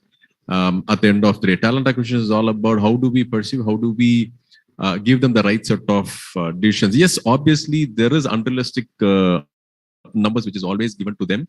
Unrealistic approaches is being given to them. But how do we give them that lifeline? How do we give them that way of approach to hire those people makes a lot of difference. So I think this example would only drive for talent acquisition. Maybe the other panelists can give on other pointers as well. Yeah, again, but I'm from the talent acquisition too. But but the point being, only those who will make mistakes who are working or like who are trying actually. Those who are not putting even efforts, you won't see their mistakes too. Forget about the results. So for me, or like for my team also, or for my supervisor too, creating that environment is very, very important. That mistakes will happen no matter how much you try. As long as I'm secure, my supervisor is secure, and my team members are secure in that way, that this is coming, no matter how much you try. Probably when you are on mistakes and all, then you can discuss it very, very easily. So like I'm talking about the culture part also, or all talking about similar inputs too. When the culture is strong, which is very accommodative, very adaptive, of mistakes being called out, there's a formal and open happening around it. That's when like you feel there is a higher possibility of resolution. Otherwise, then it will slowly turn into the blame game only. When I make mistake, my first point is to call my boss. Things are coming your way. You would be hearing from different people now. So, and then we make a quick laugh around it. But that's the right way I feel like, and I've been saving my job for many years because of that. When you are running with the bad news very quickly and let others talk about the good news, that's probably is the right way of doing things in my view. That's how that's my view for it. I just sorry. Go ahead. I just want to add something more to Vishal said. Is like always acknowledge that you're human. You're working with human beings, and just be brave and say sorry. Right? Just be brave. Say sorry. Move on. Like Vishal said. Like he calls his boss. If like I will also call my boss, and oh yeah. Like and then it's like, and I'll say sorry to my team also when sometimes you do wrong with them or something, or with somebody particular individual. And even when you're working, right? And then you can just say sorry. Just acknowledge it fast. Don't hide it under, because it cannot be hide. So that's also there. So just be transparent about it. Yeah. Right. So one is acceptance and saying sorry, but even to kind of back down takes a lot of courage. One is to accept that maybe I'm on the wrong. Second is openly kind of coming out and saying that, I shouldn't have done, or this wasn't the intent. Backing it down. It takes a lot of courage. how do we gather that courage? It's very easy to say you need courage, but how do we, as professionals, build that over a period of time? Don't take yourself so seriously, or that designation very seriously.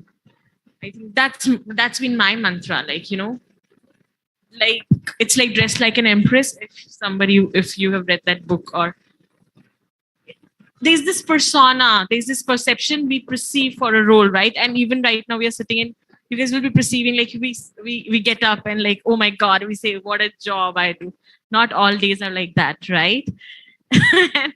and in my career, I have learned this very beautifully. Even when there are, few colleagues, I'll be like, oh my God, why so much of, that entourage in my mind, right? Or in his mind or in her mind.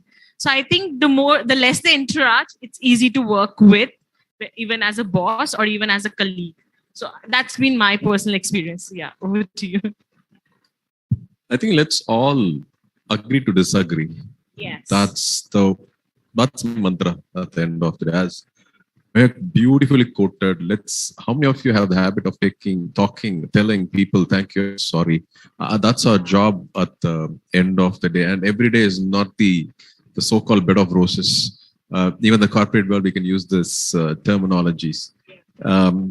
Right? Every day is another day. But truly, you need to accept the situation. All these 5 people sitting here, we get up the next day as we have joined this organization for the first day and we work. Exactly. Let's be very, very truthful to ourselves. Right? It's not another day. It is the day. And you will have problems and you will have the solutions to that problems. So let's hear it from Rahul. Like Meg said, don't take yourself seriously. And especially in this environment, like where we are in one of the prestigious academic establishment, if you are there are Bollywood fans, you can resemble like Three Idiots and all, where you don't know which profile you are taking. Most of you are or have previous experience in tech industry. You are aspiring MBA management professional. In my company, there are many profiles which we are turning into a different combination nowadays. So all those guys who have been trying to excel in the previous profile, they may not be doing that profile after 3-4 years. So don't take these things seriously that, okay, you have to, this is the end of the game, end of the life. Things are always evolving and only constant is change. With you, Vishal. That will keep you chill, Yeah, and probably today I think the organizations have also made it adequately clear that to their employees and to their stakeholders that it is okay to fail, right? Because when you fail in a task or in your day-to-day activity, then there is obviously a scope for learning, right? If something is going well for a very long time, and then it means there is something definitely that is wrong in the way we are doing. Right? So it is okay to fail, because today organizations are trying out different things, and not that most of these things are successful. There are 90% of these things don't turn out to be the way they want, but eventually, we land at the last 10% of things which give us that, value add. And yes, there could be days which are difficult.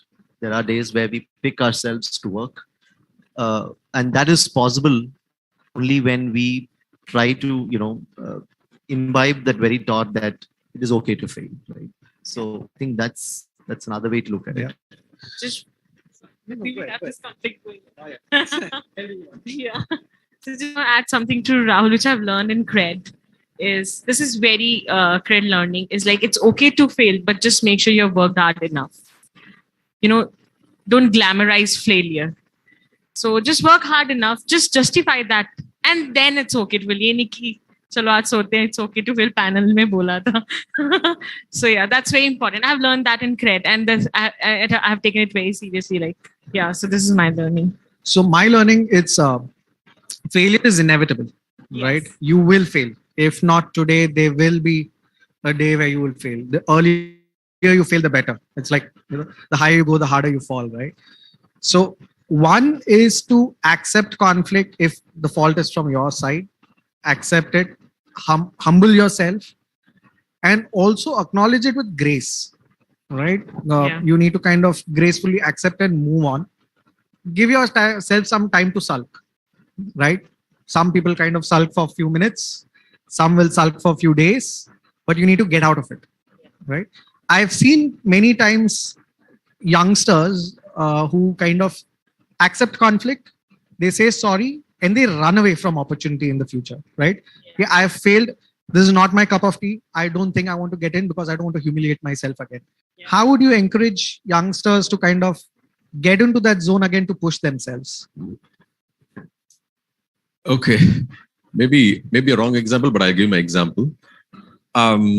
We've been not we. I've been humiliated. I've gone through the hardships of today. What I'm called as the India campus lead of emphasis. Right, we didn't jump from the day when I joined the HCL, and this is my 6th organization. We have put our whatever you call it as the hard work or whatever failures and talent acquisition. Doing talent acquisition, as my friend Vishal said, is not a joke. Right, every individual is a challenge. Every day you are dealing with human beings, not like sitting in front of the systems, putting some codings.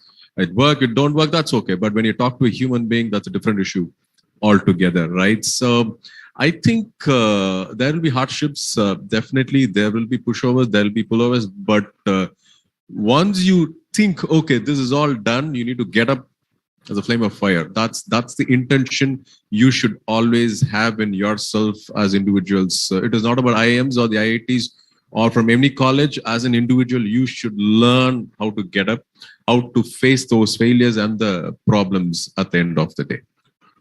And this particular attitude is very common with sales and the recruitment professionals, right? Because, for example, since at least 3 of us here are from recruitment side of things, we 3 will agree to a point that candidates decline the offers that we give, right? And to reach that stage with the candidature is extremely difficult in today's market, because there is a war out there for talent, and every organization wants the best talent. And our role and job is to pick that best talent at a competitive cost to the organization. And in the process, we lose out candidates to a competitor, right? Now, that is the journey of any recruiter, and we have to be fully aware of it, right? So it is important that the teams and the members of any organization are aware of their roles, which should eventually, help them to avoid those conflicts, right? Because unless and until one is aware about their own deliveries and roles and the variables that is getting attached to that role, it is very difficult for one to address the conflict or to manage such situations in their teams. Yeah. See, as long or as far as advice goes to these bad students and minds, of course, the point being, it is very, very important that, like, do we have the big picture in front of us or not? And what is that big picture? Definitely would be your graduation, your management, first job, second job, getting settled in personal life is not the big picture. Big picture is different, something as per what like you feel from inside, like Mehak mentioned, like if you are really content, if you're especially happy with what you're achieving continuously year by year, is what the big picture is. And if you are aspiring for that, all these failures, all those missteps, all those mistakes will become just one of the obstacles only which you're trying to achieve that big picture only. On my desk, I have one, post-it mention which says nothing is personal. As like Joshua also said, being in recruitment, I interact with many hiring managers, and many of them are not accommodative of my view. So when you finish your laptop, when you finish your day, there are very different feelings you get at the end of the day. But when you see that, okay, nothing is personal, it's again work, again one bad day, which my colleague mentioned. And what I'm trying to achieve is basically trying to create the winning team for my organization. That is the big picture what I'm trying to achieve over here. Not one day, one candidate, one hiring manager, one especially the program or something. As long as I'm trying for that big picture, that big effort, I will remain content. And those issues, those conflict, I'll keep aspiring to resolve and keep moving ahead. That will be my advice. So considering I'm from operations, right? I'm gonna give you one very real life example. Until I would have managed approximately 1,000+ lives. I would have touched them, or it can be 2,000. I don't remember the count. There are two things which I'm gonna say, and please hear it out. If you're sleeping, also then also hear me. Two things. All the failures will give you a small trauma, okay, and that's the reality. And sometimes you can talk that out with your mom, your family, your friends, but sometimes you need therapy. So I would just say, if that failure you've taken that failure to your heart, just go to the doctor. Just go for a therapy. It is not the stigma, and solve it out and come back refreshed. Talk a friend, take a break, whatever it takes, heal. Sometimes it's a chai break if a candidate has not accepted and sometimes if it's a big failure, like I had my starter which failed, right? You just take a break in between and come back. Yeah. Drink break then. Yeah. Thank you. So how many of you think here you all are perfect? Anyone? So nobody is perfect. I think that's the underlying principle. Humans are, flawed in different directions. So when you kind of start your professional life, you're going to start with a lot of failures. Yeah. You'll land up ending your career with a success, but you start your careers with failures, right? And I think those are solid building blocks for your careers. You've burnt your hands and these are things you should not repeat, right? The other thing is, now moving on to the next type of conflict, right? Now, when you are in the clear, but the other person on the other side is fundamentally wrong. How do you manage that? Do you kind of go head on what is popularly taught in B schools, hold the bull by the horn, or you kind of completely go into the den? What would your advice be for management graduates? How I manage these situations, and after COVID, these are happening many nowadays. It is very, very important to keep the communication or the clarity between the parties. As I said initially, you need to have expectations set out before even you start anything. And when there is a conflict, when there is someone like who is not coming to the expectations, or there are some parties or the individuals also who are not having the similar view, probably you need to either remind them that this is what we had discussed and agreed upon, and either we are failing the timeline or the deliverables or something like that, and then you need to take from there. If there may be real issues where the people or the parties are finding it difficulty, but they may be scared discussing these issues and all. To create that environment is very important.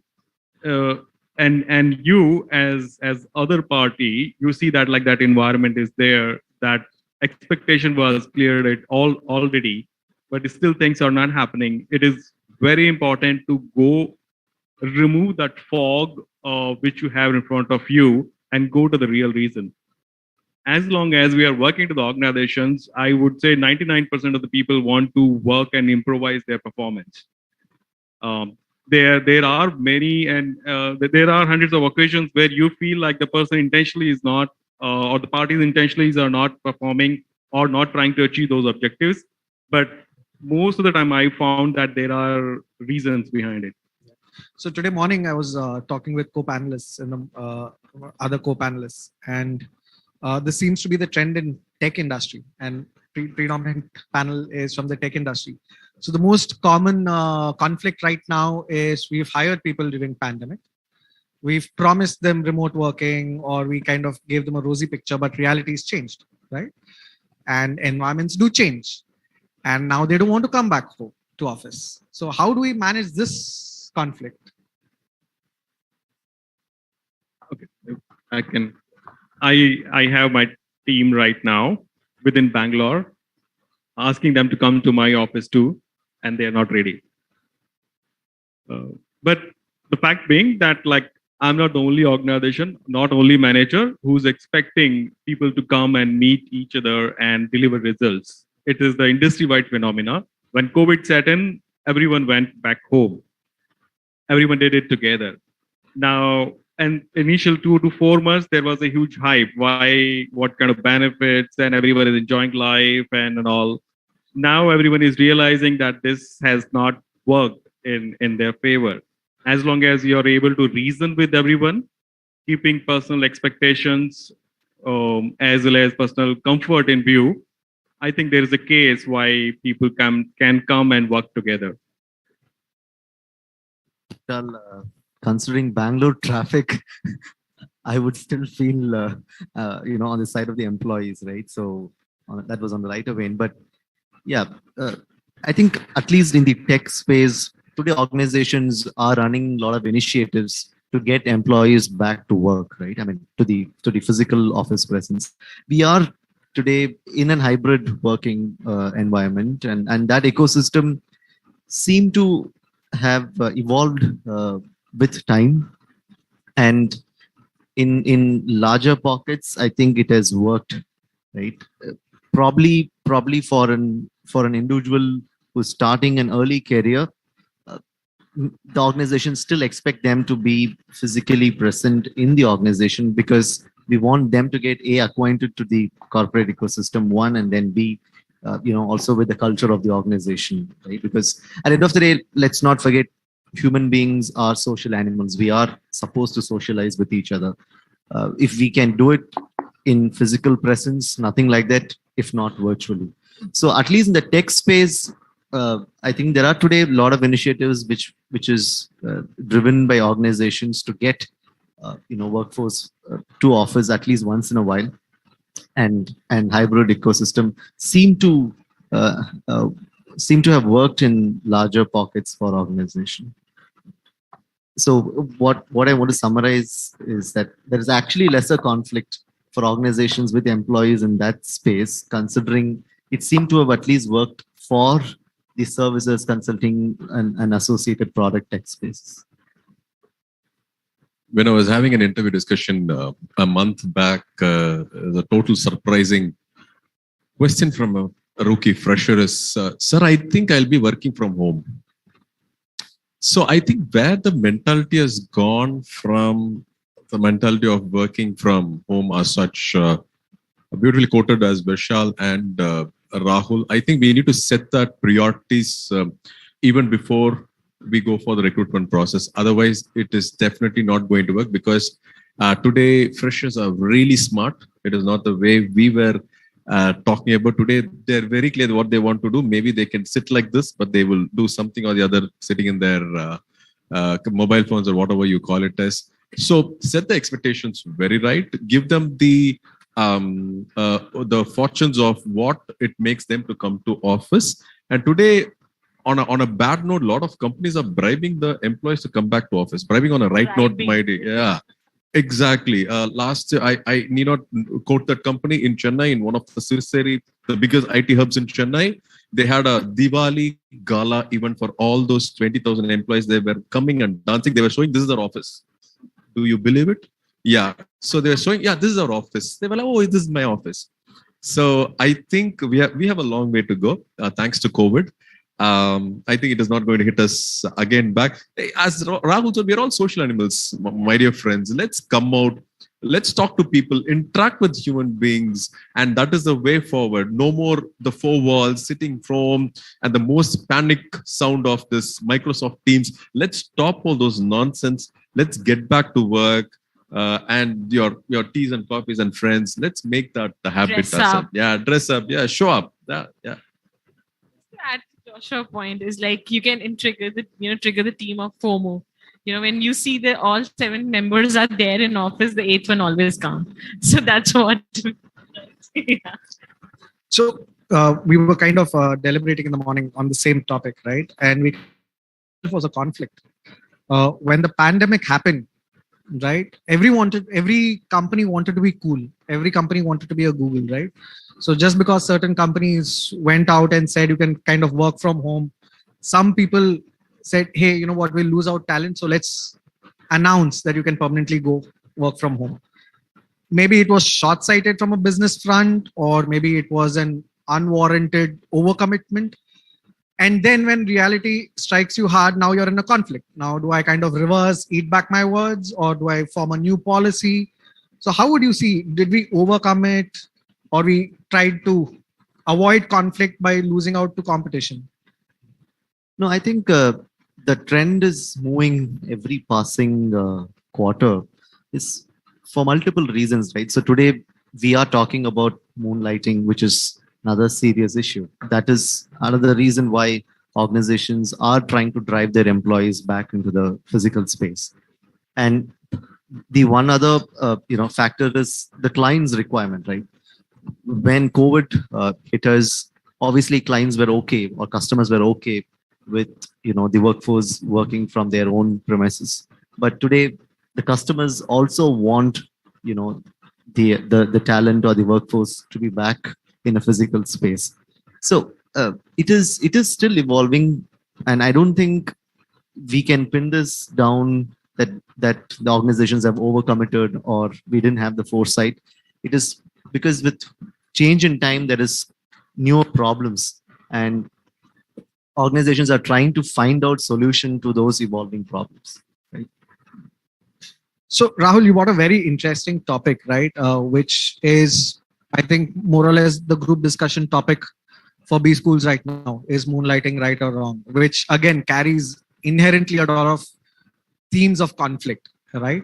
So we take turns, maybe from you, Rahul, and then down Vishal, Joshua, and Mehak. In terms of what's your view on moonlighting, do you see it as a topic of conflict, or is it a straightforward topic for you? I think it is the perspective in which we try to articulate it, right?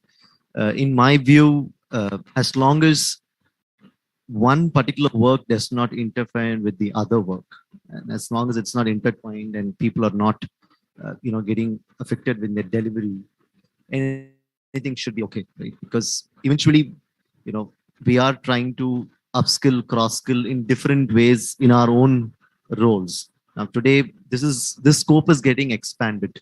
I only see it such that the scope is getting expanded more from a skill angle, right? And that's my view. So again, like moonlighting perspective and keeping this topic in view, I would say for certain organization, it's conflict of interest, where they think that there may be situations when you're working for the competitor also, where you may be passing or you may be dealing certain sensitive information and you can share with that competitor. So for them, it is a conflict of interest. There are certain segments like like new age companies like Zomato and Swiggy and all, where they feel that like there is no conflict. So you can go ahead like Ola or Uber, if you are running there are many individuals who are having both the organization subscription and they are using it as per their expectation and understanding.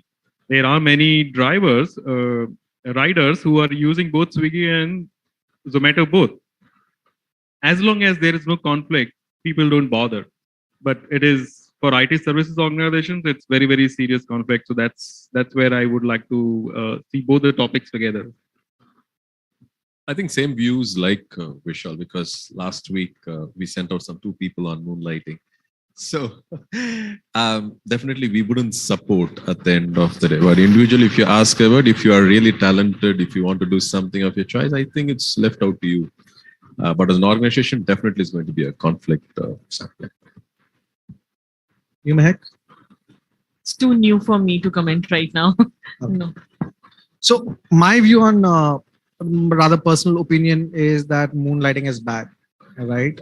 I don't think you should be putting yourself to same use in 2 different organizations.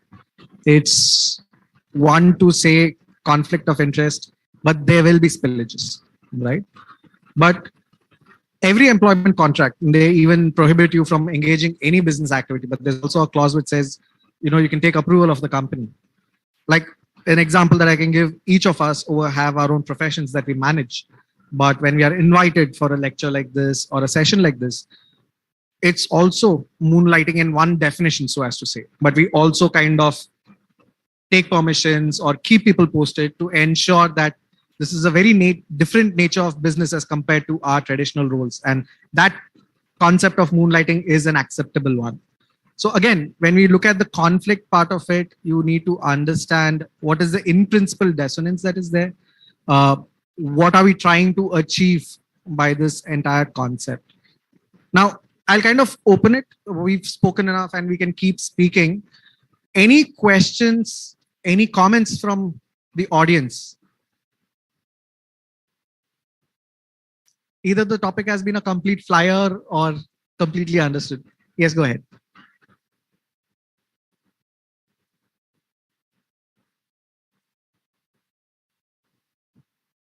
Hello, good afternoon, sir. My name is Rimjim Raj. So, as ma'am has talked about being neutral while solving or resolving any kind of conflict between two parties.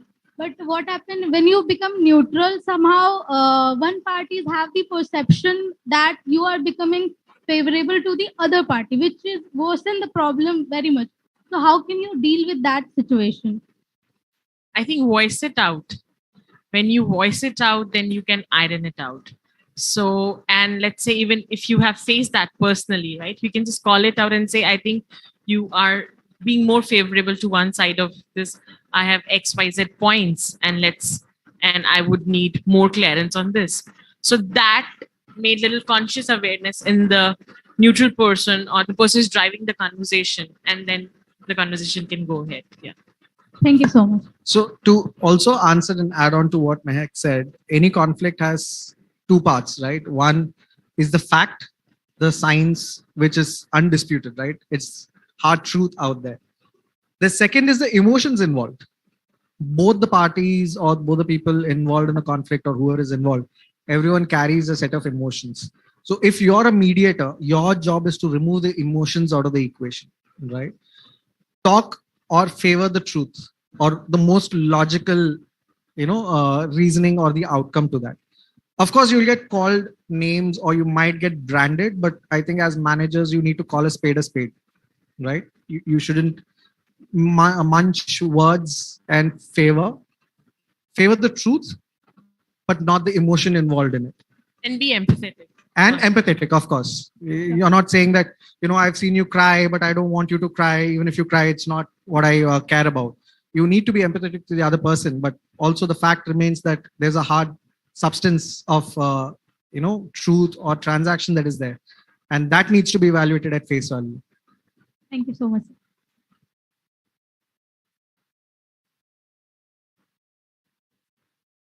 Anyone else? Yes, we've got one more.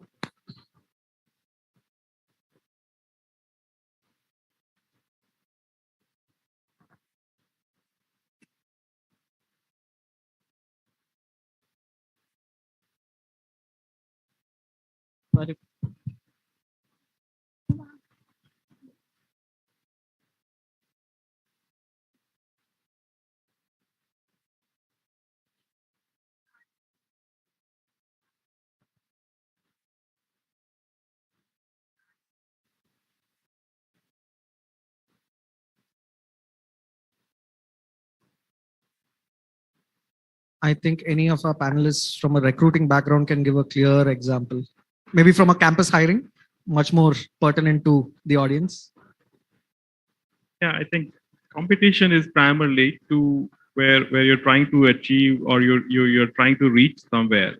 And conflict, again, like when the parties are not agreeing to it, right? So again, like it happens for targets also, numbers also, or any metrics in operation department and all. That's where different parties, individuals coming to compete with each other and trying to become the best in that in domain.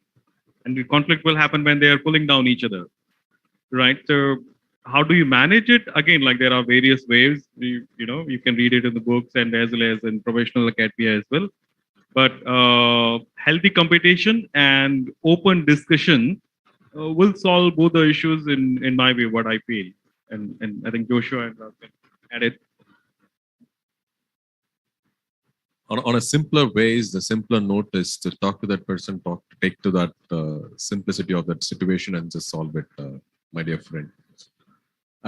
When you go to campuses and you hire people, there'll be one last round where the two people they're sitting for that one.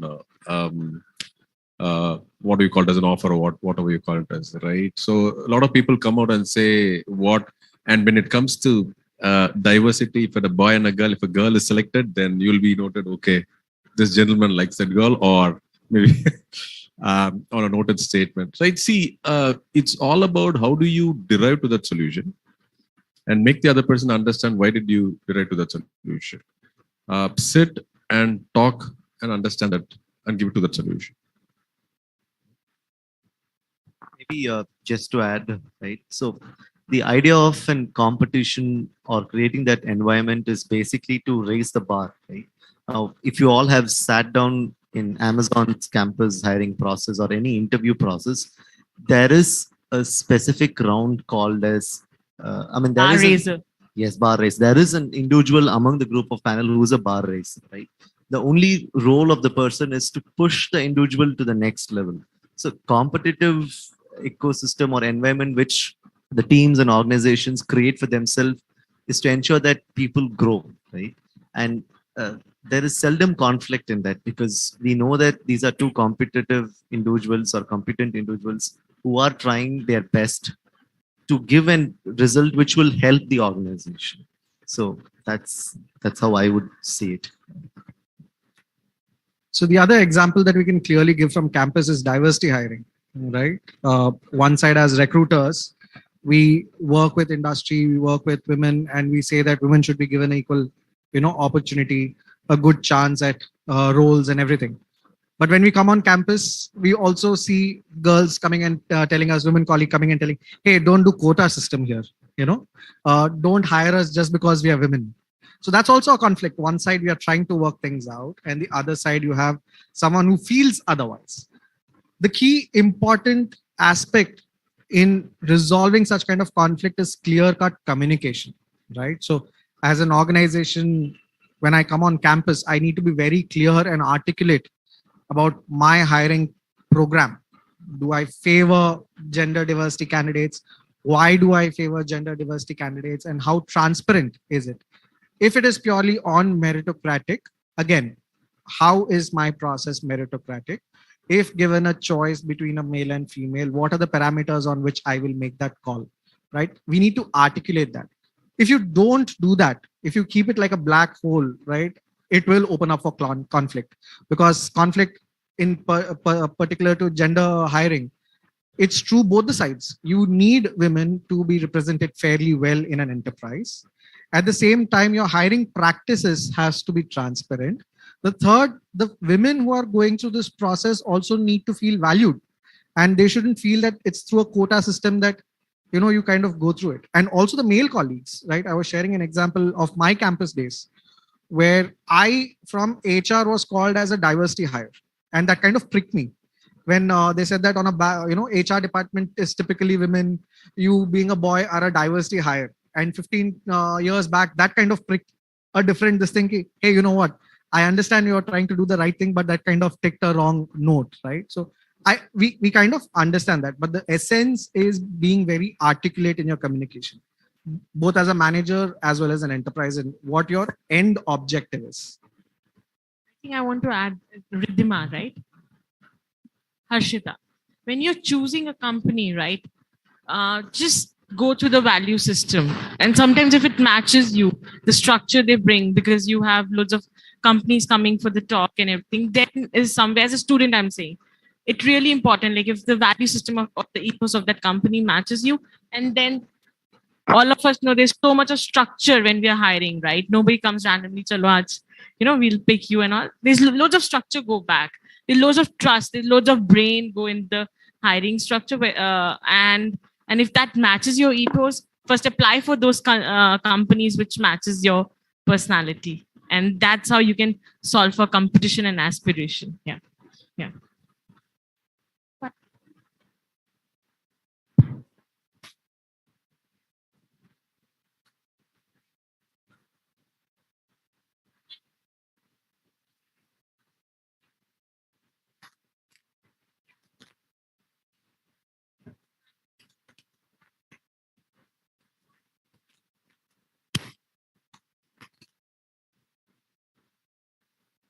My personal opinion, and the panel can share their views also, is it's hard life. It's corporate. There will be a winner, there will be a loser, right?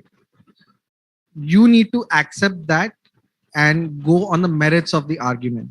As I said, emotions will run wild, egos will run wild. Your job is to look through the hard facts and make a call. After that is made, neither do you need to ego boost the winning team or the winning side. Neither do you have to fully cut off the other side. You need to be empathetic, right? Maybe you could give them the perspective of where they could have done better so that the next time around they have a winning choice. And the other team that has actually won, is it a fluke choice or they've actually put in the effort? If they've put the effort, they kind of are, in for that recognition. But it's a fluke choice, then you kind of need to go and counsel, hey, you know what, this time you kind of got lucky. But next time, these are the things that really matter in this particular process. So clearly move the emotions out of the equations. I think a lot of times, a lot of people that I've personally spoken to in a conflict get charged by the emotions involved in the entire activity. I think this was asked earlier also. How do we manage these conflicting situations when one is getting lesser or being looked lesser way, or the other one is being looked as winner also. But again, like just building on what you said, again, important factor is what you're trying to achieve there. Are you trying to motivate both of the team to go further, or this is the end? If there are options, like probably it will be best that you try telling them like, this is where we are going. This is probably which is left in achieving those objectives, and help them. As long as you're having, a clear picture in front of you, as I'm repeating again myself, it will be ideal for both the parties, and you can be constituted as a neutral panel member. I suppose like you're coming to that person because you think that person is neutral. So you can maintain your neutrality only on the common ground, which is accepted by both the parties. That's my view.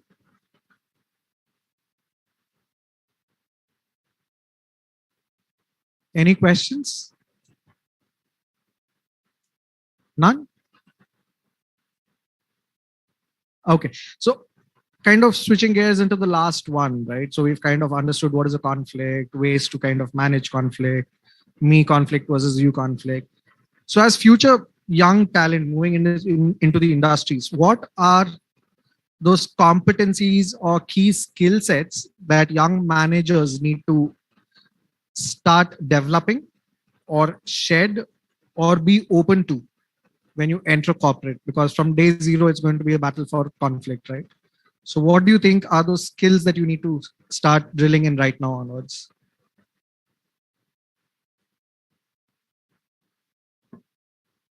I'll take a stab at it. For those who are starting their career, and I know like many of you have the previous experience, there are 2-3 factors which is very, very common among all of us. One is office politics is always there. So don't lose out your heart because people are trying to drag you down or trying to take your credit or varieties of other stuff. Eventually, your effort, your patience, your hard work will get on the surface with your consistent effort. And the second thing is, in corporate, there's no friend. There are only colleagues. So it's very, very important. You work with colleagues. The productive environment you have with your family, where, especially in this institute also, is not going to be there in corporate. Let me repeat again. There is no friend. It's only colleagues in the corporates. There is no protective environment. So it's very important that you bulk up and like be a formal corporate, executive in a way where you're trying to achieve something and moving ahead. Try to keep focus on your big picture and you will gain benefits out of it. I did not know that Sam would ask this question, but let me put it across. Rather, I will disagree with Vishal because me and Rahul are corporate friends. Yes, And today we are I also disagree today with we are Vishal. family all together. We go to his function and he comes to my okay. On a writer note, I did not know. I just made some few pointers. First is affiliate, attach, and work together. Things will work out. That's the first one. Second one is the beautiful word called empathize. All right, as human relations, I think that's the most underrated word in this world. We need to start empathizing. And after COVID, I think it is not about me or us, it's all we. That has to be taken forward. Third point is engage. Keep starting, engage. That's a way forward, my dear friends. You can be from IIMs. You can be from whatever college you call it as, right? Start engaging with people. What I've seen, please don't take me wrong. At the end of the day, you come in at least in the middle of the top ladders in the organization. You don't talk to people. I'm only talking out of my experience, right? Take it on the writer note. Start engaging with people and teach people. Don't think you're always right. That always happens in the organization, right? Own. Either it is right or wrong. Start owning problems. Start giving solutions, right? Self-restraint to things. And the last most important is start building trust as an individual, as an organization. I think one of the key aspects as you venture into corporate is try not to focus on the end result, right? That is success, right? Don't focus on the success part, right? Put in your heart and soul in what you want to build or deliver, and eventually you will land up in the spot or in a place where you were, where you wanted to land it. So the focus should be on the quality of work that you are trying to deliver, but not just on the success, because the quality of work that you try to put in will automatically give you the desired result. I think that is one of the important competencies one has to bring in as they start their career. So, should I say it as a concluding few things? Yeah, just adding few things. Of course, like I also don't agree with Vishal. I have made my best friends. I'm married to one of my best friends from the corporate. So I am that real example. Like you make friends, you get married to your colleagues. and yes, so I met my husband in Amazon. So I don't know how does it go. So how does it go over there? Because we are human, right? Like Raul said, we're social animals. We're going to meet people. It's same like the way you eat, dine right now in college, you're going to do the same when you're in office. Just two things because you have been shared. Just acknowledge the diversity, right? That's very important. When as a people manager, I'm talking, acknowledge the diversity and acknowledge the aspiration, right? Sometimes few people want a beautiful work-life balance. Few people are very aggressive. They want success, right? The diversity, the dynamics of team, the stakeholder management. Either you can be a people manager or you can have a strong stakeholder management role. You have to acknowledge these two and rest what these three gentlemen have said. And I think then the life starts, right? Yeah. Over to you, Sam. So I kind of agree and disagree on both, right? Corporates are for friends and corporates are not for friends. In my past, I've seen organizations where colleagues go to pilgrimages together. And you kind of get invited, you catch up on drinks in the evening, and it's a very nice place. And that's anchor in that company. People make really good friends for life. I've also worked for companies where people actually look for an opportunity to show you down, right? Call up, one up, there. That's the time that agar mujhe aata to I wouldn't have kind of this, right? So there's no right or wrong to it. I think it's more contextual to the organization, more contextual to what you are okay with as a person, right? And that brings to the next important point. As young talent, you need to develop what is that value system that you carry in your life, be it as an entrepreneur, be it as a person who wants to join an industry. What is that you stand for? What are those non-negotiable things, right? If you are okay with people being extremely hyper competitive, I think you can make peace with it. If you are a person who is collaborative, driven by people, extrovert, work in teams, you kind of made your choice and you need to choose your companies, right? The first 3 years or 4 years of your career is a test bed. I think we will be kidding yourself if you say when you enter a company from campus that that's the company you want to retire. Might be that intention, but it may or may not happen. And when it doesn't happen and it goes against your uh, interest, you'll end up with a conflict. Go in, understand what is the kind of value system they bring to the table. Does it align with yours? And then take a call, right? So in our days, we had a famous saying. I was just sharing this today morning also, where during my placement talk, a lot of companies will come onto the dais and say that kids these days don't stay. Your parents' generation, they complete 20, 30 years in one company. There's no loyalty. And I had the director, it was an alum who was talking. So he kind of took that liberty. He kind of came onto the stage and he laughingly said, loyalty are for dogs. In the current day and age of hyper competitiveness, I can guarantee my student in your company for 2 years. After that, it's up to you how you ensure you keep them engaged. And I think that's the world we live in, right? There is an expectation that if a company invests in you, you kind of put in your best effort. But it's also you testing them out as future employers, that is this the space you want to work and grow, both personally and professionally. And I think we all are mature individuals at the end of the day. As long as this topic of conflict is handled very maturely on the merits of the facts, keeping the emotions aside, I think it's a topic can push generations forward. So with that, I think we are towards the end of the time. Thank you, panel, for having this wonderful session. And thank you, audience. Some good questions. It was a tough session after lunch, but nevertheless, kudos to all of you.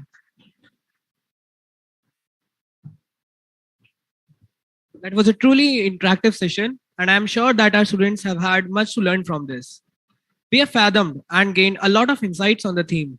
We would also like to thank our audience for making it an enriching and enthusiastic discussion. We now request Dr. Baljit Singh, Co-Chairperson Placements, IIM Jammu, to present our guest with the mementos.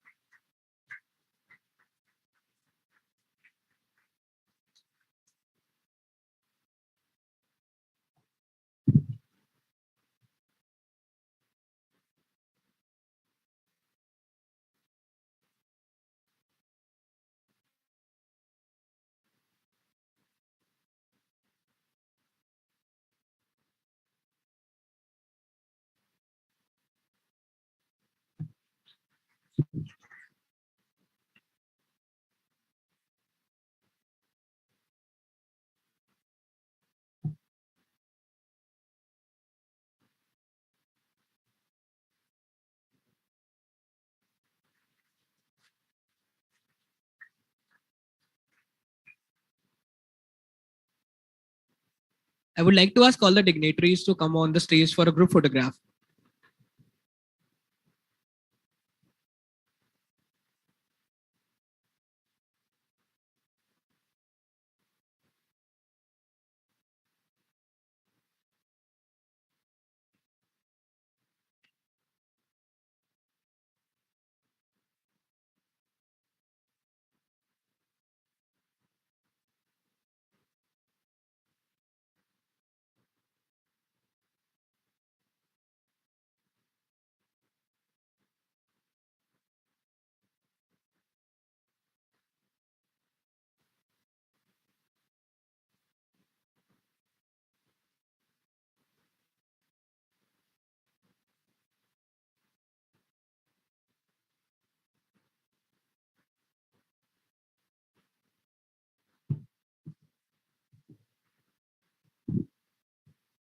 Now, I would like to request all the panelists and the dignitaries to get seated on the sofas as we will now proceed on to the valedictory session.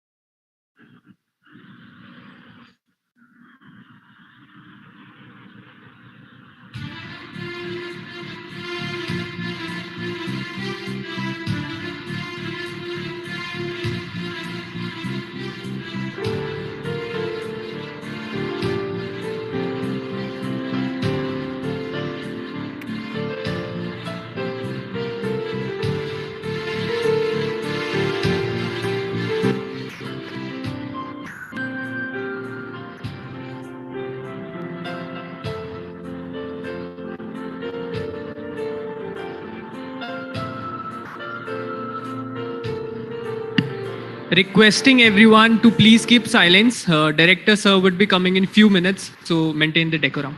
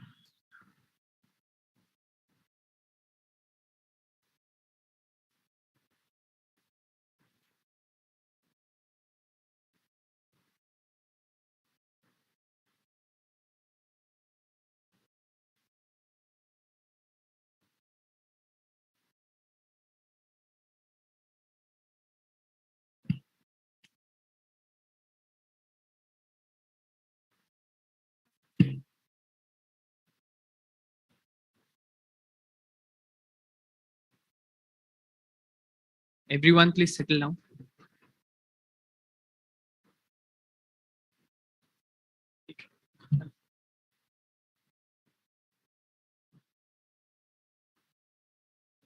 Saying it's a wrap is nothing less than a crime. A memorable event is filled with commas of success, not full stop of time. It takes grit to build an event with such melodious rhyme. We want all of you to consider these 2 days of great prime.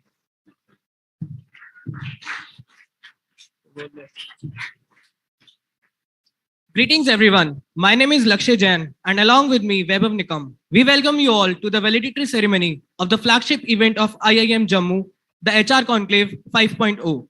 Now, we would like to request Professor B.S. Sai, the Honorable Director of IIM Jammu, to felicitate Professor Dr. Shakti Kumar Gupta, Executive Director and CEO AIMS Jammu, with a token of gratitude.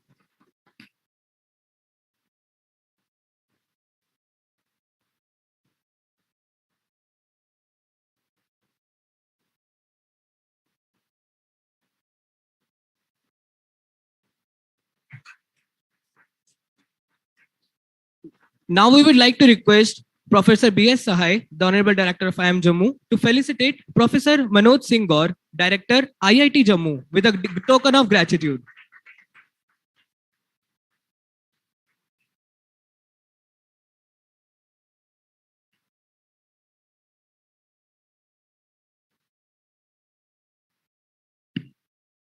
I now request Dr. Baljit Singh, Co-Chairperson Placements, IIM Jammu, to give a brief on HRC 5.0 and the agenda of HRC 6.0.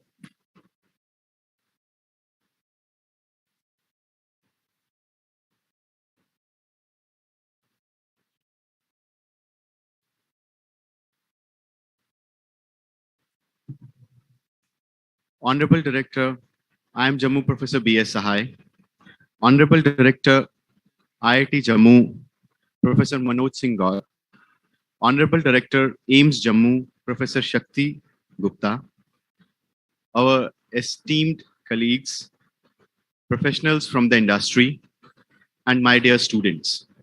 A very good evening and very warm welcome to the valedictory ceremony of our HR Conclave 5.0.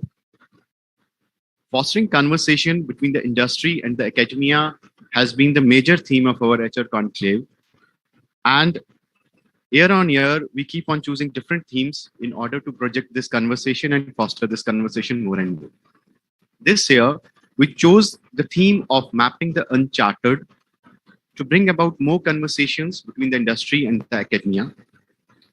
The major aim and the major motivation behind this theme was to motivate our students not only think out of box, but think beyond the box. So we started this 2-day event yesterday with an excellent set of 33 learned and experienced HR professionals from organizations like Nike, Cred, Zest Money, Lenovo, DSW, UPL, Maruti, Zycus, NTPC, JK Group, and others. And we deliberated on 6 thought-provoking topics which rose your interest beyond boundaries. We started HR Conclave 5.0 with our Honorable Director, Professor B.S. Sahai's words of wisdom for students to understand that life without challenge is meaningless, and which also motivated them to chart out the ways to tackle these challenges, and which is fairly in line with the notion or the theme of this HR conclave, that is mapping the uncharted. Director Sir's address was followed by Mr. Rajesh Uppal, Executive Director Maruti, who addressed the students and talked about a famous acronym and a very thought-provoking acronym, UPBEAT, which motivated students to focus on upskilling, perceiving opportunities, branding themselves, engaging in health, active professional network development, and think like a customer approach. After this, we had 6 rounds of panel discussions. 3 rounds were conducted yesterday and 3 rounds were conducted today. In panel discussion 1, we talked about challenges faced by women in corporate world. And we also highlighted what industry and what HR professionals are doing in order to map those challenges. In panel number 2, we talked about ways and reasons why there is a reverse brain drain, why there is the problems of brain drain happening in the health domain. And we also talked about what are the ways in which we can reverse it. In panel 3, we talked about the gender pay gap, and we highlighted the unconscious bias against women. The second day key address started with Prem Singh, head of HR JK Organizations address, wherein Sir talked about atomic habits and also the exponential results which atomic habits can give. Sir highlighted the importance of this book, and I would also urge my students to read this book as a story time, bedtime story, Atomic Habits, one of the most recommended books in the management category. Panel 4, the first panel for today, started with understanding of psychological safety. We try to analyze what actually psychological safety means and how can employees ensure psychological safety of their colleagues. In panel 5, we talked about research and development, which is happening in the HR domain, and how transformation at workplace is taking progress. Last but not the least, in panel 6, we try to understand what conflict is. We try to understand how it arises and what are the various ways through which we can encounter. I would like to reflect the notion of human resources versus human relations, which was talked about by panel 6 participants, and how this notion can help us in addressing the conflicting issues. I hope that all these thought-provoking topics and all these discussions would have help you in one or the other way and will further direct you to take better steps in your life. With the permission of our director, sir, I would now like to talk about the bigger agenda for next year, that is HR Conclave 6.0. And under the guidance of our director, sir, we have decided that we would make this particular event a bigger one. So we have decided that it would be a culmination of HR Conclave plus an international conference on HR in dynamic business environment. So with the permission of director, sir, I would like to unleash the theme HR International Conference on HR in Dynamics and Business Environment. So this would be organized on 4th and 5th of August 2023 at our main campus, new campus. Yeah.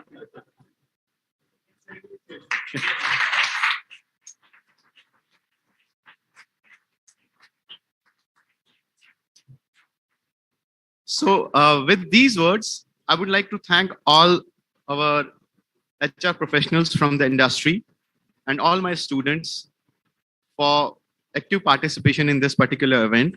And also would like to thank our faculty colleagues for their support. Thank you. Thank you so much.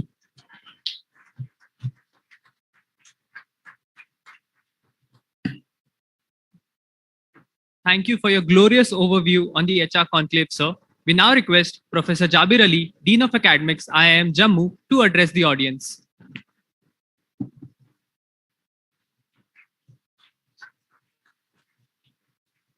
Good evening, everyone. Respected Professor Dr. Shakti Gupta, Director AIMS, Professor Manoj Kumar, Manoj Singh Gaur, Director IIT Jammu, our Honorable Professor B.S. Sahai, Director IIM Jammu, a colleague, and all the guests from industry, dear student.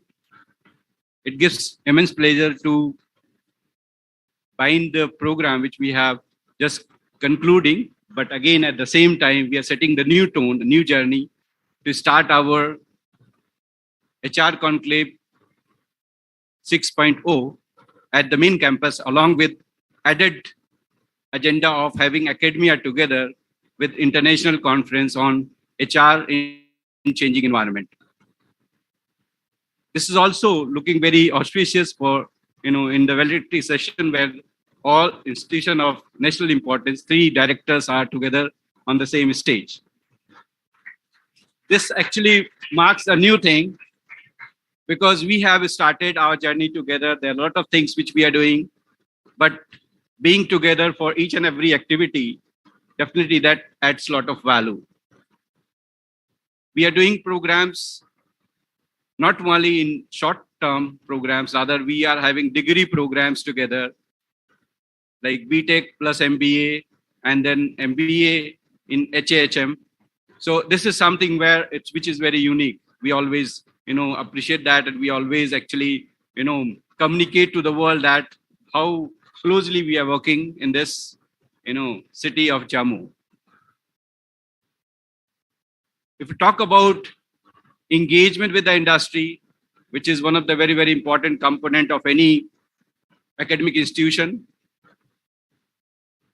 we have been doing number of programs together. HR Conclave one, Leadership Summit is another one, along with many other things. I think this is something which we can collaborate in the near future. When we are going to have, our campus in Jakti, I think we are going to be next to IIT Jammu, and this kind of program we can always collaborate and work together. And then again, because of the new way or the highway or outer circle road, which is going to connect with AIMS, I think that is again going to give another advantage in terms of how we 3 institutions can make a triangle within the, you can say, Jammu city and work together in a more closer and intense manner.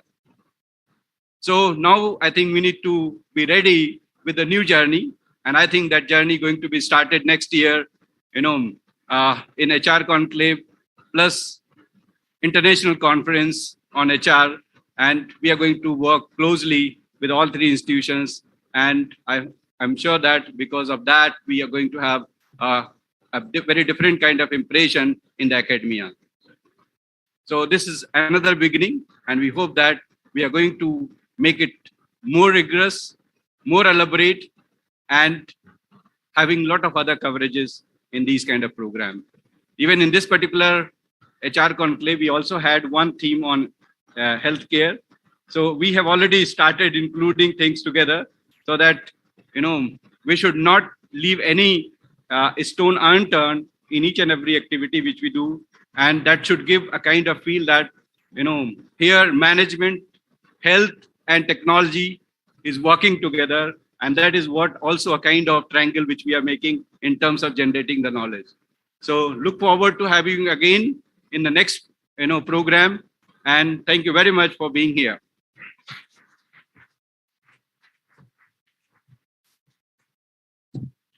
Thank you for your enlightening words, sir. I now humbly request Professor B.S. Sahai, Honorable Director of IIM Jammu, to address the audience.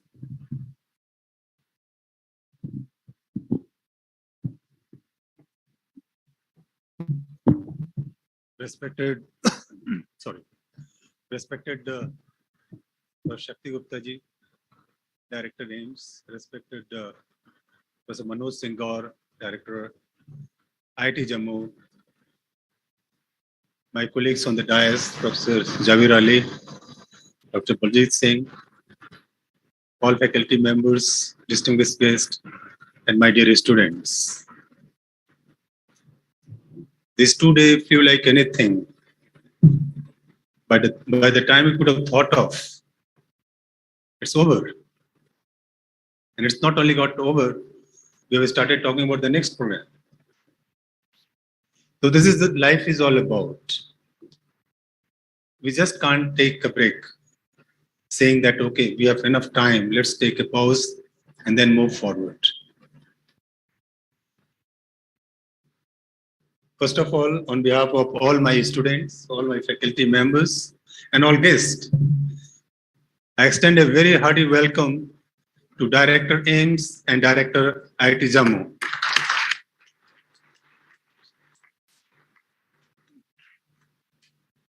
You know, like say, I've worked for such a long period as director, but I think that this is the place where all directors from three Institute of National Importance coming together, working together, and thinking for the region, for the nation. Yesterday, we had a long discussion with the Chief Secretary, and it was all discussion at a very high level, where Director IIT Jammu, Director AIMS, myself were there along with Chief Secretary, discussing for brainstorming for 2.5 hours at a stretch. Agenda was that how we can contribute in the growth and development of Jammu and Kashmir.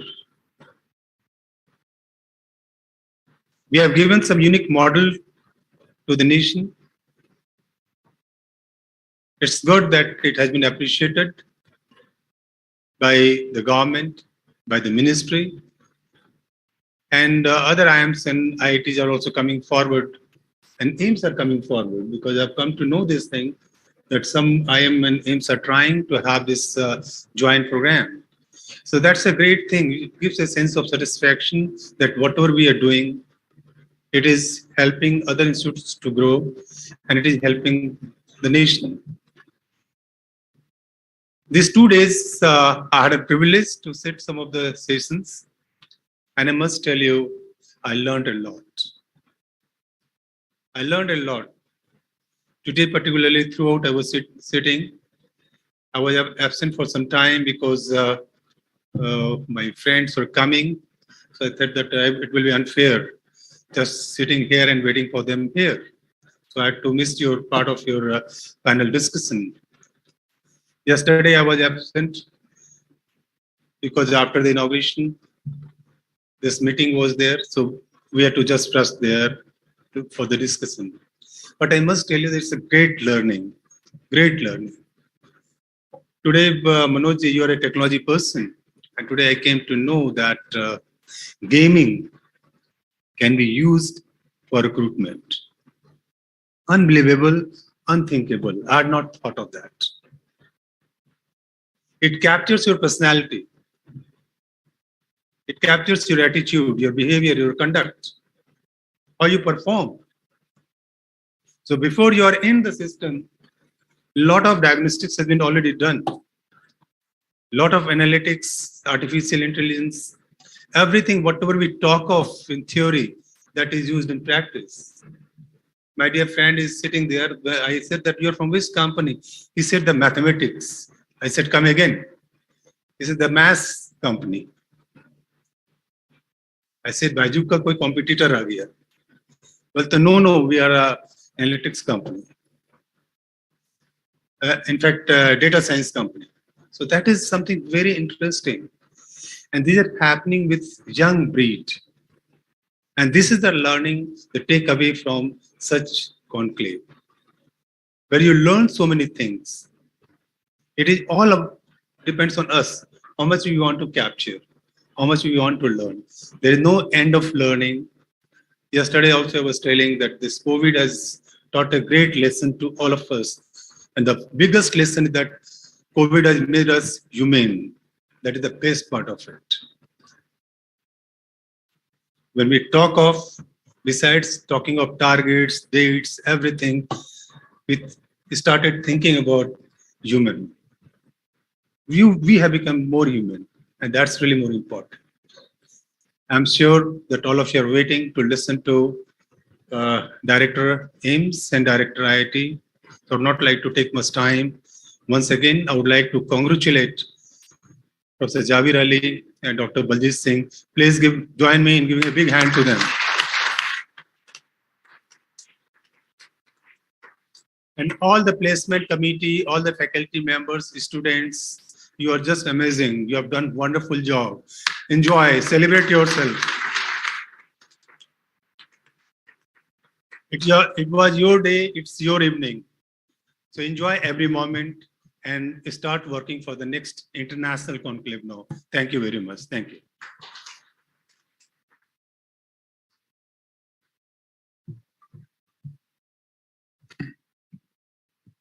Thank you, sir. Now, with very warm greetings, we would like to invite Professor Manoj Singh Gaur, Director, IIT Jammu, to address the audience.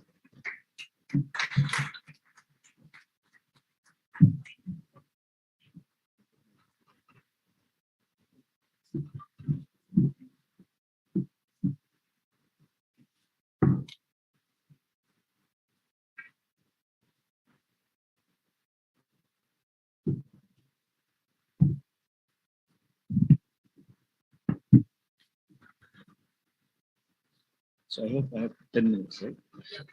Okay. So good evening. Namaskar. I thought it is sunny, but it's sunny outside actually. It's chilly. Today was the coldest day of the season in Jammu, those who are coming from outside. So I'm delighted to be here. One disclaimer, I am not an HR expert.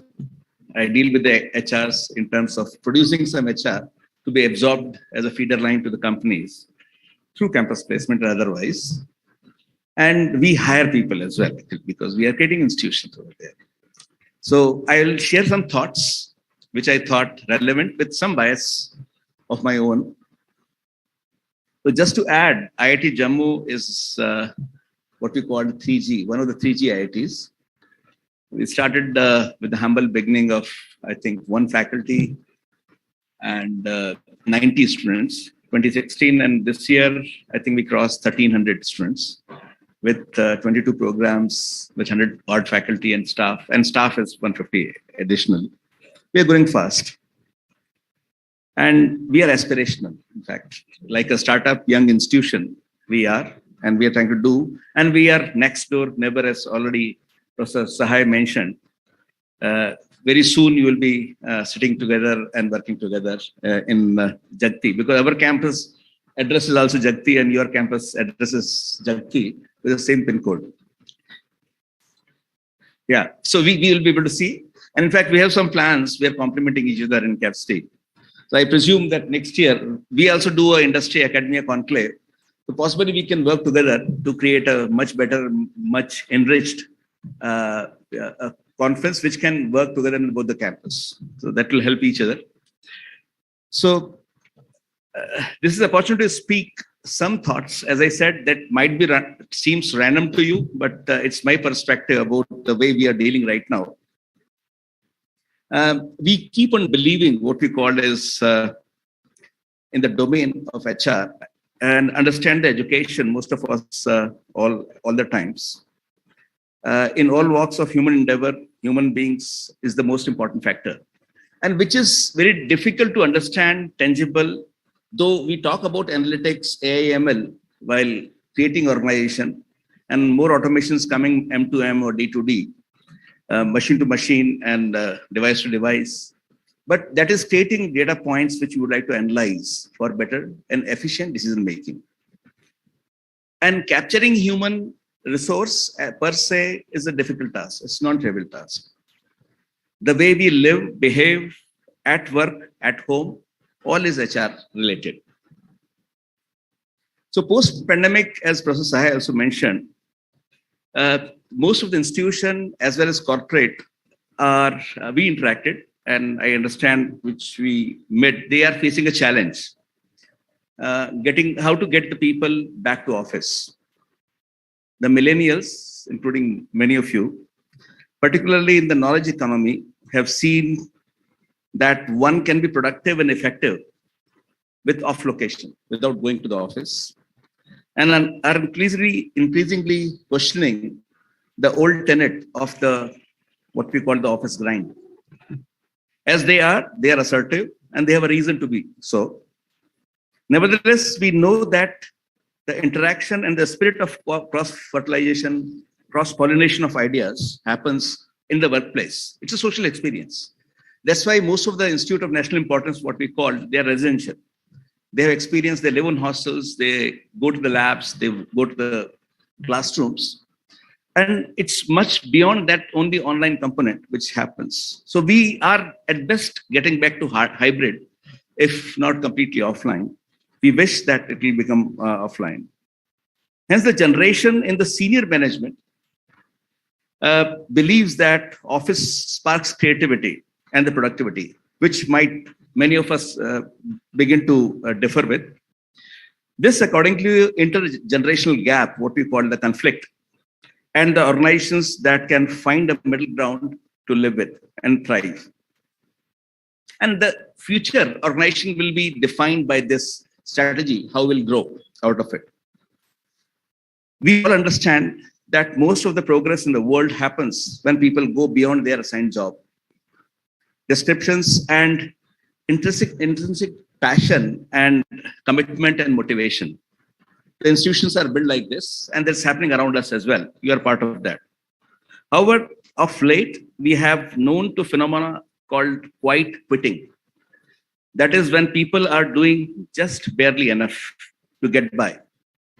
It is the job, naukri hai. We technically name it better than worst case design in our parlance. The new work from home and hybrid work arrangements have only strengthened this over the last few years. Further, the workforce can often demand this, justifiable. So, and also because they can, why not? Hence, the anatomy of the future workplace will need to be more like a social place and ask for autonomy. A place for acculturation and which instills kind of motivation, sparks creativity, and which can possibly, in a new dynamics, which can be adopted and captured. Now, accordingly, this evolution, which happened too sudden, organizational structures need to evolve, and HR community need to handle as well. It has been some time that the world has been flattening. I think Friedman said in the famous book. But beyond that, it is time that in our societies, interdisciplinary system level thinking, typically in engineering and technology discipline, cutting across hierarchy, fluid matrix organizations, should start taking place in some kind of shape. They look amorphous right now, but they should take some shape to respond to the challenges of dynamic world, which we are yet to see. I think the theme of HR Conclave 5.0 is talking about the uncharted way as well. So the reskilling and the lifelong learning with possibilities for adopting multiple pathways to learning as well as recognition of such learning at workplace is a metric we need to continuously monitor and adopt. As that is only thing that will determine the future organizational success. That's true. I quote this thing many times statistically.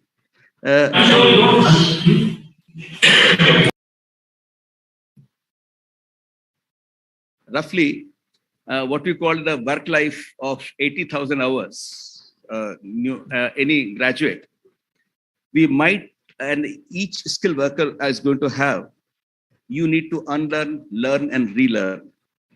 Otherwise, you have a fear that you'll become fossilized or maybe irrelevant. Black swan events, what we saw in last 2 years, can be expected more to come around with far more frequency and with far more intensity, which we could have imagined. We never thought COVID will come in this particular way. We'll be locked down for 2 years. But we adjusted. We survived. And we revert back, bounce back as well, actually. So we need to learn from that. What we call, yesterday we had what we call a teaching learning conference where we had a speaker from NUS. Then they talk about fire drilling such situations. Can we actually prepare themselves? So they were doing this online thing for last few years. And when COVID hit them, and the world, in fact, They were pretty ready with that. We never thought that way. And now we are learning that as a best practice as well. So we need to train a generation who can understand that the world is great. It is not defined as black and white by success or failures. We need more people who understand that failure is part of change and which is an opportunity to grow, rather than accepting limits of one's abilities. They need to be more courageous, ready to break new grounds by experiments which might fail. We need workers who can venture in unknowns, more adventurous, can digest radical feedback and criticism while embracing change. A focus on total well-being from employer side is also very important nowadays. Organizations need to take more responsibilities to the looming burnout crisis among employees. First, because it is the right thing to do. And second, because it poses a threat to the continuity of organization, because it may lead to, if you don't do it, it may lead to attrition. And people have the options nowadays. Managing workforce ecosystem and managing complex workforces while dealing with the complex or complicated things only. It's beyond permanent employees. In fact, we thought about tenure positions, permanent employment. So these things will go away slowly because we have to find with more agility in the organizations and the business as well. HR will become actively involved in managing its contingent workforce. They need to integrate contractors and gig workers, what we call the gig economy workers. And external contribution into HR value chain, this is not only a must-do from the value creation perspective, but also a risk point, because attrition is a risk which remains in front of us, all of us, in fact, including institutions. The evolving role of Chief Human Resource Manager, CHRO, is responsible for spearheading the environmental, social, and corporate governance, ESG goals. Typically, become very, very important beyond post-pandemic situation. Increasingly ambitious ESG goals and investor appetites towards companies with this focus places the HR function in a position to take ownership of this topic. Professor Sai mentioned that we have become more empathetic post-COVID. We realize that we need to be more human. Creating purpose-driven organizations, typically the key differentiator for organization to help retain and attract talent. Because talent is will always remain in shortage. We have seen in institutions, we have seen otherwise in corporate as well. A clear purpose will help engage existing talent, increase productivity, and fill in $8.5 trillion gap of the talent by 2030. That is expected. And the way our economy is growing, rest of the world is growing, this gap will keep on increasing. So the talent pool is not going to grow that fast. Connecting organizations' purpose to environment, social and corporate goals, and making these goals very clear. Part of the employer brand is a valuable way for HR to make impact on the world. So when we talk about our economies, our institution, vision, mission, we are not looking only with ourselves, but like IIT, IIM, AIMS work together. We are looking at collective brand value. And when we look at the collective brand value, we look for the nation and the world view as well. Now, another thing which I think it was mentioned that we use a lot of technology now in HR as well. So by some studies, 80% of global 2,000 companies will use algorithmic managers for hiring and firing and training by 2024. This could be good or bad. We already are witnessing some bots working with in some of the European companies and some I'm aware of, used for the screening, initial screening of the application based on machine-read data, what they capture. But we need to remain aware that most of the data on which such ML need to work on, they are usually biased. They are trained on biased data sets, which has got a legacy value with it and may not fit well in all the situations. So there are problems over there. This automation, which is based on the analytics, is already taking place, as I said, in gig economy, with Also, 40% of HR functions within international companies have incorporated AI/ML already, which they think it is helping them to grow the candidate pool, enable faster hiring, and improve engagement and retention. We need to understand these emerging issues in front of us, and I'm sure that many of HR leaders are already aware of. These challenges are yet to be defined and analyzed in their own essence.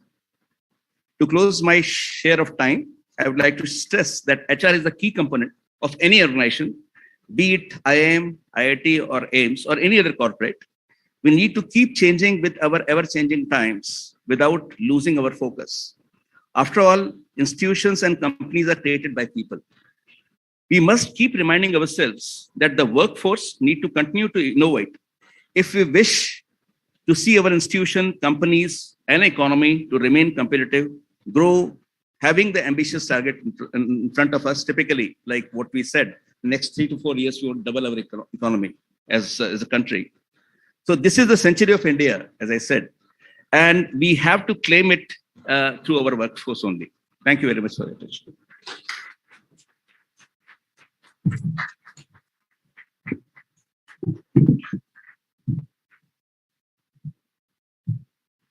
Thank you so much, sir. Now, with utmost gratitude, we would like to request Professor Dr. Shakti Kumar Gupta, Executive Director and CEO, AIMS Jammu, to address the audience of IIM Jammu.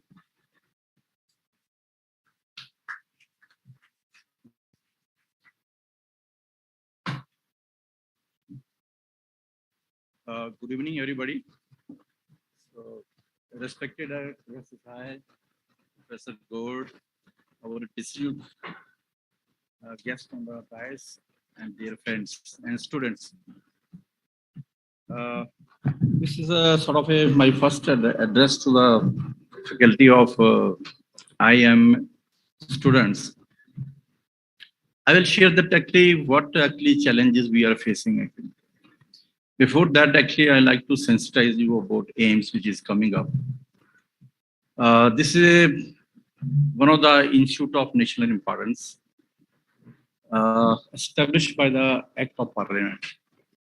So all AIMS actually they have been established. First AIMS in Delhi, that was established in 1956 by the Act of Parliament. We are accountable to the Parliament through the Ministry of Health. We are not governed by the Medical Council of India. And whatever actually degrees, diploma courses we award, they are recognized across the globe. So we have trinity of mission. First, our mission is that is a medical education, teaching, and skill development. That is the first, that is the top. Followed by the research. And third comes the patient care. But without patient care, we can't do research, we can't do education actually. So what we actually thrust among our faculty is that you have to give or devote 40% of your time on the education, 30% on the research, and the next 30% on the patient care. So the biggest challenge which we are facing is that how to retain the good faculty. You know, you must be aware that there are 22 AIMS has come up now. So initially there were 6, 1 actually followed by 6. Now almost each state is coming out with a 1 AIMS, totally funded by the Ministry of Health. Like in Jammu, actually we have a budget of about 1,661 crores. And out of that, about say 1,450 crores is towards the infrastructure, another 187 crores towards the equipment. But this does not include the salaries and running of the hospital, operation of the hospital actually. So these are the huge actually institutions which are coming up actually.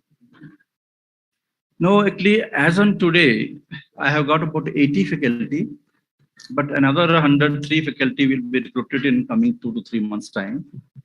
And total number of faculty will be around 400. In addition to that, actually, we are going to have about, say, 800 plus nurses in first phase.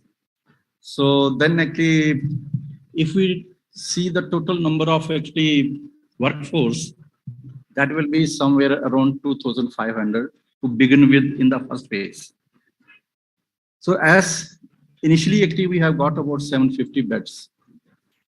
In the second phase, another 750, third phase, total number of beds will be about 2,200. But you know, actually in AIMS, actually infrastructure is a bit not of expectation to the public. So this is a big challenge actually. I have an apprehension that when we commission this hospital, actually, maybe actually in 3 to 4 months time, this will be 750 bed will be totally full actually. So we are going to have about 48 departments in the AIMS. Out of that, about 23 are super specialty departments. You name any specialty, active super specialty that is going to come up over there. But big challenge is to have to get the appropriate and talented faculty in AIMS Jammu. You know, actually, you must be seeing on TVs and other things, actually, a lot of activities. The people have this impression in mind that Jammu is also full of terrorist activities and all sort of things, actually. So what we did actually, we instead of having the interview in Delhi, we conducted these all interviews in Jammu, so that people can come and see whether it is safe or not. And they're really impressed after visiting and seeing the city, that how much development is there and the connectivity. And you see in Delhi, it is a gas chamber, actually, you know. But we are happy that in Jammu, at least, totally quality air is excellent, actually, and hardly there is any pollution, and the distances are that you can reach anywhere in the Jammu, actually, within 15 minutes time, maximum. No, big challenge is that retention of doctors and retention of nurses and the other staff, that is paramedic, which is very important staff. Without all this, we cannot work actually. No, we are trying to develop AIMS Jammu as a global village, as a tone, so that everything is available over there actually. We have residential areas also, not of that number, but of course we have to increase that. We have shopping complex and all those facilities actually to attract that everything should be available over there. Including we have kept a provision for the school also, the crutch for the small babies and other things actually, so that actually they get each and every facility. And that is a big, and another challenge is that how to create an conducive environment or an environment giving opportunity to our faculty nurses to do the research and how to facilitate that actually. So that is a very important actually for us. And we have regular actually our faculty lectures for the our faculty actually, which is very young. I am very happy that our faculty, maybe 81% are very young faculty actually. So I feel that the future of our institute is quite bright and in safe hands, and they have been associated in establishing their departments. So that is actually thing which is happening, and we keep on inviting the faculty and director. I am also, and next week director IET will also coming and interacting with our faculty also. And we are, so the biggest actually the advantage in Jammu is that there are three. Jammu is the only city in the country which has got IIT, IIM and AIMS. And that is a very good opportunity for all of us to work together actually. And we have signed an MOU also actually. And the MBA program is going very well, 2 years program in hospital nutrition and healthcare management.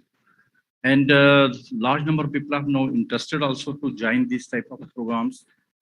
In addition to that, from today onward, we are starting another management development program for senior healthcare professionals of the level of, say, directors, medical superintendents, even additional secretary from the health and other things. Today we are launching today evening. It is a 1-week residential program, which is jointly being organized by AIMS Jammu and IIM Jammu.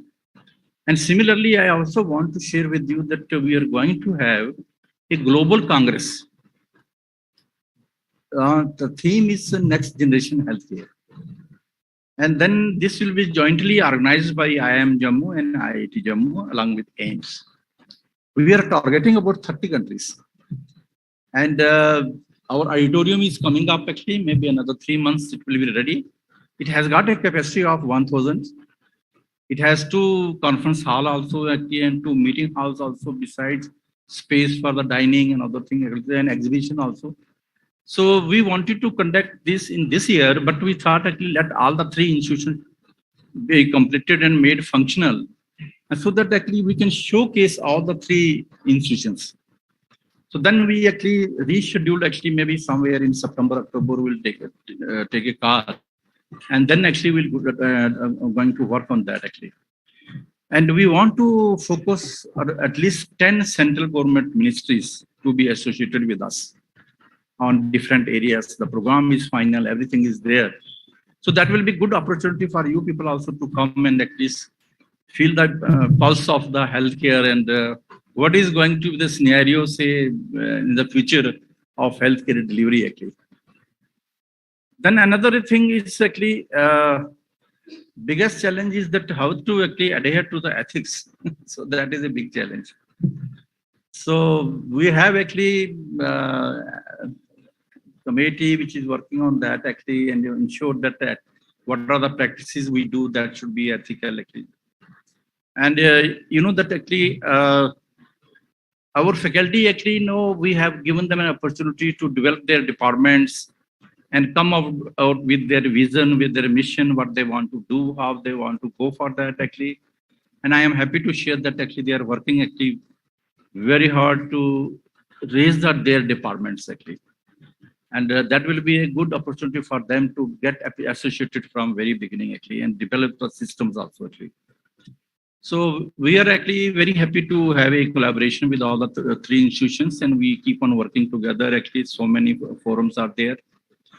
And then another thing is we are going to sign an MOU with Shiva Medical Center, which is one of the top 10 medical center in Israel.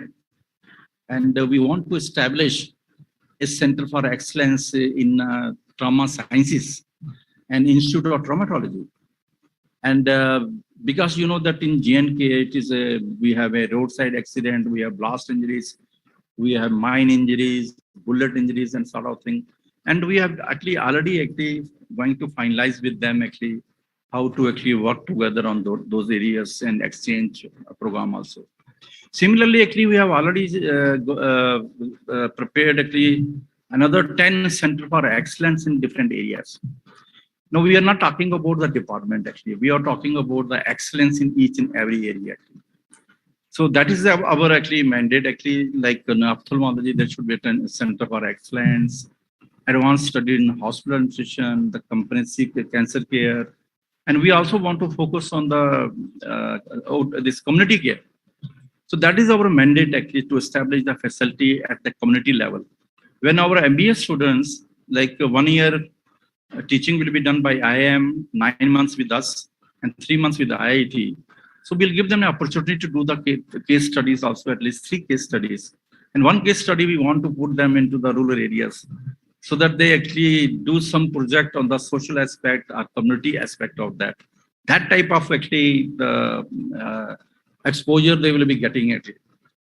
So when actually they come, about 2 days back, actually our students, about 50, they had visited AIMS, our camp office. Then after interaction for about 1.5 hours, actually, then they visited our AIMS campus also to actually see how the campus is coming up. Because ultimately after the IIM program, actually they will come to us and they will work over there actually. At least they should feel a pulse of that actually. So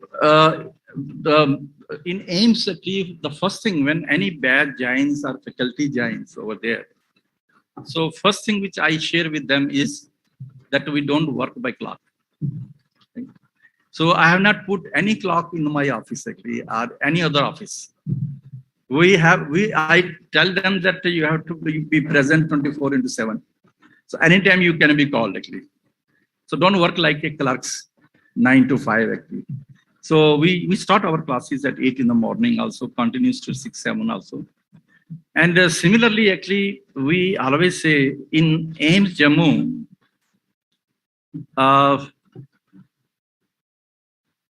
most of the people, they believe sky is the limit, no? And we in AIMS believe that above sky is the limit.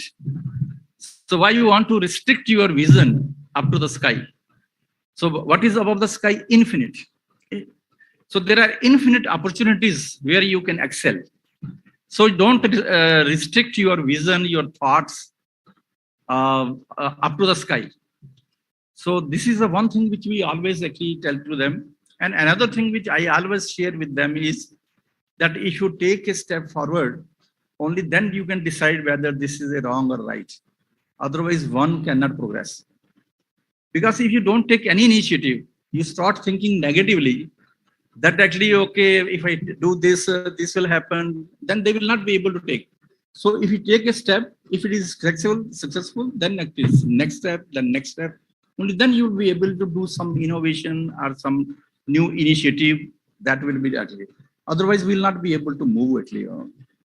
Sometimes what happens actually, most of the people I believe, I see, they keep on actually criticizing others. They are not doing this thing and they're not. So I have put wording on in my office that I am bothered about myself, what I am doing. I'm not bothered about others, what they are.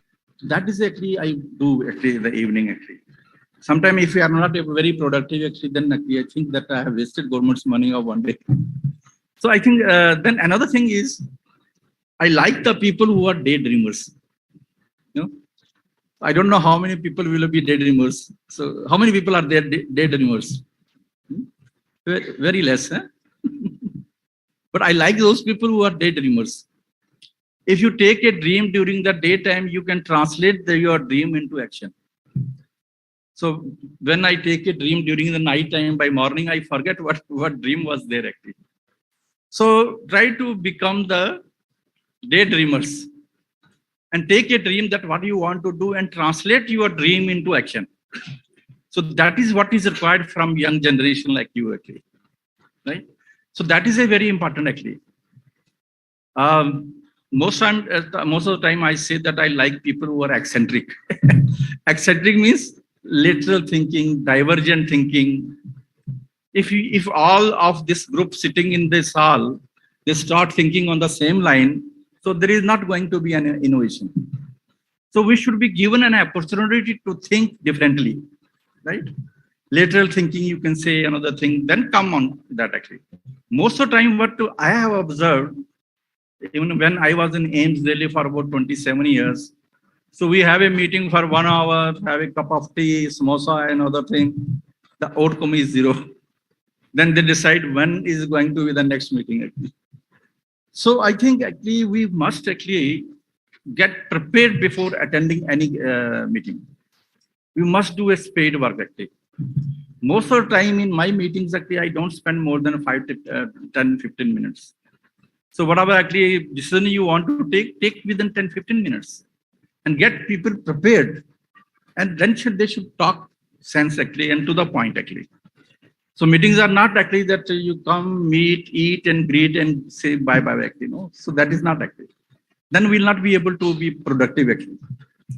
So give opportunity to everybody, and especially the young minds. They have a lot of opportunity to think differently and do something actually. We have a lot of hope on you, and I'm sure seeing the glow in your eyes and on your face, you are going to be the future leaders. Thank you so much.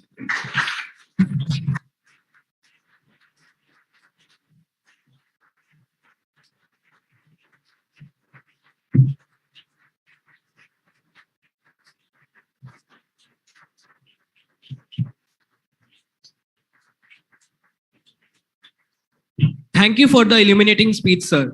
I now request Dr. Pankaj Agarwal, Associate Professor, IIM Jammu, to present the vote of thanks.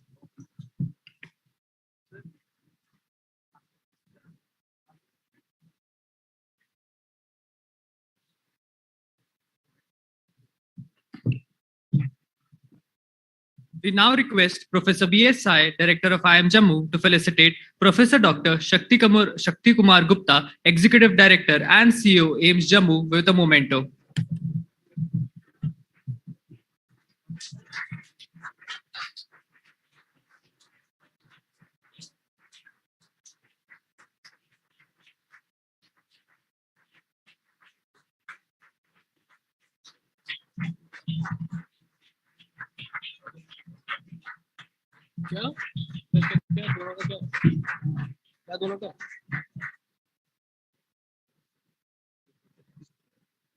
We now request Professor Jabir Ali, Dean of Academics, IIM Jammu, to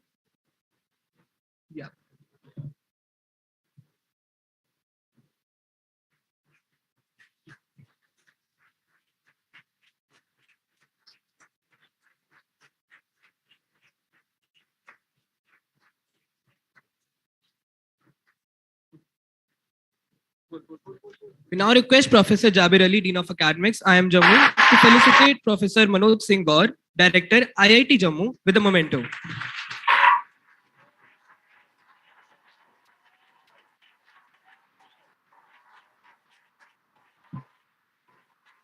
We request everyone to please keep silence.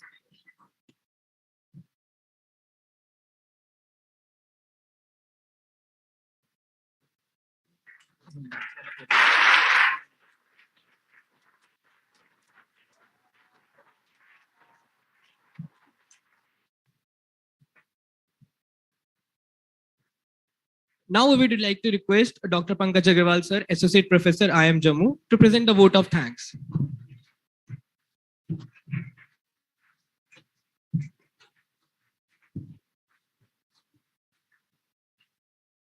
Good evening, ladies and gentlemen. I stand here to propose a vote of thanks for this two-day event, HR Conclave 5.0. So I will be proposing a vote of thanks on behalf of IIM Jammu and on my own personal behalf. So to begin with, Professor Shakti Gupta, sir, is a familiar face by now. I think you all recognize him. Sir has talked about so many things, and one thing which was remarkable today I found, every time he speaks is remarkable, but today I found that he was talking about sky being not being the limit. And so, sir, anybody who doesn't believe in clocks, for him, the limit will be infinite only. So for sure. So thank you, sir, for your enlightening words and how you detailed about the progress of AIMS Jammu. I think it inspires a lot of confidence in all of us. And when we go out, we talk about AIMS Jammu and how it is coming up. Thank you for your time. Thank you for your work. So I have this privilege of thanking Professor Manoj Singh Gaur, Director, IIT Jammu. So when sir was speaking, he appeared like a HR professional, truly. I mean, he covered so many aspects of HR, starting from recruitment, selection, the developments, etc. I think being leaders of their respective institutions, they all are HR professionals, isn't it? So they gave that CEO's perspective on HR. And thank you, sir, for always accepting our invitation to grace the occasions. And the conference you talked about, I was a part of it. It was a wonderful conference at IIT Jammu. And congratulations for that. Thank you, sir. I would like to thank all the HR professionals who have raised this program. And we had some of the biggest names in the corporate sector who happened to take out time and come to IIM Jammu premises and talk about so many things. I think 2 days was a capsule course in human resources management. Almost all aspects were covered. So I have no words to express our gratefulness to all the HR professionals who came down to IIM Jammu and talked about so many things and inspired, motivated, and enlightened all of us. Thank you, all of them, in absentia, most of them. So we had a cultural evening yesterday, which was supported by Jammu and Kashmir Academy of Arts, Culture. So I thank Mr. Bharat Singh Manhas in absentia for facilitating this beautiful evening, which was liked so well by all our guests. Thanks a lot, Mr. Bharat. I take this opportunity to thank our director, sir, who I think we now know that who is a leader who always believes in getting us out of our comfort zones. So we did a beautiful HR conclave this year, but next year's target is even bigger. And as I think Professor Manoj sir was talking about, if you are continuously doing the assigned job, the progress will not be made. So thank you, Director sir, for your constant leadership, encouragement, vision. And I think that IIM Jammu is going to make rapid strides in your leadership. Thank you, sir.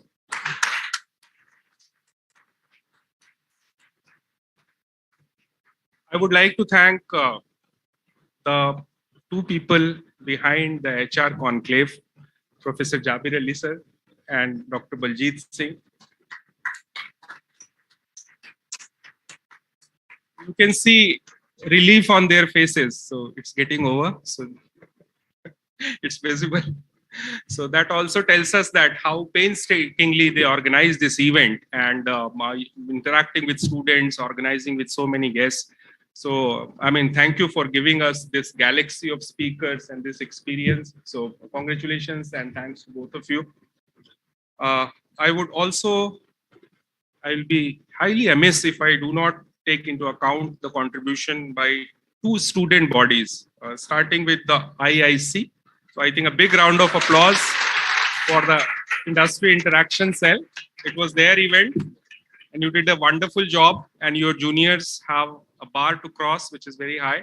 So I congratulate you all, and also the Student Council, the way you came together and supported this event and worked hard for these events. And many students who were not a part formally of these two bodies, but they still contributed in a great measure.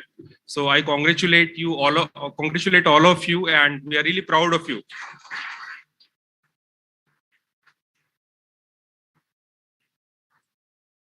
I take this opportunity to thank all my faculty colleagues and especially the moderators who have contributed in one way or the other to the success of this event. Thank you, colleagues. I would like to thank the admin led by our CAO and the IT team particularly to ensure that the logistical and other ancillary support this program required to become a successful program was done flawlessly. Thank you, admin and IT team. I would like to thank our placement office also, because they played a big role in this organizing this event, and there are a lot of follow-up activities which take place after the HR Conclave. So congratulations to the placement office and the entire team at the placements. So if I missed someone, so that is entirely an inadvertent omission. So anybody who has contributed, thank you. And we hope that, okay. Yeah, so yes, in fact, not only Shaleen, I think I must thank the members of the media for spreading the message of the conference far and wide. So I could see so many coverages coming up, beautifully covered. So you're not just showcasing IIM Jammu, you're showcasing Jammu and Kashmir also. That these kind of activities are taking place in this state, and also our PRO who work very hard to ensure that the message reaches to everyone who is interested. So thank you, everyone. Thank you for the opportunity.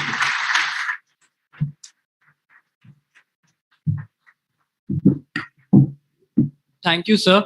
Repeating something which I said in the beginning, saying it's a wrap is nothing less than a crime. A memorable event is filled with commas of success, not full stop of time. It takes grit to build an event of such melodious rhyme. And we want all of you to remember these 2 days with great pride, great pride. With this end, I'd like everyone to stand up for the national anthem.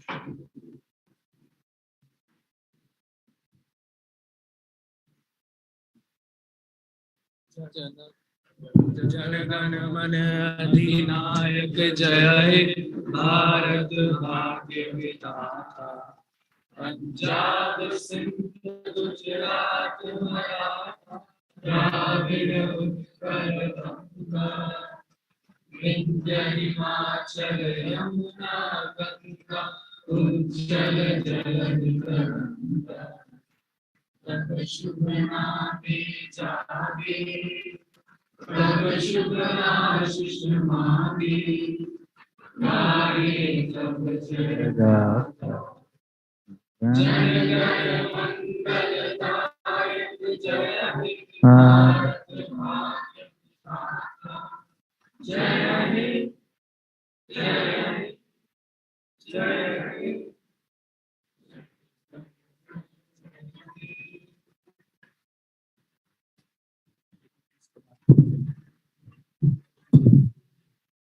I would request the dignitaries to please proceed along with the panelists for the high tea. We now request all the dignitaries and the panelists to go for the high tea. and all the students are requested to stay inside the hall.